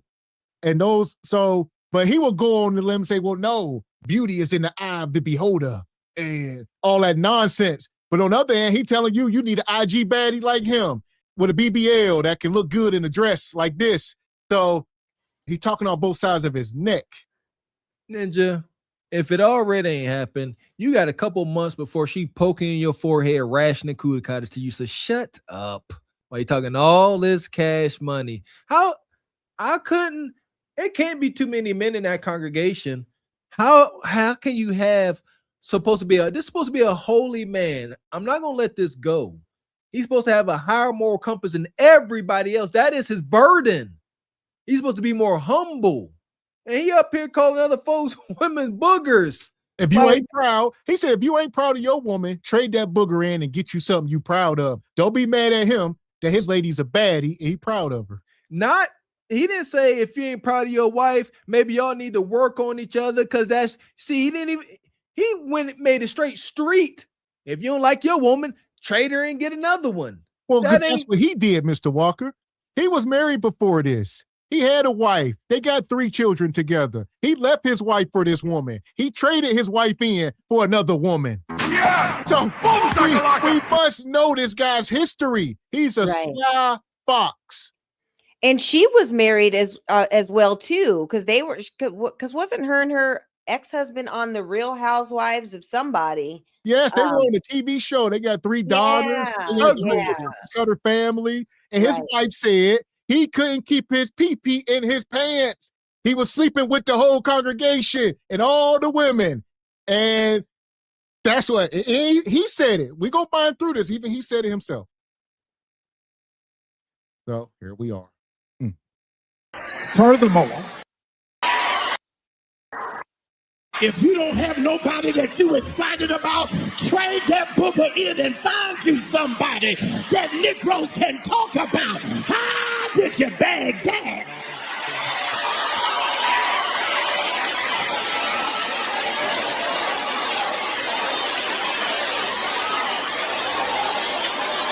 Let me say to you, I'm a public servant. I've been a public servant my whole life. I don't mind, nor am I offended, nor am I moved if you talk about me. Have at it. But you ain't gonna talk about my wife. Y'all ain't saying nothing to me. The same way you respect me, you gonna have to respect her. And if you don't respect her, find you somewhere else to go. Y'all ain't saying nothing to me, but you ain't gonna be in my face and dishonor my wife. Y'all ain't saying nothing. I need some people that will fight for yours, that will stand for yours, that will demand respect for yours. I'm not buying it. Before this sister go, it's so performative. Like I say, like glitter draws up here. We don't believe you. Who the hell are you scaring? All right. Hey, don't make me take my glitter jacket off and put my hands on you. All right. I'll do it. I don't want to, but I will. Man, shut up. He ain't gonna do nothing. He ain't gonna do nothing of the such. He gonna raise a fuss. Hopefully some of his bigger, larger stature friends jump on you. Then gonna call the police. At best, he ain't about none of that smoke. If he really was doing some gorilla pimping up there in the pulpit, he'd have stood up there and say, anybody got smoke, meet me in the pool. He'd been up there with some boxing gloves and boxing trunks on. Y'all got a lot to say. They do everything else up there. Might as well turn to a daggone boxing ring. Shoot. Yeah, I think that there's just a time and place for everything. But when you are on a mission for God and you're supposed to be representing your husband and your church, I think that you should be dressed more appropriate. Maybe if they would have went out for New Year's Eve or something when it was off the clock and they weren't doing anything for the church, maybe it could have been something, or maybe an anniversary, or if they were going to do something special amongst them and not really representing the church. I think that's different, but wearing this to the award show and then just justifying it at the next Sunday's service. And this is nothing about this is biblical, you guys. I'm sorry. I'm just not buying it either. I'm not. He said it was flesh colored. He knows what that looks like. It looks like she doesn't have anything on. When I first saw, I was trying to see if I could see some nip. I'm like, what am I looking at? So stop. You can't just the fact that you got to come here doing splaining says it all. It says it all. Well, because what are you like? Here's the thing. Like, if I'm coming to church, maybe to get closer to God or whatever, I can't be looking at something like this because this is what I would see at the club or, something that I would be doing of the world. There should be just one place that you go to in this world, and that's church, where you're not thinking about the things that are going on in the world. And you shouldn't have to look at the first lady. This is very lustful, and I don't think it's okay. Maybe I'm like more of a traditional Christian or whatever, or Baptist, whatever you want to call it. But this is steering people away. I would feel like, why even go to church when I could just go to the club, or I can go to the, to the dinner or whatever, and just be seeing stuff like this. There's no difference. If this is what the church is, what's the point of going? So I don't know. Or is he trying to attract a different audience? Like you said, I think they want the younger crowd, younger single women, who got the money, the young professional women who like the city girls. He gonna encourage them. You can leave a nightclub on Saturday night, leave a hookah lounge, and come straight to the church in the morning. So, and bring your wallet though. Bring your wallet. Come to private prayer meeting in the back room, just for the ladies. So the description, I'm sure, of this dress, if she got it off the rack, I'm sure the description was something like lingerie cocktail dress, right? It's just lingerie. Like that is what the dress is copying the look of lingerie. Like there's just no way around it. And lingerie for a wife is for the bedroom. But It ain't on her. It ain't on her. Raquel, he bought the dress. She fell under her husband's instruction. This is him. He wanted to parade his wife around like this. I don't believe that for one moment, because there's no way that if you were a wife who this wasn't your dress of choice, that you would feel comfortable to wear something like this. This is a very specific look, like you are aiming for this statement to be made. Like this is very clearly advertising sex. It's very clear. Anytime a woman is constantly advertising things in a certain way, it is to make you think of sex. That's what it's about. It's so that you can see that I'm sexy. Like what I don't understand is, why is it so important for other men to see you as sexy? Why can't it just be your husband to know that that's what your shape looks like? I'm not saying cover up your shape. She could have worn, like, I like what Dee Dee said. Dee Dee stands on business. She said, if the color of the mesh would have been a different color, black, maybe a velvet, like maybe if it would have been black mesh with velvet lining or something like that, it would have been so nice. Like when we see the picture in the backdrop, it looks a lot classier, right? Yes. Because it looks darker. So you can still wear things that are going to show your curves and show your body as a woman, but you don't have to be so overt.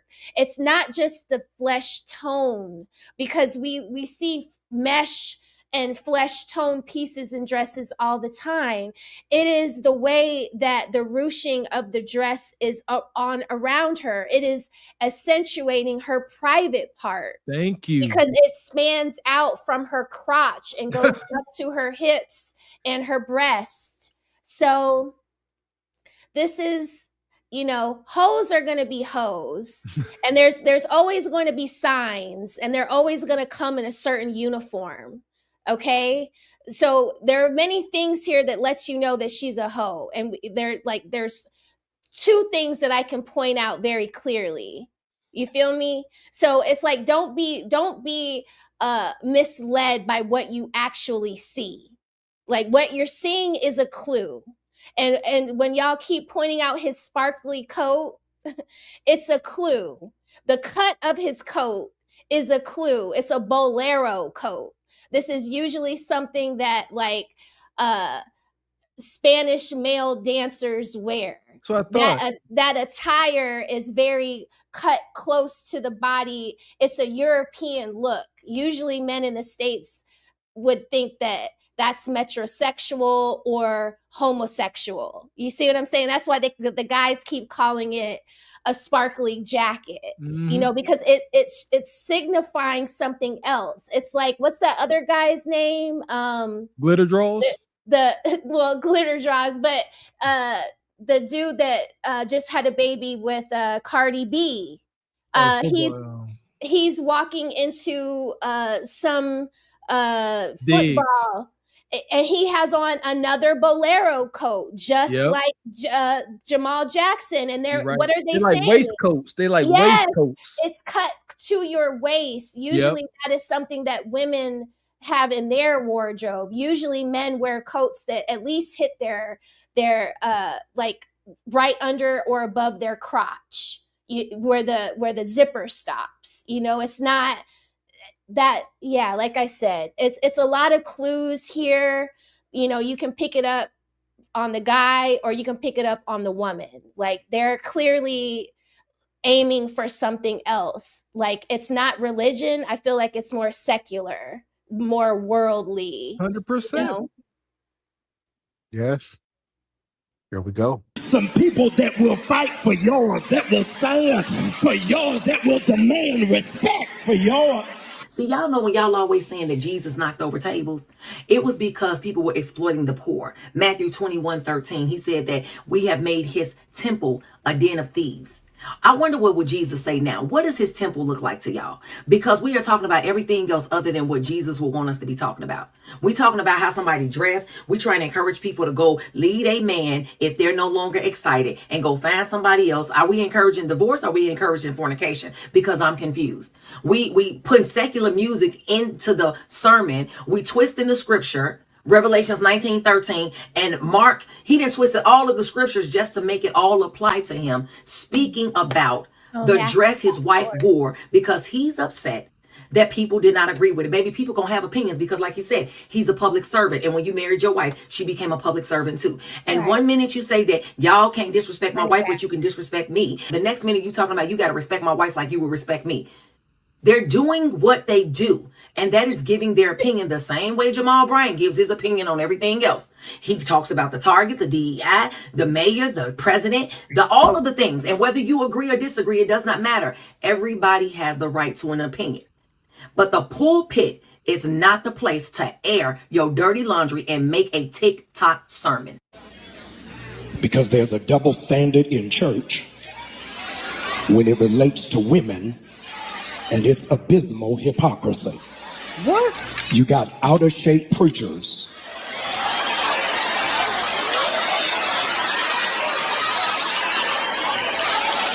who rail on modesty, but have never preached a sermon on obesity and gluttony.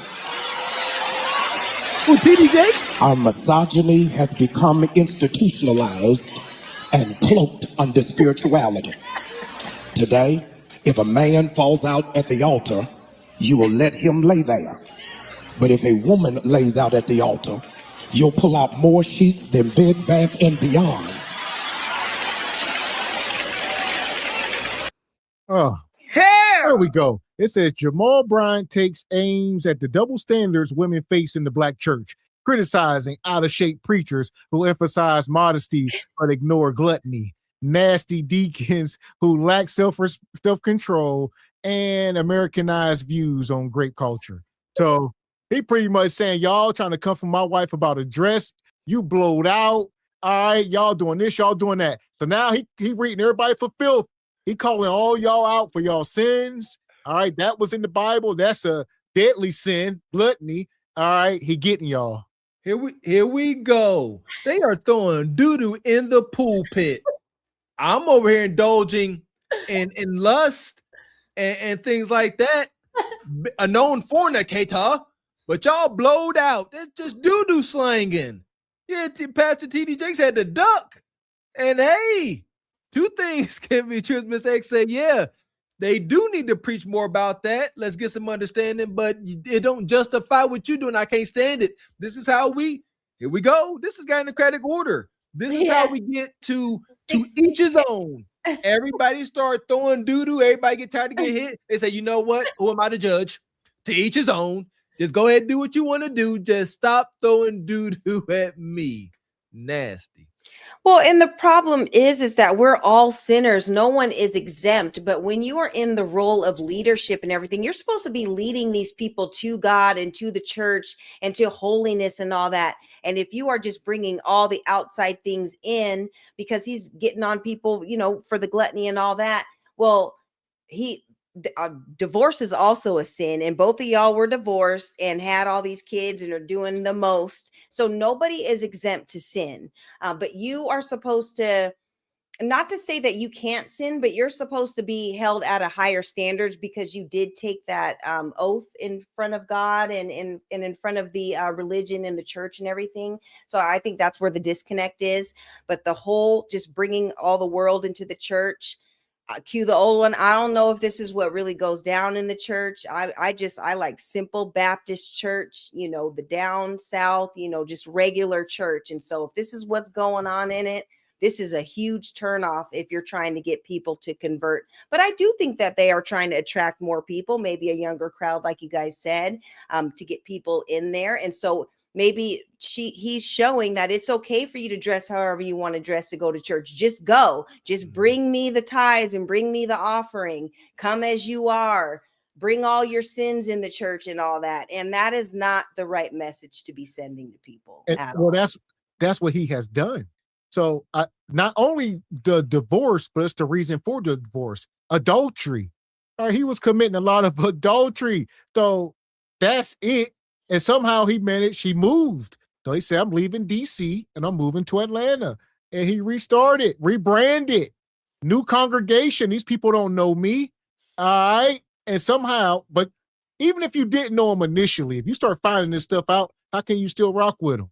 Because he got a lot of allegations. I see y'all saying, allegedly knocked up some young girl and this and that and a lot of stuff, man. But somehow, he's the leader. And we see that even here where we from, some of these pastors at the churches, are on the Amber List or whatever it's called. Yes. For the Megan's Law, whatever that's called, the list you go on when you done did some stuff, all right, to some kids or whatever.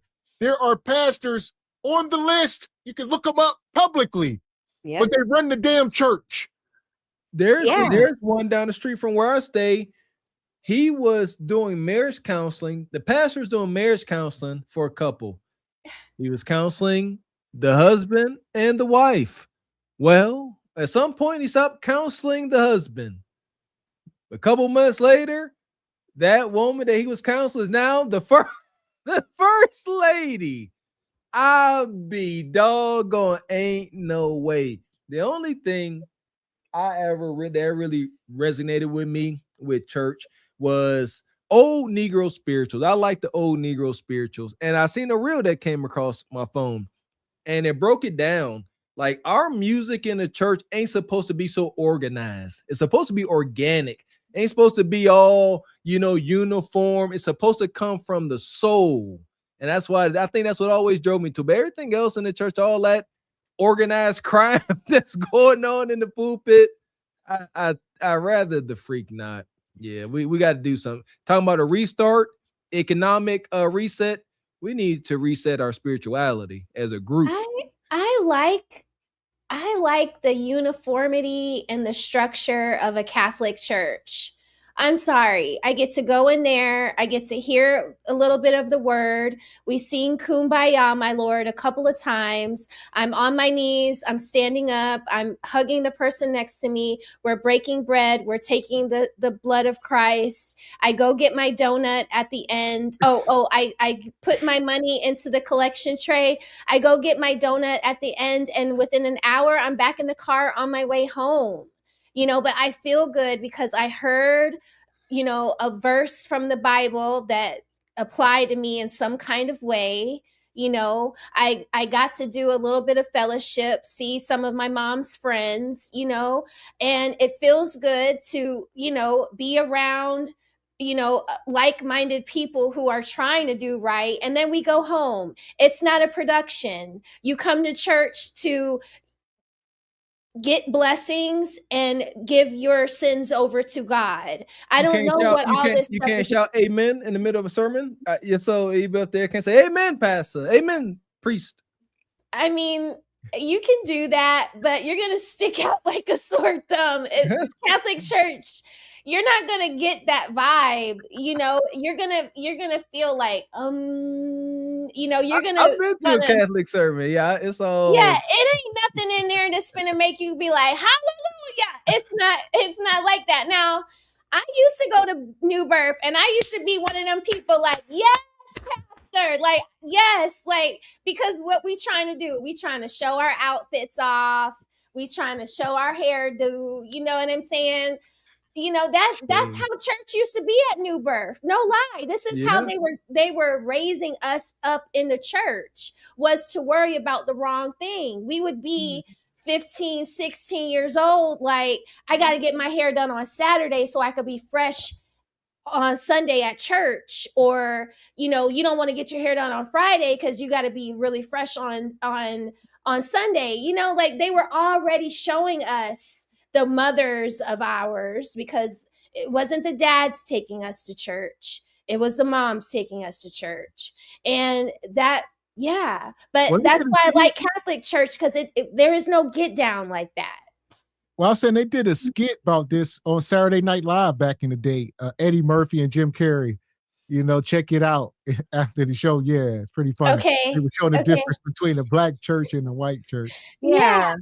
I lived it. Leon King, I literally lived it. I've been to an all-white church in a foster home, and I've been to mostly black churches. I told you. It was hilarious. All these dusty white folks in there wearing New Balances and flannel shirts. And before they start every hymn, the pastor would stand up there in his New Balances and his khakis, and he would have a kazoo. Oh, and be like, zoo. And try to catch the tune. He'd blow it a couple of times like and he then like the chorus starts. Yep. And then everybody starts singing out of tune. Yeah, definitely gonna be some out of tune. But that church organ and the little cloaks that they wear. Yeah, and you see that little New Balance. No instruments. Zero. The only instrument in the whole church was the kazoo. Trying to tell you something. No, we got that big piano that plays like do do do do, like it's like super scary, like the Goonies. Y'all gonna stop acting like white folks ain't got no rhythm. The book of Revelation, chapter 7, verses 16 and 17. Yes, sir. They shall hunger no more, neither shall they thirst anymore. Pitch up. And God shall wipe away. Yes, sir. Every tear from the eye. Yes, sir. Get ready for the revelation.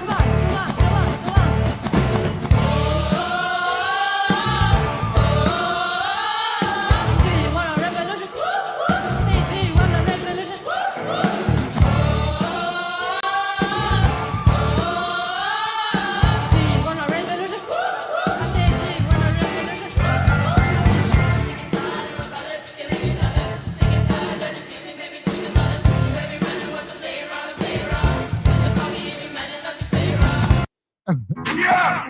Boom, shakalaka! I stand corrected. Can you feel it, Pastor? Yes, sir. She said, yes, sir. That was cringe. Yeah, I love that song though. Do you want a revolution? Ooh, ooh, yes. That's secular as heck. That's secular. No, I'll need some old 80-year-old sister singing from her soul, from her diaphragm, from the soles of her feet. Oh no, don't give me that bull crap. Yeah, I mean, there's like a historical, like there's like a reason why, we always want to dress up and look really nice to go to church, because that was the only time, especially during slavery, where we can actually dress up and go to church, because we couldn't do that on the other days. So there's a significance as to why we wear our Sundays best and we dress up, and our soul is in the church. Like whenever we sing our songs, like you can feel that the Spirit of God in the room, and there's just something that can never be duplicated like in another church. So I know we're talking about some of the sins and stuff, but there are that's some of the like our history that's within the church, and just our spirit, from just being foundational Black American and just growing up in the South and having all these church services. So there is definitely a significance to it. And I don't want to stray away from that because of all the effery that's going on in the church now. But there's so much of our history is in the church, and we don't want to get dismayed by that just because of what these new pastors are doing. So no, I agree with that. Yeah. I agree with that wholeheartedly. I look Right. at it almost like, politics or anything. It's not that, I don't want to vote, but give us something to vote for. So it's like the church is so corrupt in most cases. It's like, no, we need to restructure this. All right, y'all shouldn't be in charge. You know what I mean? So little stuff like that. But like you said, the church itself is a good place. It's a good feeling when it's done right. But majority of times in our community, it, like Mr. Walker said, it's some illegal stuff going on up there. There you go. And I thank God every day, for the little bit of sense he instilled in me, because I was brought up in the church, and that is what helped me or forced me to have a moral compass. Like, I have a fear of God, I have a fear of doing wrong. I treat people the way I want to be treated. Very simple, elementary rules. That's why I get frustrated. Like, it's very simple. But also, every church I went to was extremely corrupt, but I just looked past it. Then it get to a point where you can't look past it because it just freaking festers, man. And that's what it is. You just need reputable people in the pulpit, in control. But it's always something always falls apart. And what I come to find out, it ends up being cowardly men who can't check other men for doing wrong. And then, the big bad dude in the church, big Deacon Leroy, he's 6'6", all that, and he hunching on half the women in the congregation. Not a real name, just making this up. And the other men won't say nothing because he's too big. I'm serious. They won't say nothing to him. Hey, Deacon Leroy, out here doing this and that. Just let it go, because I don't want him to beat me up. These grown men like punks, man. Get on my nerves. Yeah, and it's also not just the Black church too. There's corruption in all churches, because we have to remember, even when we were taught Christianity and stuff on the plantation, they would have Sunday service, and after service they would go and hang the people that were waiting for the week. That was a ritual. All the kids, the adults, this was like a community thing, and they would all go and hang us. So this was after church tradition. So I don't want to make it seem like it's only Black churches that do it. There was everything is corrupt, and so it's not just us. There were some foul things that were done in other churches as well. So like when I was at that Catholic service, I tell you what, the concept of altar boys I still find extraordinarily confusing, boy. Yeah, they be put makeup on them young boys. It's wild. They be having blush on their cheeks. That's about a lot of wonky stuff. But yeah, as far as this, the Black church, where it's hitting nowadays, with all the zestiness and all this other stuff, I would rather not. Like you said, I think we got to be able to separate the religion from what goes on inside those four walls. I don't agree with the four walls with the roof on top. All right, but I ain't gonna disrespect nobody's religion. And it's only as good as the leadership. Yes, the leadership is the people of the religion that make it doo-doo, just how it's the people of the community. Church is supposed to be a community like it was. It served as a community.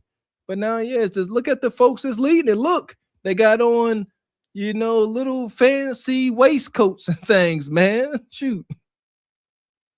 In the Black church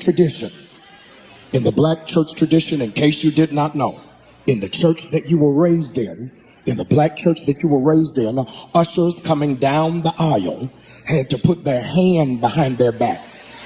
That was, in fact, instituted for female ushers so that men who were sitting on the aisle would not be attracted to look at their derriere. So they had to put their hand behind their back to block the eyes of nasty deacons who couldn't keep focus on the cross.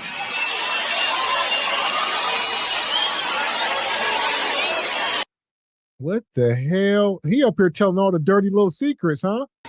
That was, in fact, instituted for female ushers so that men who were sitting on the aisle would not be attracted to look at their derriere.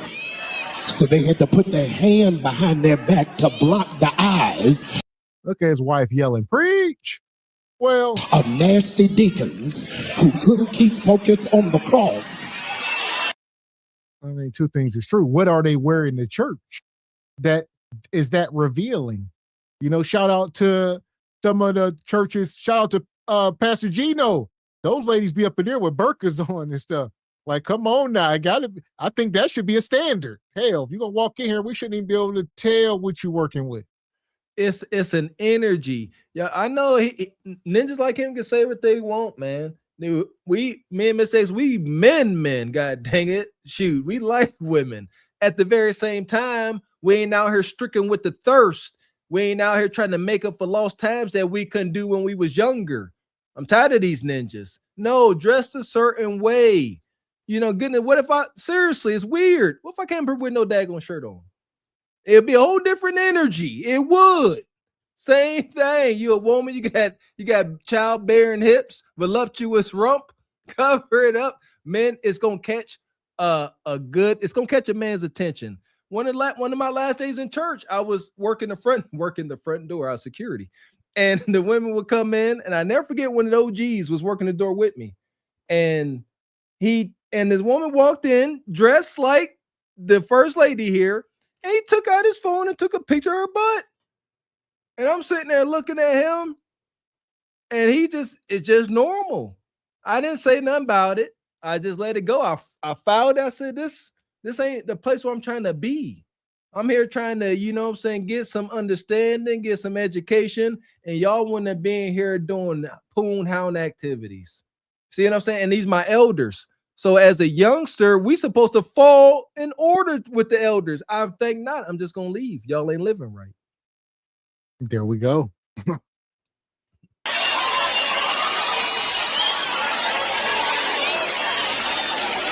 We have placed the full responsibility of warding off temptation on women without putting a demand of sexual discipline on men. We have swallowed an Americanized rape culture. The American rape culture asked women first, what were they wearing? As if the hemline is an invitation to violation. So no correction. Listen, the hypocrisy.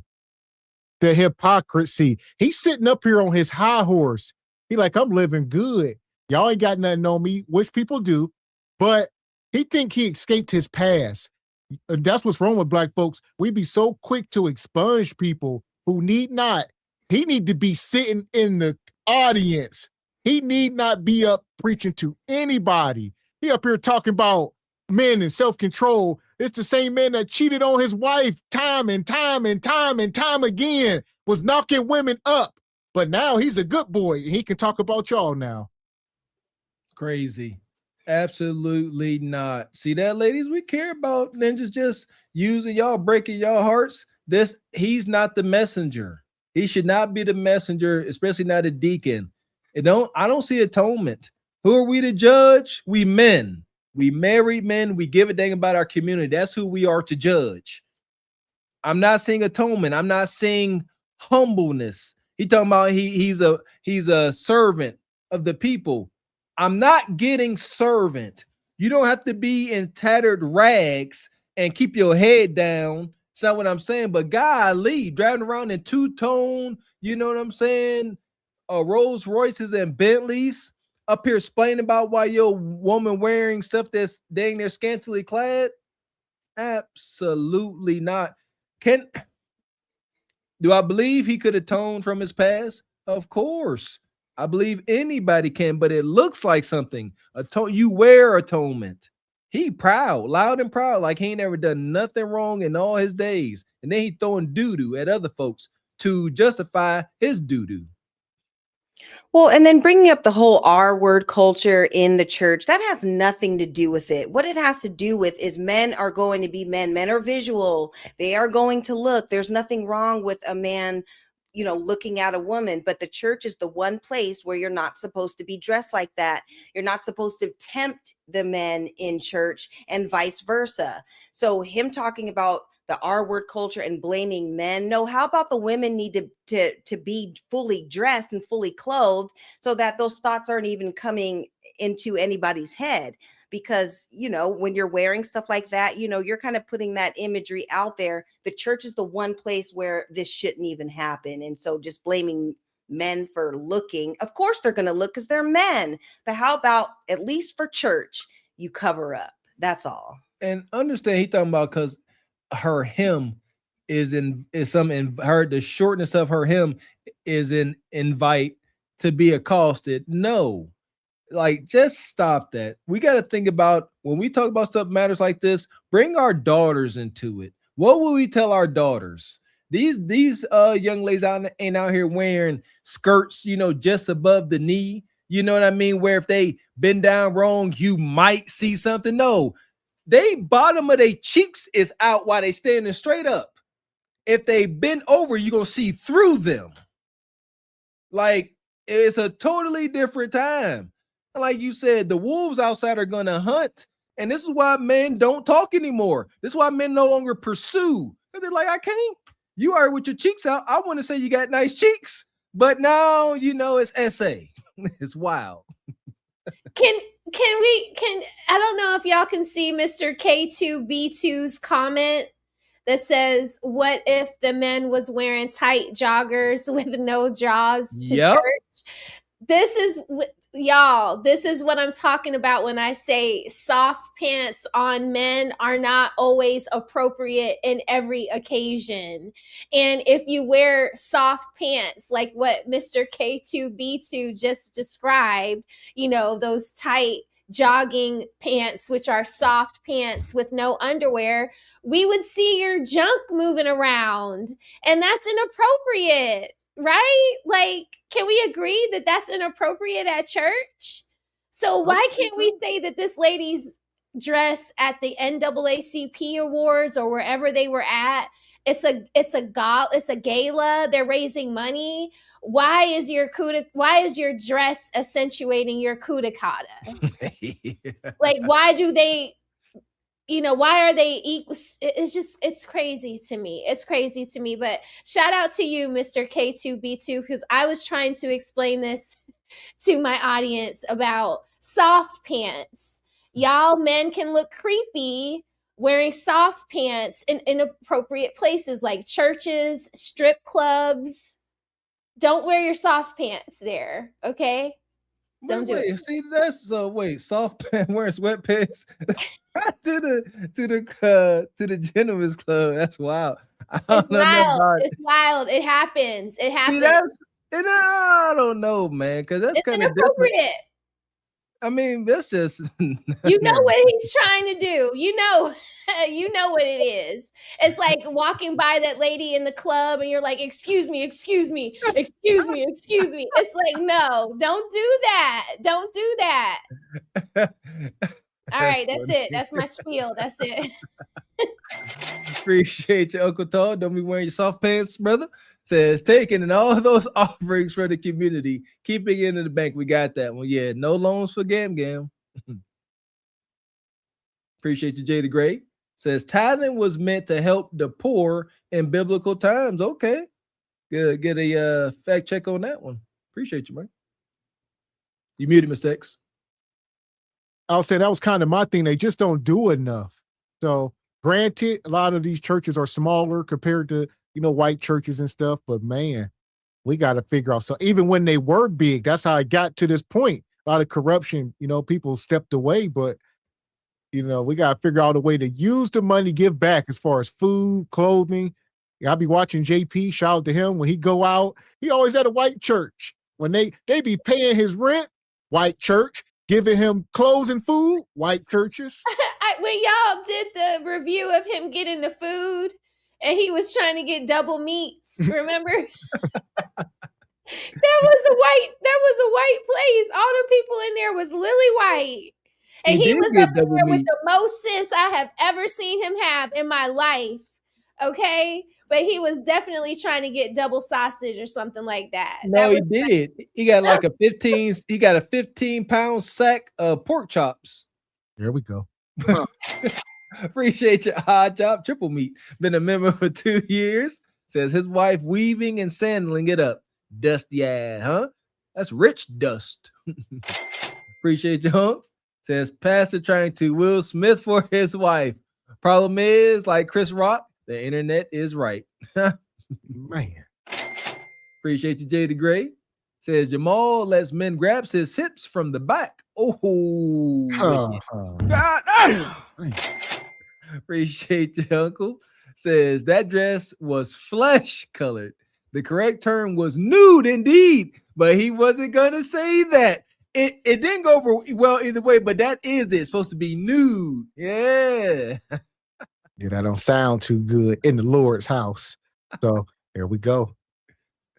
For brothers in tight pants, no correction for brothers who got their shirts unbuttoned all the way to their belly button.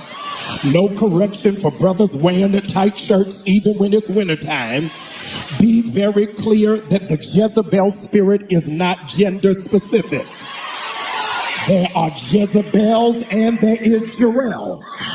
Hey, so I wanted to give my opinion on Jamal Bryant's wife and the. And I'm gonna let her go, but yeah, the net. What he's basically saying, unless you are perfect, shut up. Literally, I don't care what you do. If you don't wait, if you don't cross the street during the green light, shut up. All right. If you don't chew your food 32 times before you swallow, shut up. Like he covering all bases. Yeah, leave my wife alone. He's saying he's trying to invoke to each his own. Who am I to judge? That's what this is. My goodness, he said there's male Jezebels. He said there's Jezebels. He was talking about you. He was talking about you with them tight shirts on, Mr. Walker. My shirt, for what my shirt say? He's jealous. He's jealous. He's jealous of him. He's jealous of him. He said Jezebel and Jarrell. Jarrell. So. He should have said Jezebel and Jamal. You ninja. You the man. Yeah. There are Jezebels and there is Jarrell. Hey, so I wanted to give my opinion on Jamal Bryant's wife and the dress that she wore. I guess they were going to some sort of event and she had on like a flesh tone fitted dress, very seductive. Her body looked amazing. She looked beautiful in it. But, you got to remember, people were saying, oh, well, she shouldn't have wore that dress. She's the first lady, blah, blah, blah. These are worldly Christians. They're not Christ followers. They do not follow after Christ, because you follow after Christ, you follow after his ways. So that's not what they are. They're just worldly, and that's exactly what they do. And that's why he got up there, he preached and said, I picked out the dress, the flesh tone. You must ain't never been nowhere nice where you got to dress naked. I had the last part on that. But that's basically what he was saying. You never been anywhere nice, so that's how you don't know how to dress and blah, blah, blah. And here's the thing. I know some people that are so-called followers of Christ, and they say, oh, this is sexy to wear to church, or this. I mean, people, they do it all the time. They post videos, they say, oh, this is sexy. I'm going to church, and then they'll post something that's sexy or attractive. I feel like, and I understand if people want to dress like that. I understand if people feel the need to dress like that, if they feel like, oh, I'm going somewhere with my husband, blah, blah, blah. But the Bible says to whom much is given, much is required. And if you are a, pastor or something like that, it's not even just being a pastor, just being a follower of Christ. There's a level of holiness that you need to at least try to maintain. The Bible says, let not your good be evil spoken of. So even in that light, you don't want something that you're doing to be fun, or you're just having a good time and people speak evil of it. The Bible says that you're responsible for that.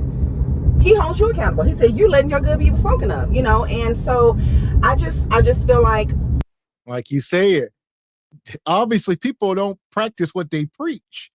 Like she said, they are not Christians or whatever. They are followers, or you know what I mean? I guess there's so many levels to this.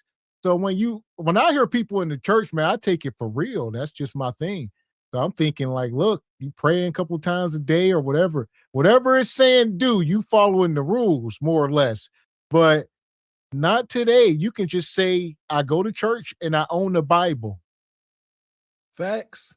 Most Bibles I knew in the households I was in, they was just collecting dust. And they go to church, maybe 1 to 2 Sundays a month, if you're lucky. Every day they'll go to church, every Easter, Christmas, and there you go. Holy, sanctified, filled with the Holy Ghost pride, they say. All that. I mean, because all the knowledge is in the book. Everything from what you're putting into your body, like all this. Like, there's no way y'all are Christians. There's no way you read this book and you taking in this knowledge and you are living the complete opposite. I've been realized that. You know, I do not identify as a Christian. However, from how that book say, I represent and respect, you know, the sacrifice of Jesus more than folks that claim to be Christian. Like, what are y'all doing? They sit there, they will simply read things and then switch the words and interpret to a way that fits their life, just how Dr. Jamal, you know, just how he did. Y'all worried about me, and he didn't even use scripture to justify what he did. He used sin. He used other folks' sin to justify his madness. I'm over it. And that's why I only like the Old Testament, because it was raw, straight to the truth. Wasn't that to interpret? Eye for an eye, tooth for a tooth. Interpret that a different way if you want to. Go ahead. God dang it. I'm triggered. I'm done.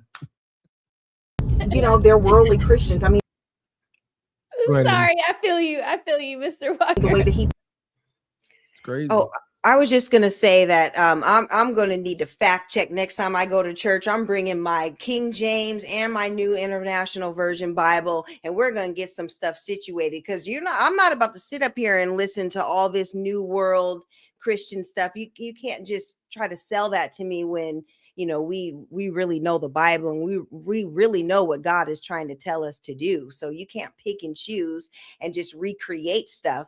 And the thing about it is, if you don't know the Bible or whatever, then you're thinking that this is okay if you don't know no better. That's the biggest problem with it.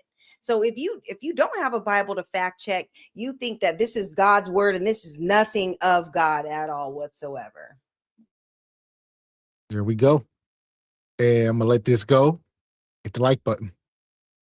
preaches is worldly. He's probably one of those pastors that play worldly music in the church, but some people really don't have a problem with that. Like if you talk to people that you say, oh, I go to church, well, I was baptized with my grandmama, she went to church all the time. That's how I know if somebody know the Lord or not. If you talking to somebody, especially like if you talking to a dude and he says like, oh yeah, Jesus is my homeboy. I had one guy say that to me and I was like, hey, yo, what? Because see, these people don't know him as their Lord and Savior. He's not their Savior to them. He is not Lord. He is not King. He is not their master over their life. He does not dictate how they live their life. Their life is dictated by what they want to do, and they just sprinkle Jesus on top like some seasoning. That's exactly what this is. So that's the reason why these people operate this way, because they are only Christians. So when I hear people say, oh, I'm a Christian, I'm like, that's why I say, are you a Christ follower? Or if they say that they're a Christian, they'll say, oh, my grandmama was raised in the church, and my grandmama and I was raised Catholic. They love to say that. I'm like, baby, that has nothing to do with your relationship today. Going to do about him.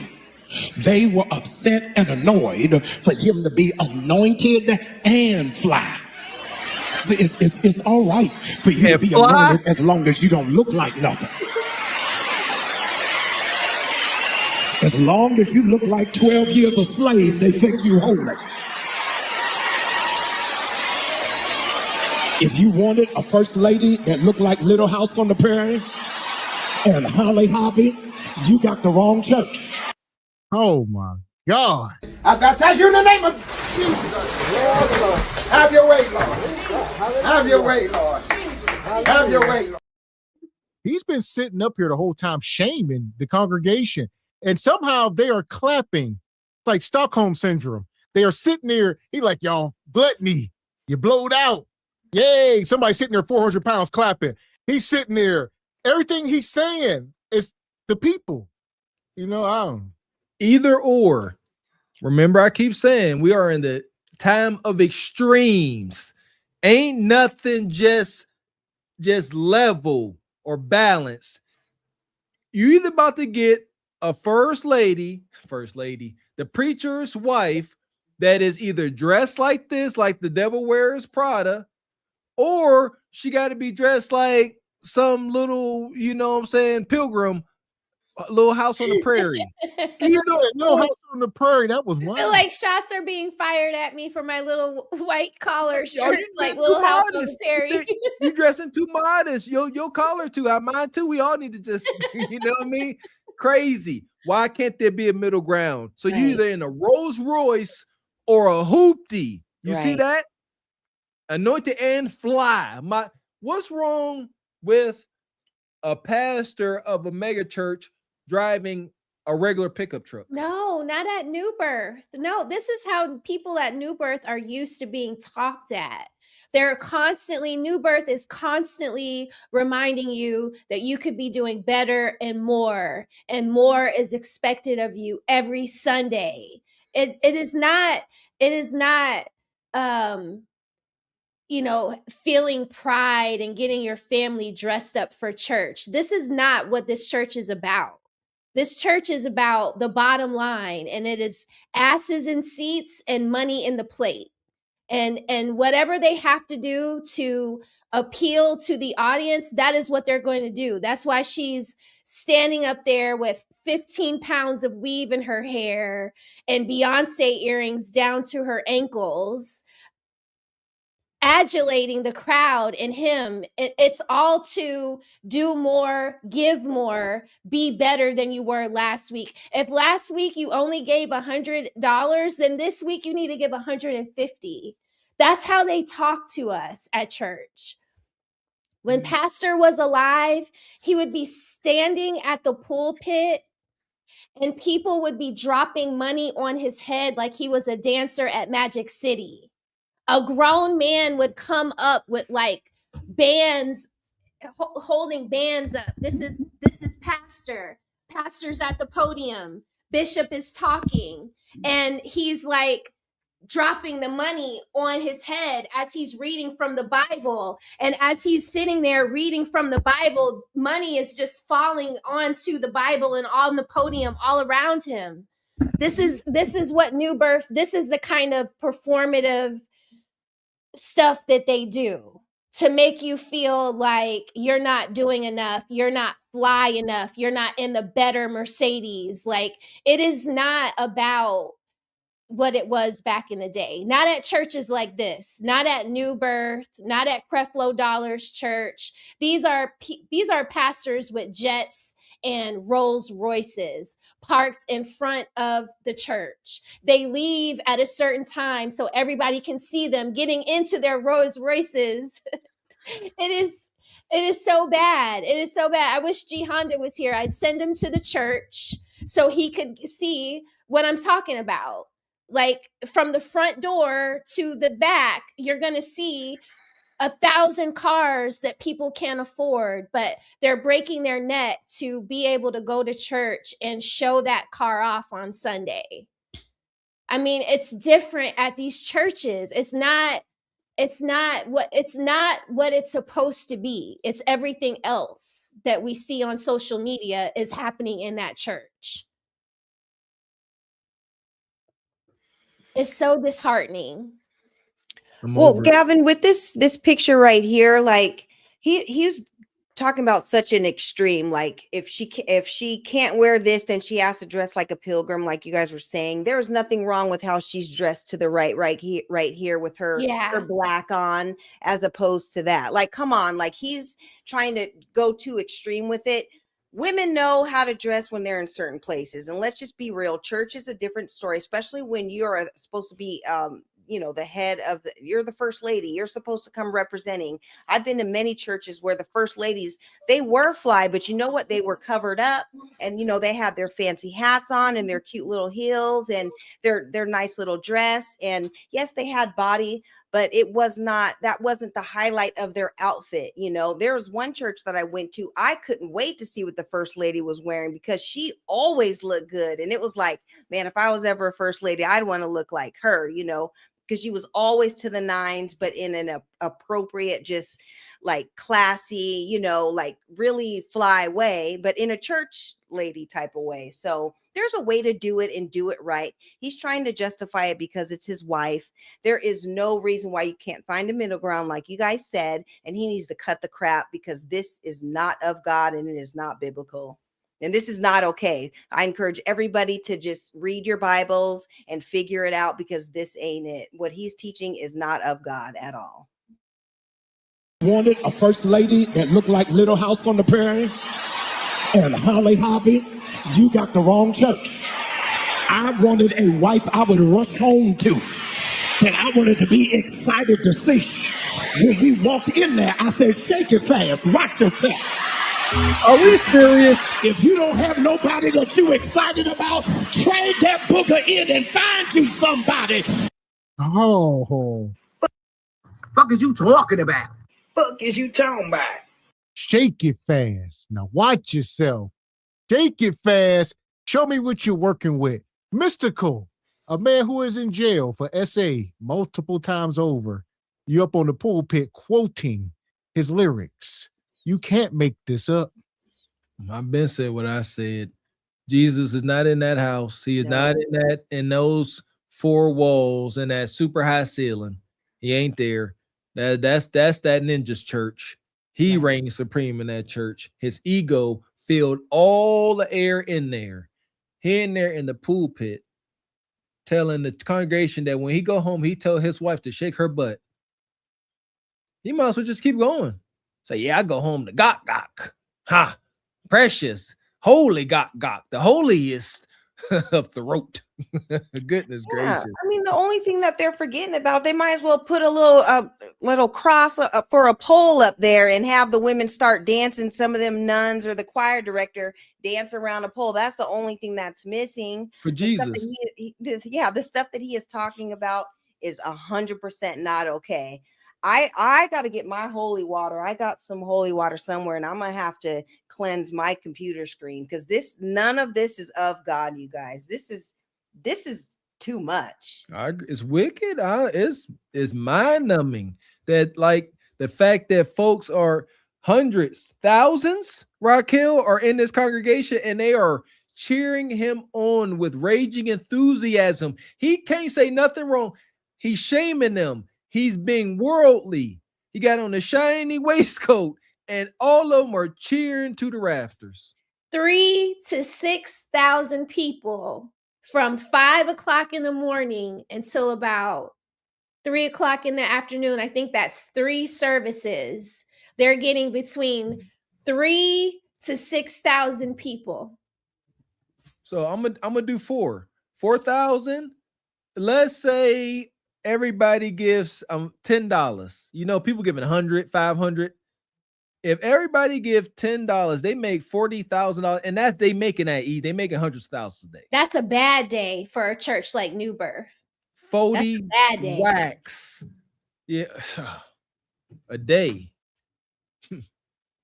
Yeah, don't forget all the little programs that they have. The basketball program for your son. You know, they got tutoring up there too. You know, like it's a whole thing, man. It's a whole thing. I was gonna say they got some more stuff. Wait till we get to this last bombshell. Hit the like button. To be excited to see. When we walked in there, I said, shake it fast, watch yourself. If you don't have nobody that you excited about, trade that booger in and find you somebody that Negroes can talk about. How did you bag that? I've been a public servant my whole life. I don't mind, nor am I offended, nor am I moved if you talk about me. Have at it. But you ain't gonna talk about my wife. Y'all ain't saying nothing to me. The same way you respect me, you're gonna have to respect her. And if you don't respect her, find you somewhere else to go. And here's the deal. So this is how they show up to church. Following. She coming all red. What is that? The blood of Jesus? So she come to church in the blood of Jesus as if she's been cleansed. All right. And now y'all need to shut the hell up. And she sent her husband up there. Execute Order 66. She's standing back there, all modest now.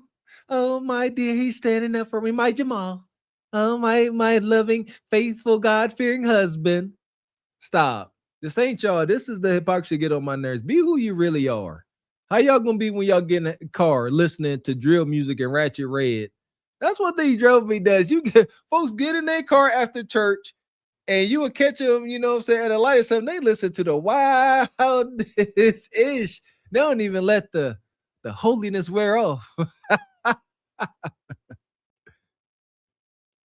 Maya Angelou, in her poem Phenomenal Woman, said, It's the reach of my arms, the span of my hips, the stride of my step, the curl of my lips. I'm a woman, phenomenal woman.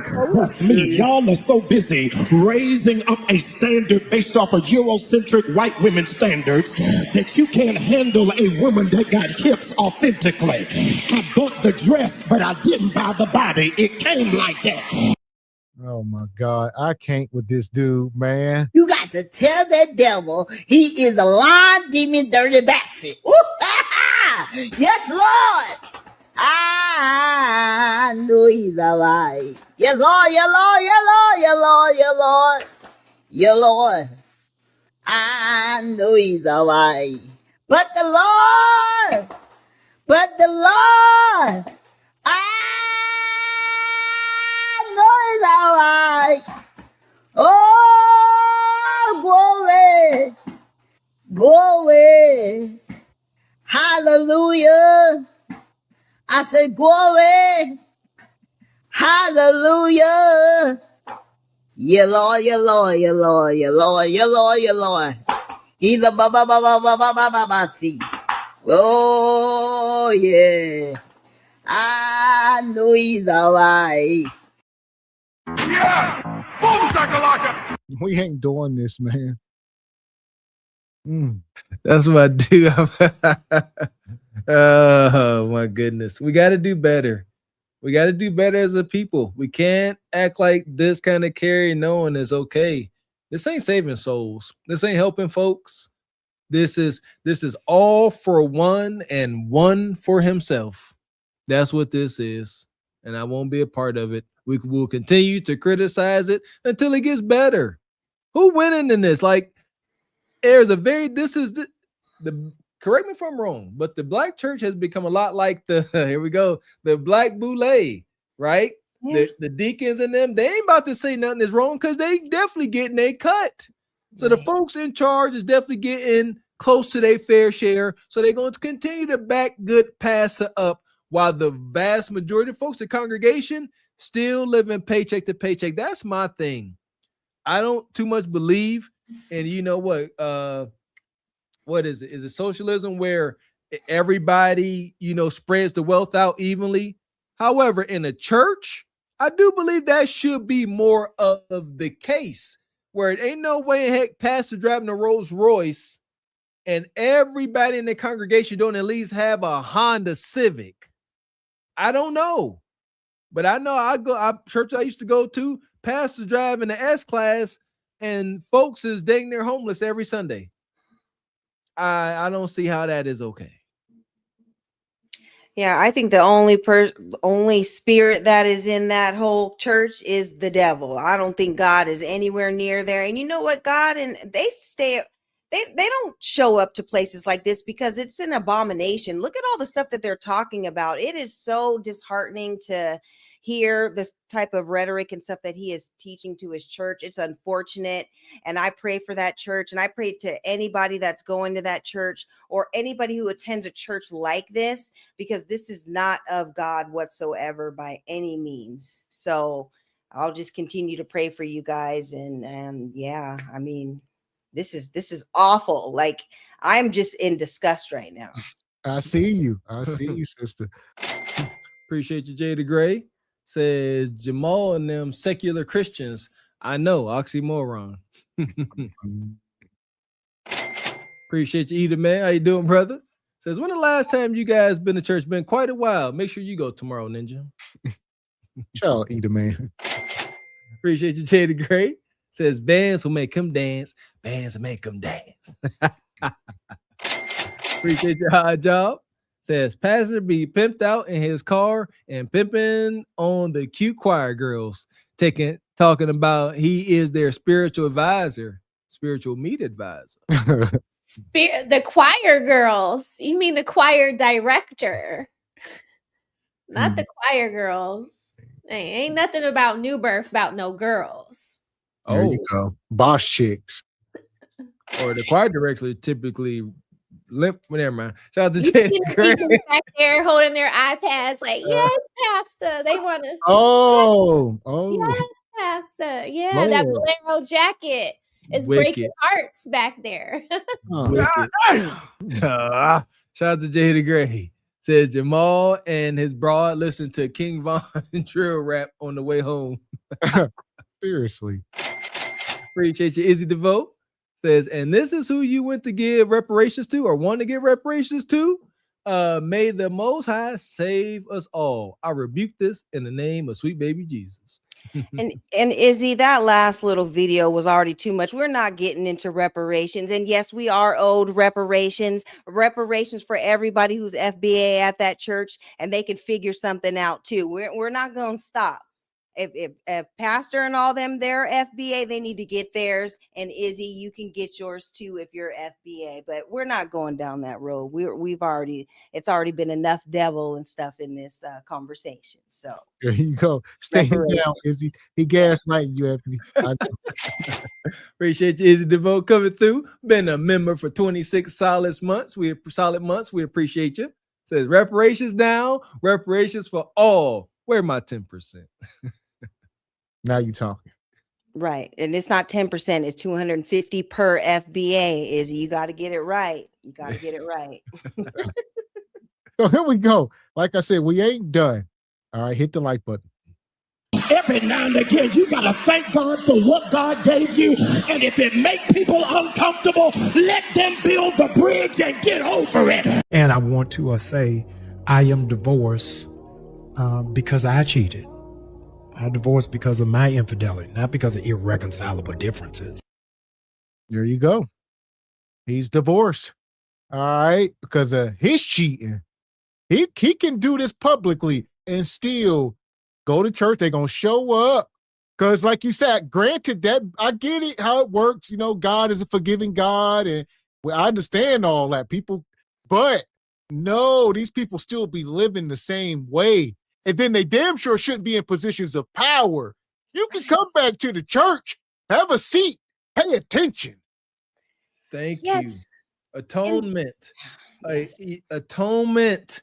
You got to look, you should be able to look at this, man. You want to be a pastor, you're up on the pedestal. Folks should be able to look at you and see the atonement in your humble demeanor. Not you up there shaming folks, telling their wives is boogers. It's over. There is zero atonement. And you cheated as a pastor, as a man that's supposed to be a leader of a flock. You're supposed to be their best worldly example. And you cheated time and time and time again. Whatever. I don't know. And there was once a time in the church, I don't know where it's at now, but there was a time where if you did something, that was dishonorable or whatever, you stepped down, or the church made you step down for a certain period of time. You weren't going to be able to preach or get up there and direct the choir or teach the children's church or whatever if you were doing stuff that wasn't of a person of leadership, because you took an oath to do that. So the fact that he was able to step down and still be leading all these people, I'm not saying that you can't sin or whatever, but when you're in a leadership position, you're supposed to be doing a little bit better. And there needs to be some accountability there, because it's not. And if you're kind of just teaching this degenerate behavior still, like, look at all the stuff that he's talking about now. I know he's remarried and everything, but this is what you're teaching your congregation, and this is not okay at all. So let y'all hear that again. I am divorced because I cheated. I divorced because of my infidelity, not because of irreconcilable differences. I say to my cousin Jamal Bryant, 2 weeks ago he went to a homosexual church, jam-packed. And he said he come to apologize in behalf of all black preachers, my Lord, who spoke against homosexuality. Get him, Gino. And he come to apologize for them because they were wrong in what they said, and he know it hurt them. So Jamal, you ain't apologizing for me. No. Anytime a preacher, that's right, will apologize to the homosexual community, he's telling you God is a liar. That's right. Man. Yeah. Boom, the good pastor Jamal Bryant went to that homosexual church He sat there with his legs crossed like a lady, and he said, I apologize for all black preachers. We had y'all misunderstood. They don't understand y'all. They are wrong. And I'm going to apologize on behalf of all of them. And we're going to accept y'all because y'all are brothers. And them zesty folks was in there clapping, and they handed him a check at the end, and he got in his Rolls Royce and drove off. Join another religion because it's idiotic. Huh? Plain as day. What is it in? It's in one of the first books, and it's in plain English. I don't care what rendition you got.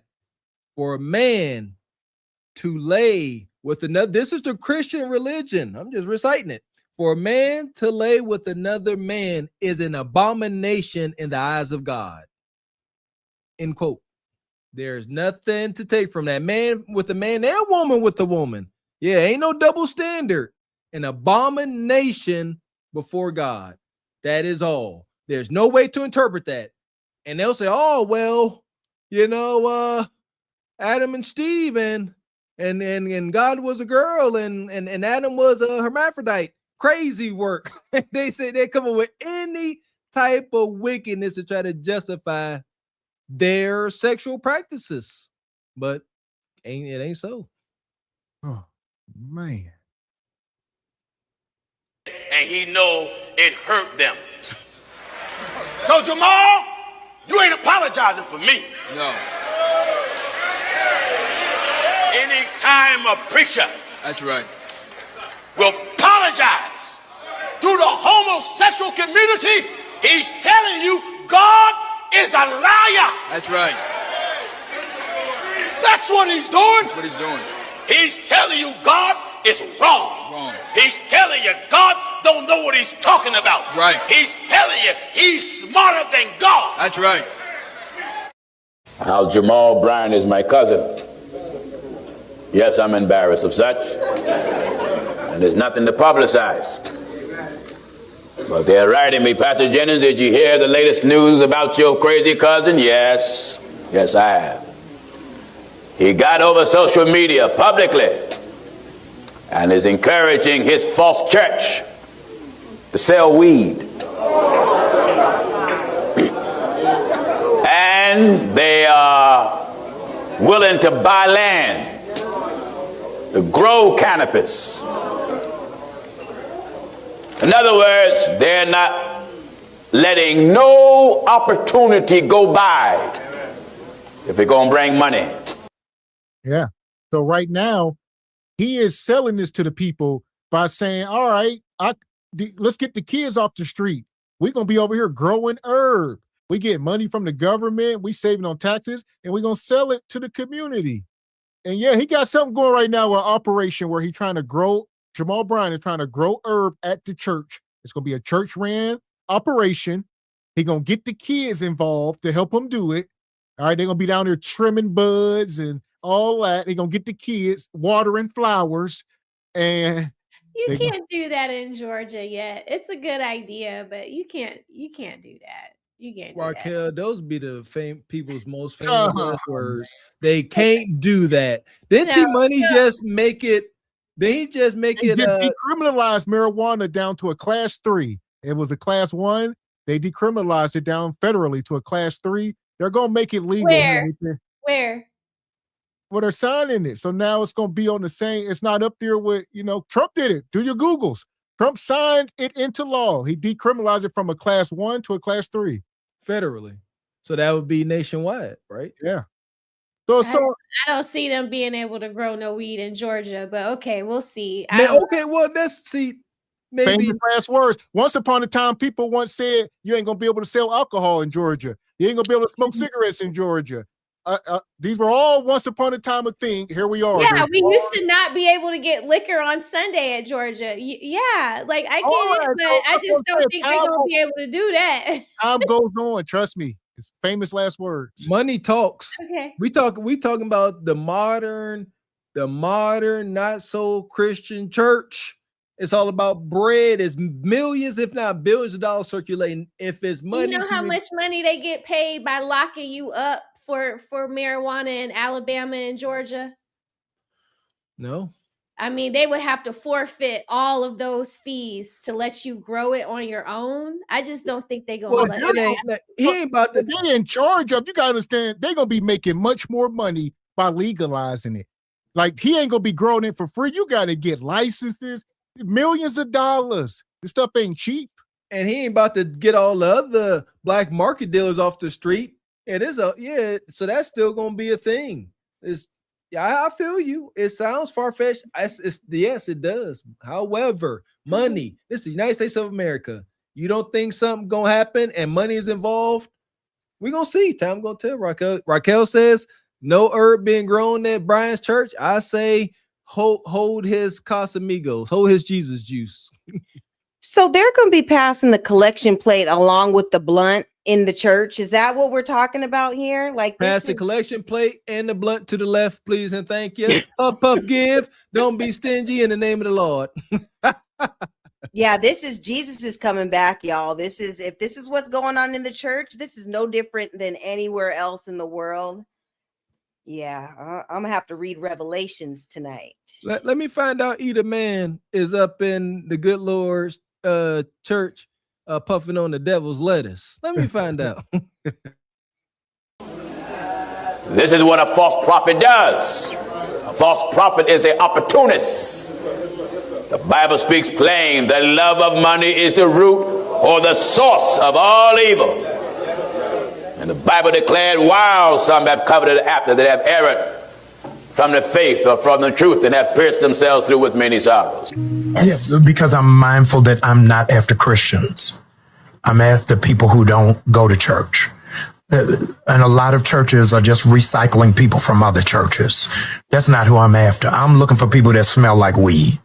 I'm at a place, Rashawn. Really is New Birth is the largest land-owning black church in America. Wow. And so my position to my deacons is, why aren't we not raising cannabis? I'll be able to bring in black males. They're able to do it legally. And that's another thing. It may not be in Georgia, Raquel. He said largest landowner in America. We don't know where they done bought property at. In Colorado, California, who knows where they're going to set Washington. up. Yeah, anywhere, any state where it's legal. So don't know what these people up to. You know, they don't understand the chess game that is happening here. Ain't no way in heck, this is my theory, there ain't no way in heck the conqueror is going to allow Jamal Bryant and his congregation to just be buying up all this land without intent on reclaiming it at some point. And it don't work like that. That's why they let these guys do this. They say, go ahead, do what you're going to do. And they'll keep turning a blind eye, keep doing wonky stuff. And then they'll come in and clean house, reclaim all that land that this non-profit organization done purchased, and it's over. This does not ever pan out well when you're dealing with corrupt folks. You're doing something strange for some change, they're going to come get that back. I know it. Right. And one thing that he did say that was right is about going in and bringing the sinners into the church. But once they get into the church, you're supposed to show them something different. You're supposed to show them a different type of life. If you're acting just as they did when they were on the streets, there's no difference. Like you're not giving anyone an incentive to go to church if you're doing the same things inside church that people do outside of church. Well, And you're I learning. agree with that. They're going to teach you how to grow herb. They're going to be in there making moonshine. He's going to teach you how to whip up crack. What's next? Hell. See, you can't be doing that in the church. We could do that in Mr. Walker's boom room. Huh? Yeah, see, we ain't no church. You supposed to be the Lord's house. Yeah, let us sinners, you know what I'm saying, do our thing. He taking our business place. So the church is the new bando, basically, down there in Atlanta. Is the new bando? That's just what it is. The boom room, the shagging shack. Really is New Birth is the largest land-owning black church in America. Wow. And so my position to my deacons is, why aren't we not raising cannabis? I'll be able to bring in black males. They're able to do it legally. I'm teaching them farming. Oh my God. I'm helping them to enhance the ecosystem. This is the kind of conversation. So if the guy, black boy in Bankhead, he sound like me, and I ain't the head of no damn church. All right, sound good, but I ain't the head of a church. That's something I'm gonna do. Teach the boys how to farm. All right, because it is farming, right? Ecosystem sounds good. That's what I would do. But like I said, I'm not holier than thou. I ain't running no damn church. None of that. So I don't even know how he gets away with this. Wait, I see me in him. All right. I see the corruption in your eyes. You're like a young Gavin X. Ambitious. That's what we know who we looking at. We know the spirit within this little sawed-off vessel that is this ninja here, Jamal Bryant. Hey, he a businessman. He's an opportunist. Plain and simple. Being an opportunist and a capitalist and the church, that cannot go hand in hand. Can't. It does, but it ain't working. Souls aren't being saved. Progress isn't being made. Folks ain't moving forward. Financial independence ain't being taught. We are not moving the ball forward. Folks are becoming more and more downtrodden, if you ask me. Folks is losing more, but the passes car gets bigger and shinier.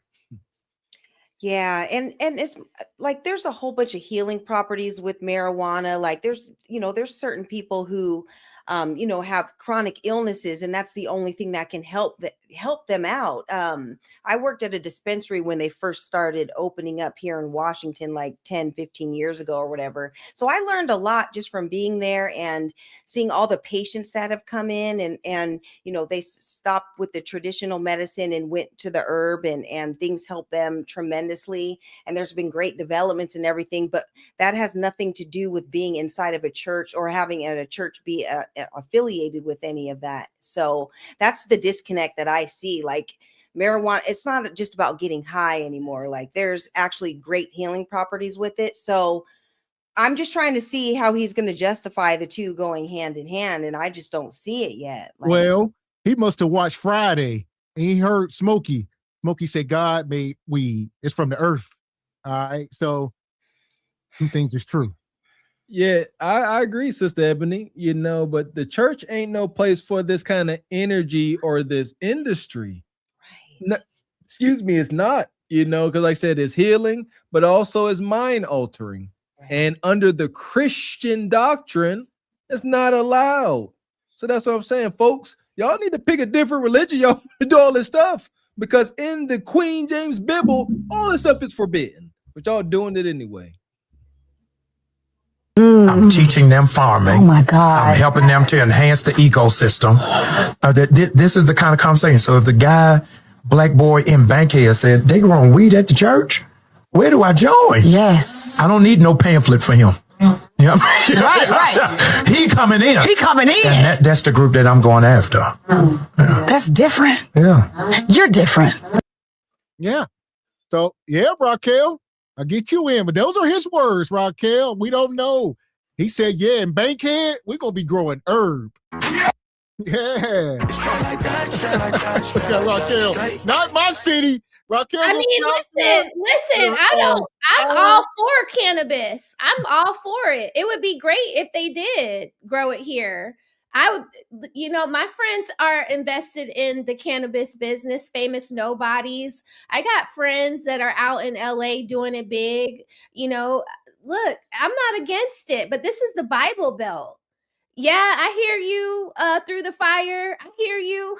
That's a very low grade of THC that they're letting flow through the channels here in Georgia. But to say that they're going to let people like Pastor Jamal Bryant grow marijuana at a church anywhere here in Georgia, like this, Georgia is close to Tennessee, it's close to Alabama, it's close to Florida. This is the Bible Belt. What goes on in other more productive cities, we could talk about Washington. Washington is like a state of zombies. The one thing that Washington is known for is the druggies on the streets. That's not going to happen in a place like Alabama or Georgia. These are places that Georgia just turned blue, but Georgia is very red. Georgia is very red. I see that, like, I guess that's where we're going in the future.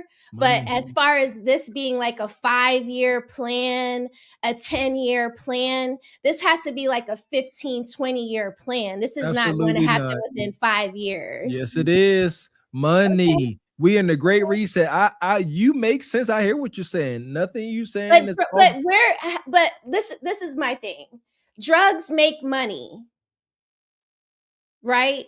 Yep.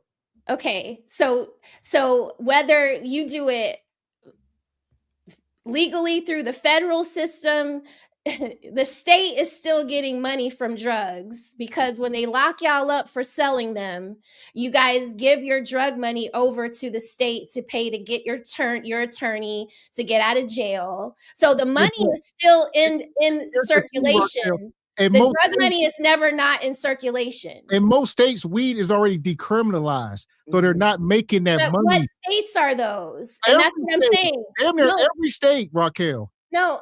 Yes. No, every state is not letting you sell marijuana. No, I'm not saying that. I'm saying it's decriminalized to the point where you're not getting locked up like back in the day for a joint or a nickel bag.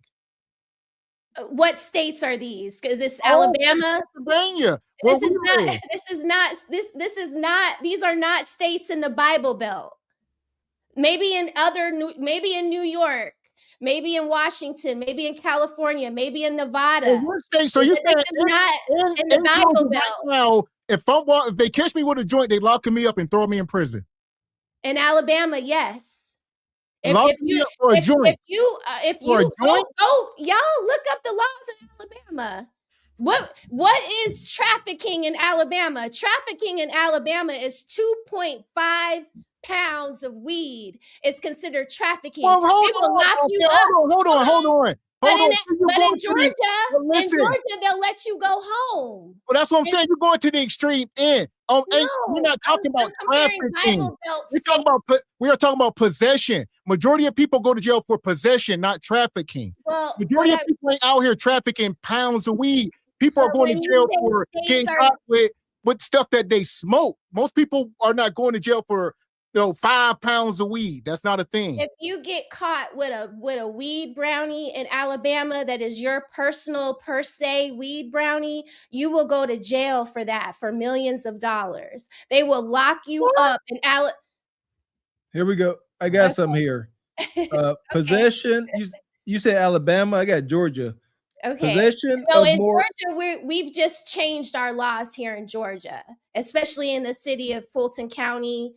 You're not going to go to jail for an ounce or a blunt or anything like that. But in Alabama, you will totally go to jail for weed brownies, for anything like that. They will lock you up and give you $1 million bail for that. Let me see. Here we go. Alabama. No, recreational marijuana is still illegal in Alabama, but the state has developed has a developing medical cannabis program. Key points. Still illegal, medical legal under the ACCA for specific conditions, low THC CBD legal but regulated. Yeah. Yes, that's still pretty much illegal. Y'all do whatever y'all want to do out there, but it ain't about the Bible Belt is different than liberal progressive states, and that's These states that allow weed and people to do weed, they have very bad problems with homelessness and druggies living on the street. So it's not something that states are just rushing to go and do, because they know that there's a lot of fuckery that comes with it. And states like the Bible, that's just like liquor. The thing is, a lot of these states were dealing with this stuff long before that. That's what I see what you're saying, but places like California and some of this stuff, marijuana didn't cause some of them issues. The issues been going on for a long time. It could be political, other issues, but it ain't like marijuana is causing the country to go to hell. That ain't it. Yeah, not at all. Yeah, but nevertheless, like I said, I knew what you were saying. The Bible Belt, they are more strict about a lot of things. The liquor and all that stuff. All that at the very same time. Alabama for sure. Yeah. But at the very same time, as this goes on, they're not. Something's going to have to change, you know. Nevertheless, he brought it up. Jamal Bryant brought up, you know, growing there. But nevertheless, you know, we'll see. Like you say, Trump, the federal level, they about to decriminalize it. So it's too much money to be made. You know what I mean? They losing out. They watching all these states, you know, break in the money. They say, hold on, we can legalize this on the federal level and take the whole cut. We're going to open up our own dispensaries. We're going to run it like we run the liquor stores and everything else. We going to run it. Y'all, we're going to put y'all out the game. I'll be all for it if Pastor Jamal names one of the strains God's Grass and a Jesus Pack. I like those names. So since you're going to do it and go all in with the strains, name one of those. I think that would be a good name. There you go. That's what y'all are going to do. I don't want to partake in any of it. I don't want no smoke. I don't even want to drive past that church. So yeah, I'm good. But nonetheless, yeah. So you notice laws in your state, like Mr. Walker said. Right. In Alabama, they do have a cannabis program legally on the books since 2021. But like Raquel said, you can be arrested. It ain't $1 million. But it says, you know, your first possession is a Class A misdemeanor, up to 1 year in jail, $6,000 fine, and you could lose your license. Yeah. So in these other states, do you guys not even can you guys not even have CBD? Because I take like my CBD gummies to help me sleep at night. Y'all don't have access to CBD gummies in these we got states? CBD. Yeah, that's everywhere. Yeah, the CBD, yeah. Not so much the THC. The THC was regulated. Yeah, CBD. Yeah, you can get that everywhere around here. Okay, everywhere. Good. Gas I like stations. those CBDs. It's good for you. It's good for you, actually. Mm-hmm. Yeah. I used to take the CBD gummies when I worked at the water authority. I used to be mellow as heck. They'd be stressing me out. They at the gas station. Go grab some from the gas station. Well, most of the places have decriminalized it down to like summary offenses. Like I was saying, back in the 90s, you get caught with a dime bag, they locking you up. Right. Nowadays, you know, they'll write you a ticket. You know, it's like public drunkenness. So in most states, like don't go to Alabama, like Raquel said, but in about 45 of the 50 states, you ain't gonna go to jail for a little bit of weed. There you go. Smoke responsibly. And travel responsibly, it sounds like, because you can bring your little chews or your, you know, little edibles or whatever to, it sounds like, certain states. Because I'm not going to be on $1 million bail. Y'all going to have to set up a serious GoFundMe if I bring my little edibles through Alabama. I'm going to need a GoFundMe. We're going to bust Ebony out. We got $1 million.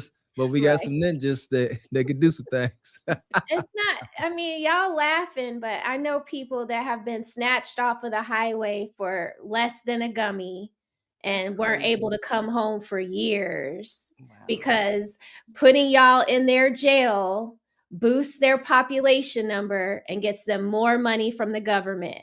And y'all be playing around like government's not important and I don't need to know anything about the government and then wonder why you can't get your brother out for 3 years. And why why they are having such a high bail for such a silly thing like a gummy. Like I'm not a hater. It's just shit that I've seen before. You know, I live in Georgia, so the states around me, I know about Tennessee. I know about Florida. I know about Alabama. As somebody was just mentioning, North Carolina. These are not places that you want to play around in. So you should definitely know the laws of these states before you pack a gummy or bring your Jesus pack in the car with you. Be careful. Facts. We hear you, Raquel. We ain't going against you. Be careful. Yes. No, I don't feel like y'all. It's not like everybody have fun. Do whatever you want to do. But we agree, Raquel. Don't say that I ever said that it's a green light. It's not a green light. It's not a green light. It's not a green. Don't go to Alabama or no Mississippi. Don't go nowhere in the Bible Belt with nothing but a piece of bubble gum. Understood. Otherwise, you may end up in jail for 100 years. I'm gonna take it seriously. I hear you. It could totally be a life, the movie situation. That's all I'm saying. I believe it. I believe it. I heat warnings. You only got to tell me something one time, and you said Alabama no go. Is it fine? I won't do a damn thing. I won't even go a mile over the speed limit. Easily done. That part. So only go to places. Do your research. Only go to places where you know you're good. I see. Listen to Raquel. Look at you now. She's like, okay, mom. I mean, okay. Yeah, you about These are my friends. out. These are my friends. And when I got to put money on your books because you done fucked around and found out, then it's like, I should have listened to you, mom. Yes, you should have. But okay, everybody's grown. Everybody's grown until I got to be a character witness for you in the courtroom. And then the judge is asking me if I got $1 million to get you out. And then I got to tell the judge, no, I don't, and the judge and the prosecutor and all them are just having a good old grand time in there while your lawyer is sweating bullets because he don't know how to be a lawyer in Alabama because that's a good old boys network. And even though he got the right color skin, he not in the good old boys network because he come from a big city. Like it's a lot of politics that goes along with these policies with these drugs. So that's why smart. That's why some of these states are the poor states. We talk about Alabama. Listen, and they will snatch you off the highway so they can make money off of you. Nobody planning on going to Alabama or Mississippi. A lot of these states she naming, half the people still think they're in slavery. So we must understand this is rough places. If they stuck in time, only come to New York in places where it's cool. And now that Mondani's running New York, you better be careful with that too. So yeah, we'll see about what's going on in New York in a couple of years, like how that's going to work with their socialism. They're setting a new standard in New York. So that's a city everybody should want to watch out for. You know what? If I had enough resources, I would move right into the middle of the Great Plains. It'd be 100 miles between me and anybody else. Yeah, I ain't got to worry about none of this bull job. I ain't going to hold you. Yeah. Where is that place where they have like the UFO that's what I'm talking about. Like right up in there. The Area 51. What is that place? Roswell? Roswell. Yeah. Yeah. Send me out there with the alien lovers for sure. Right on. Heck yeah.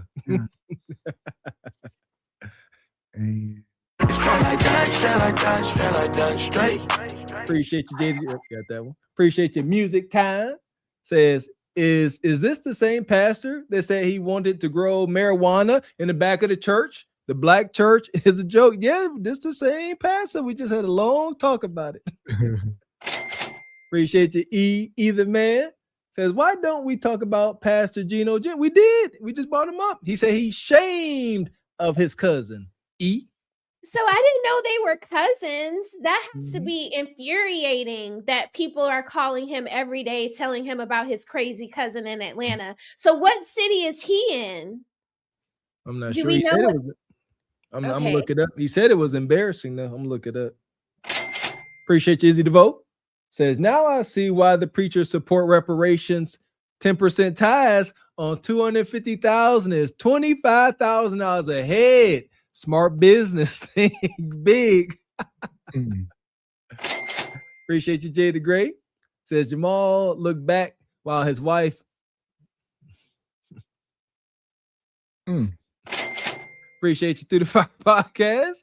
Says Mrs. Rose, be careful when you say won't when it comes to the government. They prescribe marijuana in the hospitals in Georgia. Georgia law has a low THC oil registry, allowing qualified patients to legally possess low THC cannabis. Yep, we looked it up. Appreciate you, Brother TJ. There you go. Appreciate you, Brother TJ. Says the Georgia Department of Public Health, the patient that receives a low THC oil registry card, which legally allows possession of low THC, growing is around the corner in Georgia. Growing is around the corner in Georgia. We shall see. Well, that's normally how it always starts. It's like baby steps. That was going on in PA, where, like I said, it was heavily illegal. You get caught with a joint, they beat you upside the head, you go into jail. Then they slowly start doing this, oils and CBDs. Now you got to have a medical card. There's dispensaries going up everywhere. So it's like literally every few years they take a couple steps and then they just go legalize it recreationally. Pastor Gino is in Pennsylvania. He in Philly. Oh, is he? Yeah, he's in Philly. I was just about to drop it in the back chat. Yeah. I might have to go make a trip. Will he let me in? Y'all should. Maybe they're just trying to like get ahead of the game, Pastor Bryant and everything, so that they can start growing and stuff. So it sounds like it's not going to only be just around the corner through the fire. It's going to be in the back of the church. So can you just go up anytime and just like let me get a 3.5? Like how are we doing this? Do I need to slide my tithe in with my package, my purchase too? Like, and for him to say that publicly, he clearly knows something we don't know. Right. I'm saying he said it publicly. Thank you. That's my biggest thing. And we got between 3,000 and 6,000 people coming during like a Sunday. They don't need to know. Only people here get served. Only the congregation can get some of this Jesus pack. But you know what? They're going to have the fire, after church dinners and stuff out. Like if you get your little sack or whatever, go downstairs and eat all the aunties cooking. Hey, that's going to make for a great Sunday. That's wild work. Appreciate you, brother TJ at Through the Fire Podcast. Says, I'm in Scarlet Red Bible Hub, home of Joyce Myers, Missouri. And 3 years ago, Missouri legalized marijuana. Georgia, Tennessee, Alabama, Florida will be next. Listen, every state's going to be federal, man. Hasn't happened yet. They'll definitely be the last of the however many right through the fire. So that's my point is that it hasn't happened yet. So until it happens, it's like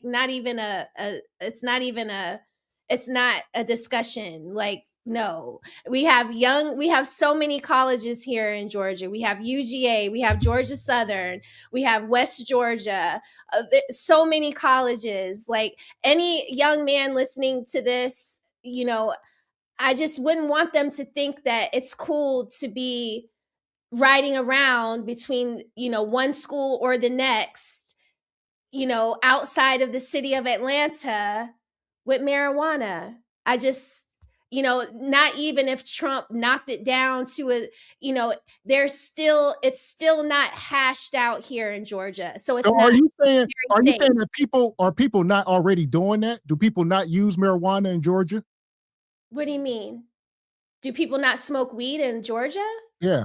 Yeah, people smoke weed all the time in Georgia. So what would be the difference? What are we talking about then? I don't want young men to think because it's been knocked down from one class to another class federally that it's safe to assume that they can be riding around with it in their cars or going from one place to the next with it. No, I wouldn't suggest that because you get comfortable doing that with Georgia State. Here's my pushback. Alcohol is legal. They drive drunk. So it's the same thing. It's up to us as parents to educate your kids. They're going to do whatever they want. I'm just speaking like a mom right now. Whether it's legal or not, they're going to do whatever they want. And alcohol is 3 times as bad. What I'm trying to say. So some of this. But it's also legal if you're 21 and up. Yeah, so alcohol is legal. Marijuana isn't legal. Let's say weed is legal. That's not going to be like, oh, weed is legal. We're going to be like, alcohol is already legal. It ain't that bad. Like the kids, what I'm saying is these kids, of course they driving drunk, but it is what it is. They ain't about to take alcohol off the shelves. Yeah, weed isn't off the shelf. It's still around. Right, it's not off the shelf. Right.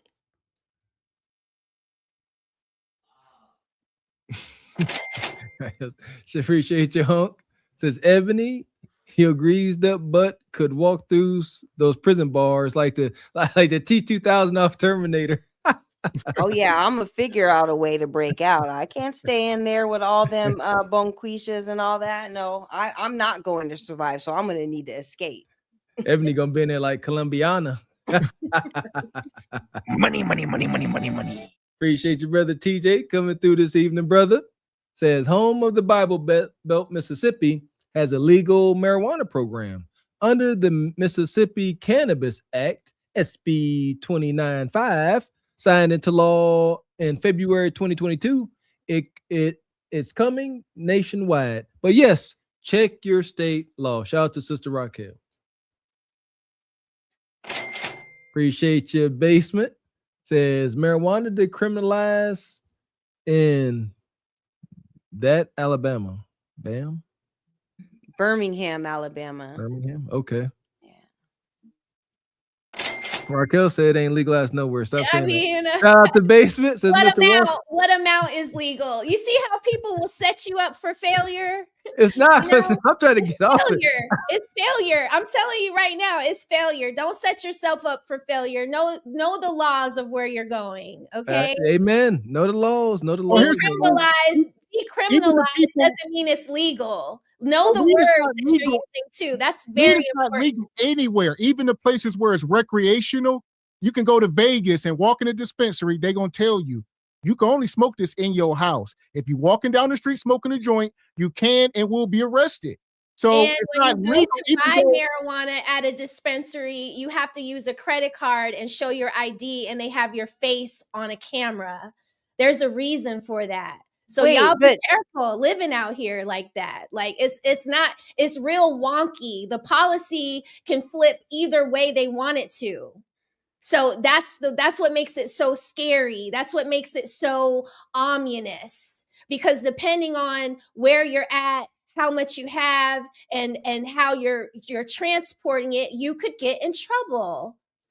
Yeah, I know up here it's cash only. You can't use credit card. Now they have an ATM inside if you need to get cash in out. Denver, if you go to a dispensary, you have to you're going to be on camera, and they walk you right up to the door and it says your face is on camera. You can't go to the cookie store in Denver and pay cash. No, you can't. Not in Denver, you can't. I never seen it in Vegas where you could use cash to buy marijuana from a dispensary. Yes. Yeah, you can. Yeah. I was just in New York. You can pay anywhere. You can use either. But well, in Denver, Colorado, we had to use a debit card. You had to show your face when you walked into the dispensary. They took your ID.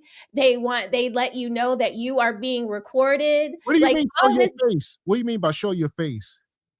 Like when you went into the places, the grow houses, where they were actually like showing you the process of them growing the marijuana. And if you went into a cookie store to buy something for yourself to smoke that night, it was a very big sign on the door that says you were being recorded. So it didn't feel like it's just free and have fun and everything is all good. No, it didn't feel like that. It felt very much like you were doing something illegal. And if you were caught with it outside of where you were supposed to have it, you could get in trouble. Yeah. That's fair. I believe you. I told you I ain't. It's like alcohol. Like I said, it's the same thing. You go in the liquor store, they're gonna have a sign up. And you ain't supposed to drink it while driving or walking in public, or you can be arrested. If you walk down the street with a bottle of vodka and the cops see you, they're going to lock you up. So it's the same thing. Raquel trying to scare us and her son straight. Shout out the basement. Says, Mr. Walker, go to Wyoming. That's in the middle of the Great Plains? I just might. Don't tempt me. Appreciate you, Jay Bourne. Says, ATL is full of fiery now. It's full of effery. I'm sorry, effery now. So it doesn't matter. That's why I was saying, in the land of the zest, I think the last thing we need to be worried about is marijuana. I don't know. Money. Shout out to High Job. Says Raquel, New York City is gonna be okay. We've survived Summer of Sam, the Bronx burning, the Crown Heights riots, 9/11, NYPD and the plungers. That's wild. Giuliani was wild. Bloomberg, de Blasio, and we will survive Mandami. We are built different. What they say, if you can survive New York City, you can survive anywhere. Y'all survived a lot. I just talked about New York today, Odd Job. I'm learning a lot about why New York is kind of like always the center of like politics conversation. I had no idea that the mayor of New York handles a $100+ billion that is bigger than any mayor of any major city in the country. Right. So I believe you, Odd Job. You guys are very different up there. For sure. Appreciate you, Jay Bourne. Says everybody is being recorded. They rolled another phase of facial recognition on 12/16/25. Not surprised. Have at it. Yeah. Big facts. So here we are. Nonetheless, we'd have made it through this another crazy show. We were up here talking about game over. From the streets to the church, everything is FUBAR. They about to be selling herb in the churches. Stay tuned. It's time for the great reset. What are we resetting to, though, huh? It's kind of like what's the saying when you work at a place and you don't like your current boss? I can't wait for this fool to get fired. You don't know if the next boss is going to be any better. See that? So what are we reset to? Is things going to get better? We can hope. Are things going to get worse? We should prepare. We shall see. That part. So what you got, Ebony? What's your final take? I think all the topics that we discussed tonight were really great. I really don't remember what we talked about before this Pastor Brian thing, because that really just boggled my mind. Like, I'm trying to think about it, but yeah, that was wild. We all just need to stay prayed up, get under some real instruction, whether it be God or a man or whatever, because the world is very wonky. And oh yeah, we talked about the women kind of dating later on in life and stuff, and just show women that, you know, it's important to prioritize relationships and stuff. That's not something that was told to our generation. You know, we were told to get to a bag and the man will just come and stuff like that. You can prioritize your career and all that, but just know that you need to also prioritize a relationship, a marriage, or something at that. You know, it's equally as important. Actually, I think it's more important, because you are investing in your future, in your life. The careers can change, the jobs can change, but your relationship is something that's going to be permanent. So it's something to definitely, you know, put into a priority. So yeah, it was another great Saturday, and we touched on a whole lot. I feel like that we did that, like that exorcism of somebody, and I feel like that, like I need to just douse in holy water and just cleanse and just get refreshed, because there was a lot that went on today. But yeah, it was a great show. I enjoyed myself. Thanks for having me too. Appreciate you. Get your sage out and go ahead and cleanse. And what you got, Raquel?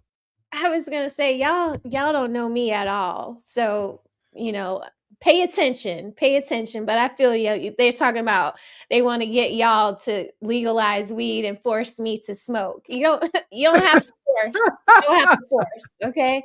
But no, from the streets to the church. So tonight we had the lady that was beating up the YT man. Right? We had her. That was the streets. Yep. Somebody needs to drag her ass into church and have her plowing the land to grow the weed and smoking it, because she was out of control. Okay. That breathing, it scared me. It sounded like Vecna from Stranger Things. You know what I mean? Like out of control. Thank you, Be Honest. I mean, listen, okay, I have a 15-year-old. We're trying to get to Georgia Tech. I don't want no problems. I don't want no smoke. I don't want nothing bad on the resume. So that's where I'm at right now. I'm sorry, y'all. But no, Pastor Jamal Bryant, from the lady to him, all FUBAR, I agree. You know, if you know, it's a lot of developing going on here in Atlanta, on the east side especially. So Gavin, if I see bulldozers in the back of that church, or all of a sudden they start clearing the trees on the side that gets the most light, I will definitely keep y'all posted and let y'all know that the cannabis is coming. It's on its way. But you know, I don't think that people like Pastor Jamal Bryant would be as gracious to share that wealth with people. I think that what he's going to do, if that ever does become legal here in Georgia, I think that he would definitely find a way to keep the church out of it so that he could keep the money you know? So although it sounds good, I don't really think he would apply it in that way. I think it's just another way for him to use the church to make more money for himself, for his family, which is typically what people in the cannabis industry do. It's very cutthroat. It's very secular. They don't really want to let a lot of people in, and I can't see him getting a permit like that and then each one teach one and bringing more and more people on. Like, I don't see it like that. I think that he would find a way to privatize it for himself. Yeah, so that's my take on it tonight, and thanks for having me. And yeah, I can't wait for tomorrow. 8:00. Always awesome having you, sister. Hangover. Love your passion and enthusiasm, and we promise we're gonna heed your warning. Don't worry. So we appreciate y'all coming up here tonight. Good night, ladies. Good night. Make sure y'all go over and subscribe to Raquel's channel. Her link is in the chat. Also, shout out to Mark Kendall. Good to see you. Says, after tonight's conversation, I'm never smoking again. Appreciate you, Hunk. Says, before you close, Mr. Walker, can you see if you got any Jordan 1s in the back, size 15, Foot Locker? Looking at, I work at Foot Locker. I can't stand y'all. God, Uncle Tall come through sponsoring the show. Yeah, this was a long, crazy night. Like y'all see, from the streets to the church, everything is FUBAR. It's getting crazy.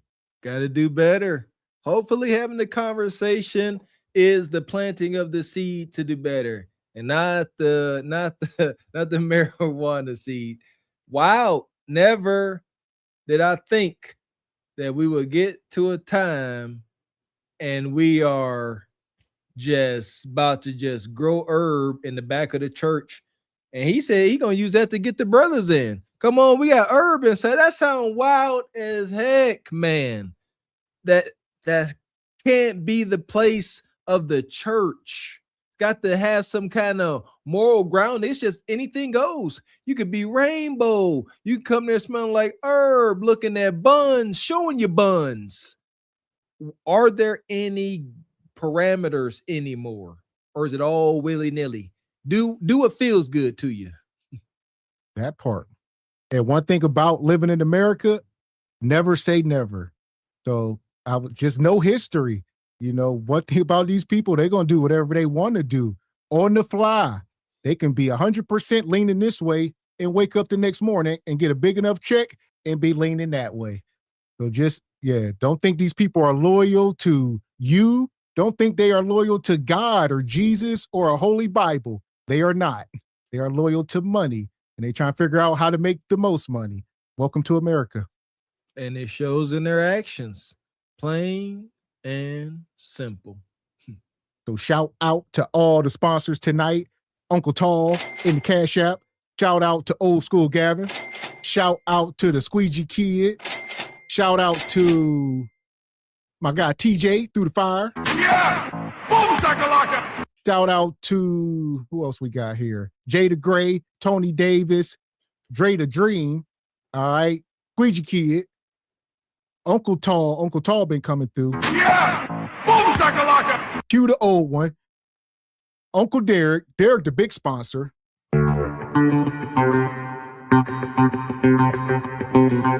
Shout out to Triple X. Shout out to Millennial Galore, G Honda, Richa Media, Mr. Gino, Notorious NIG, the whole SBC, Carpet for the Horse Nation, everybody gifted memberships. Shout out to Brother Ray and 28 Randall. Y'all came through tonight. Frederick Howard. Yeah! Boom, shakalaka!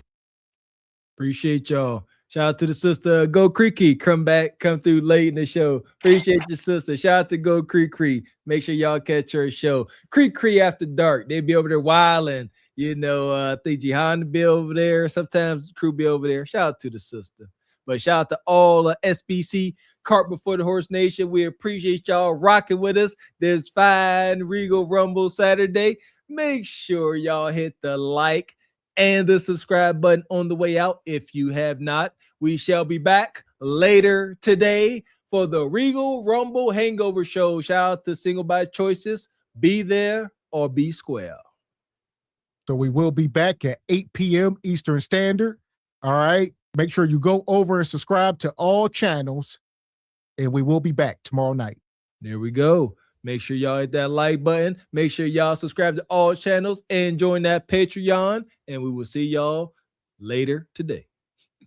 So until then, I'm Gavin X. I am Mr. Walker.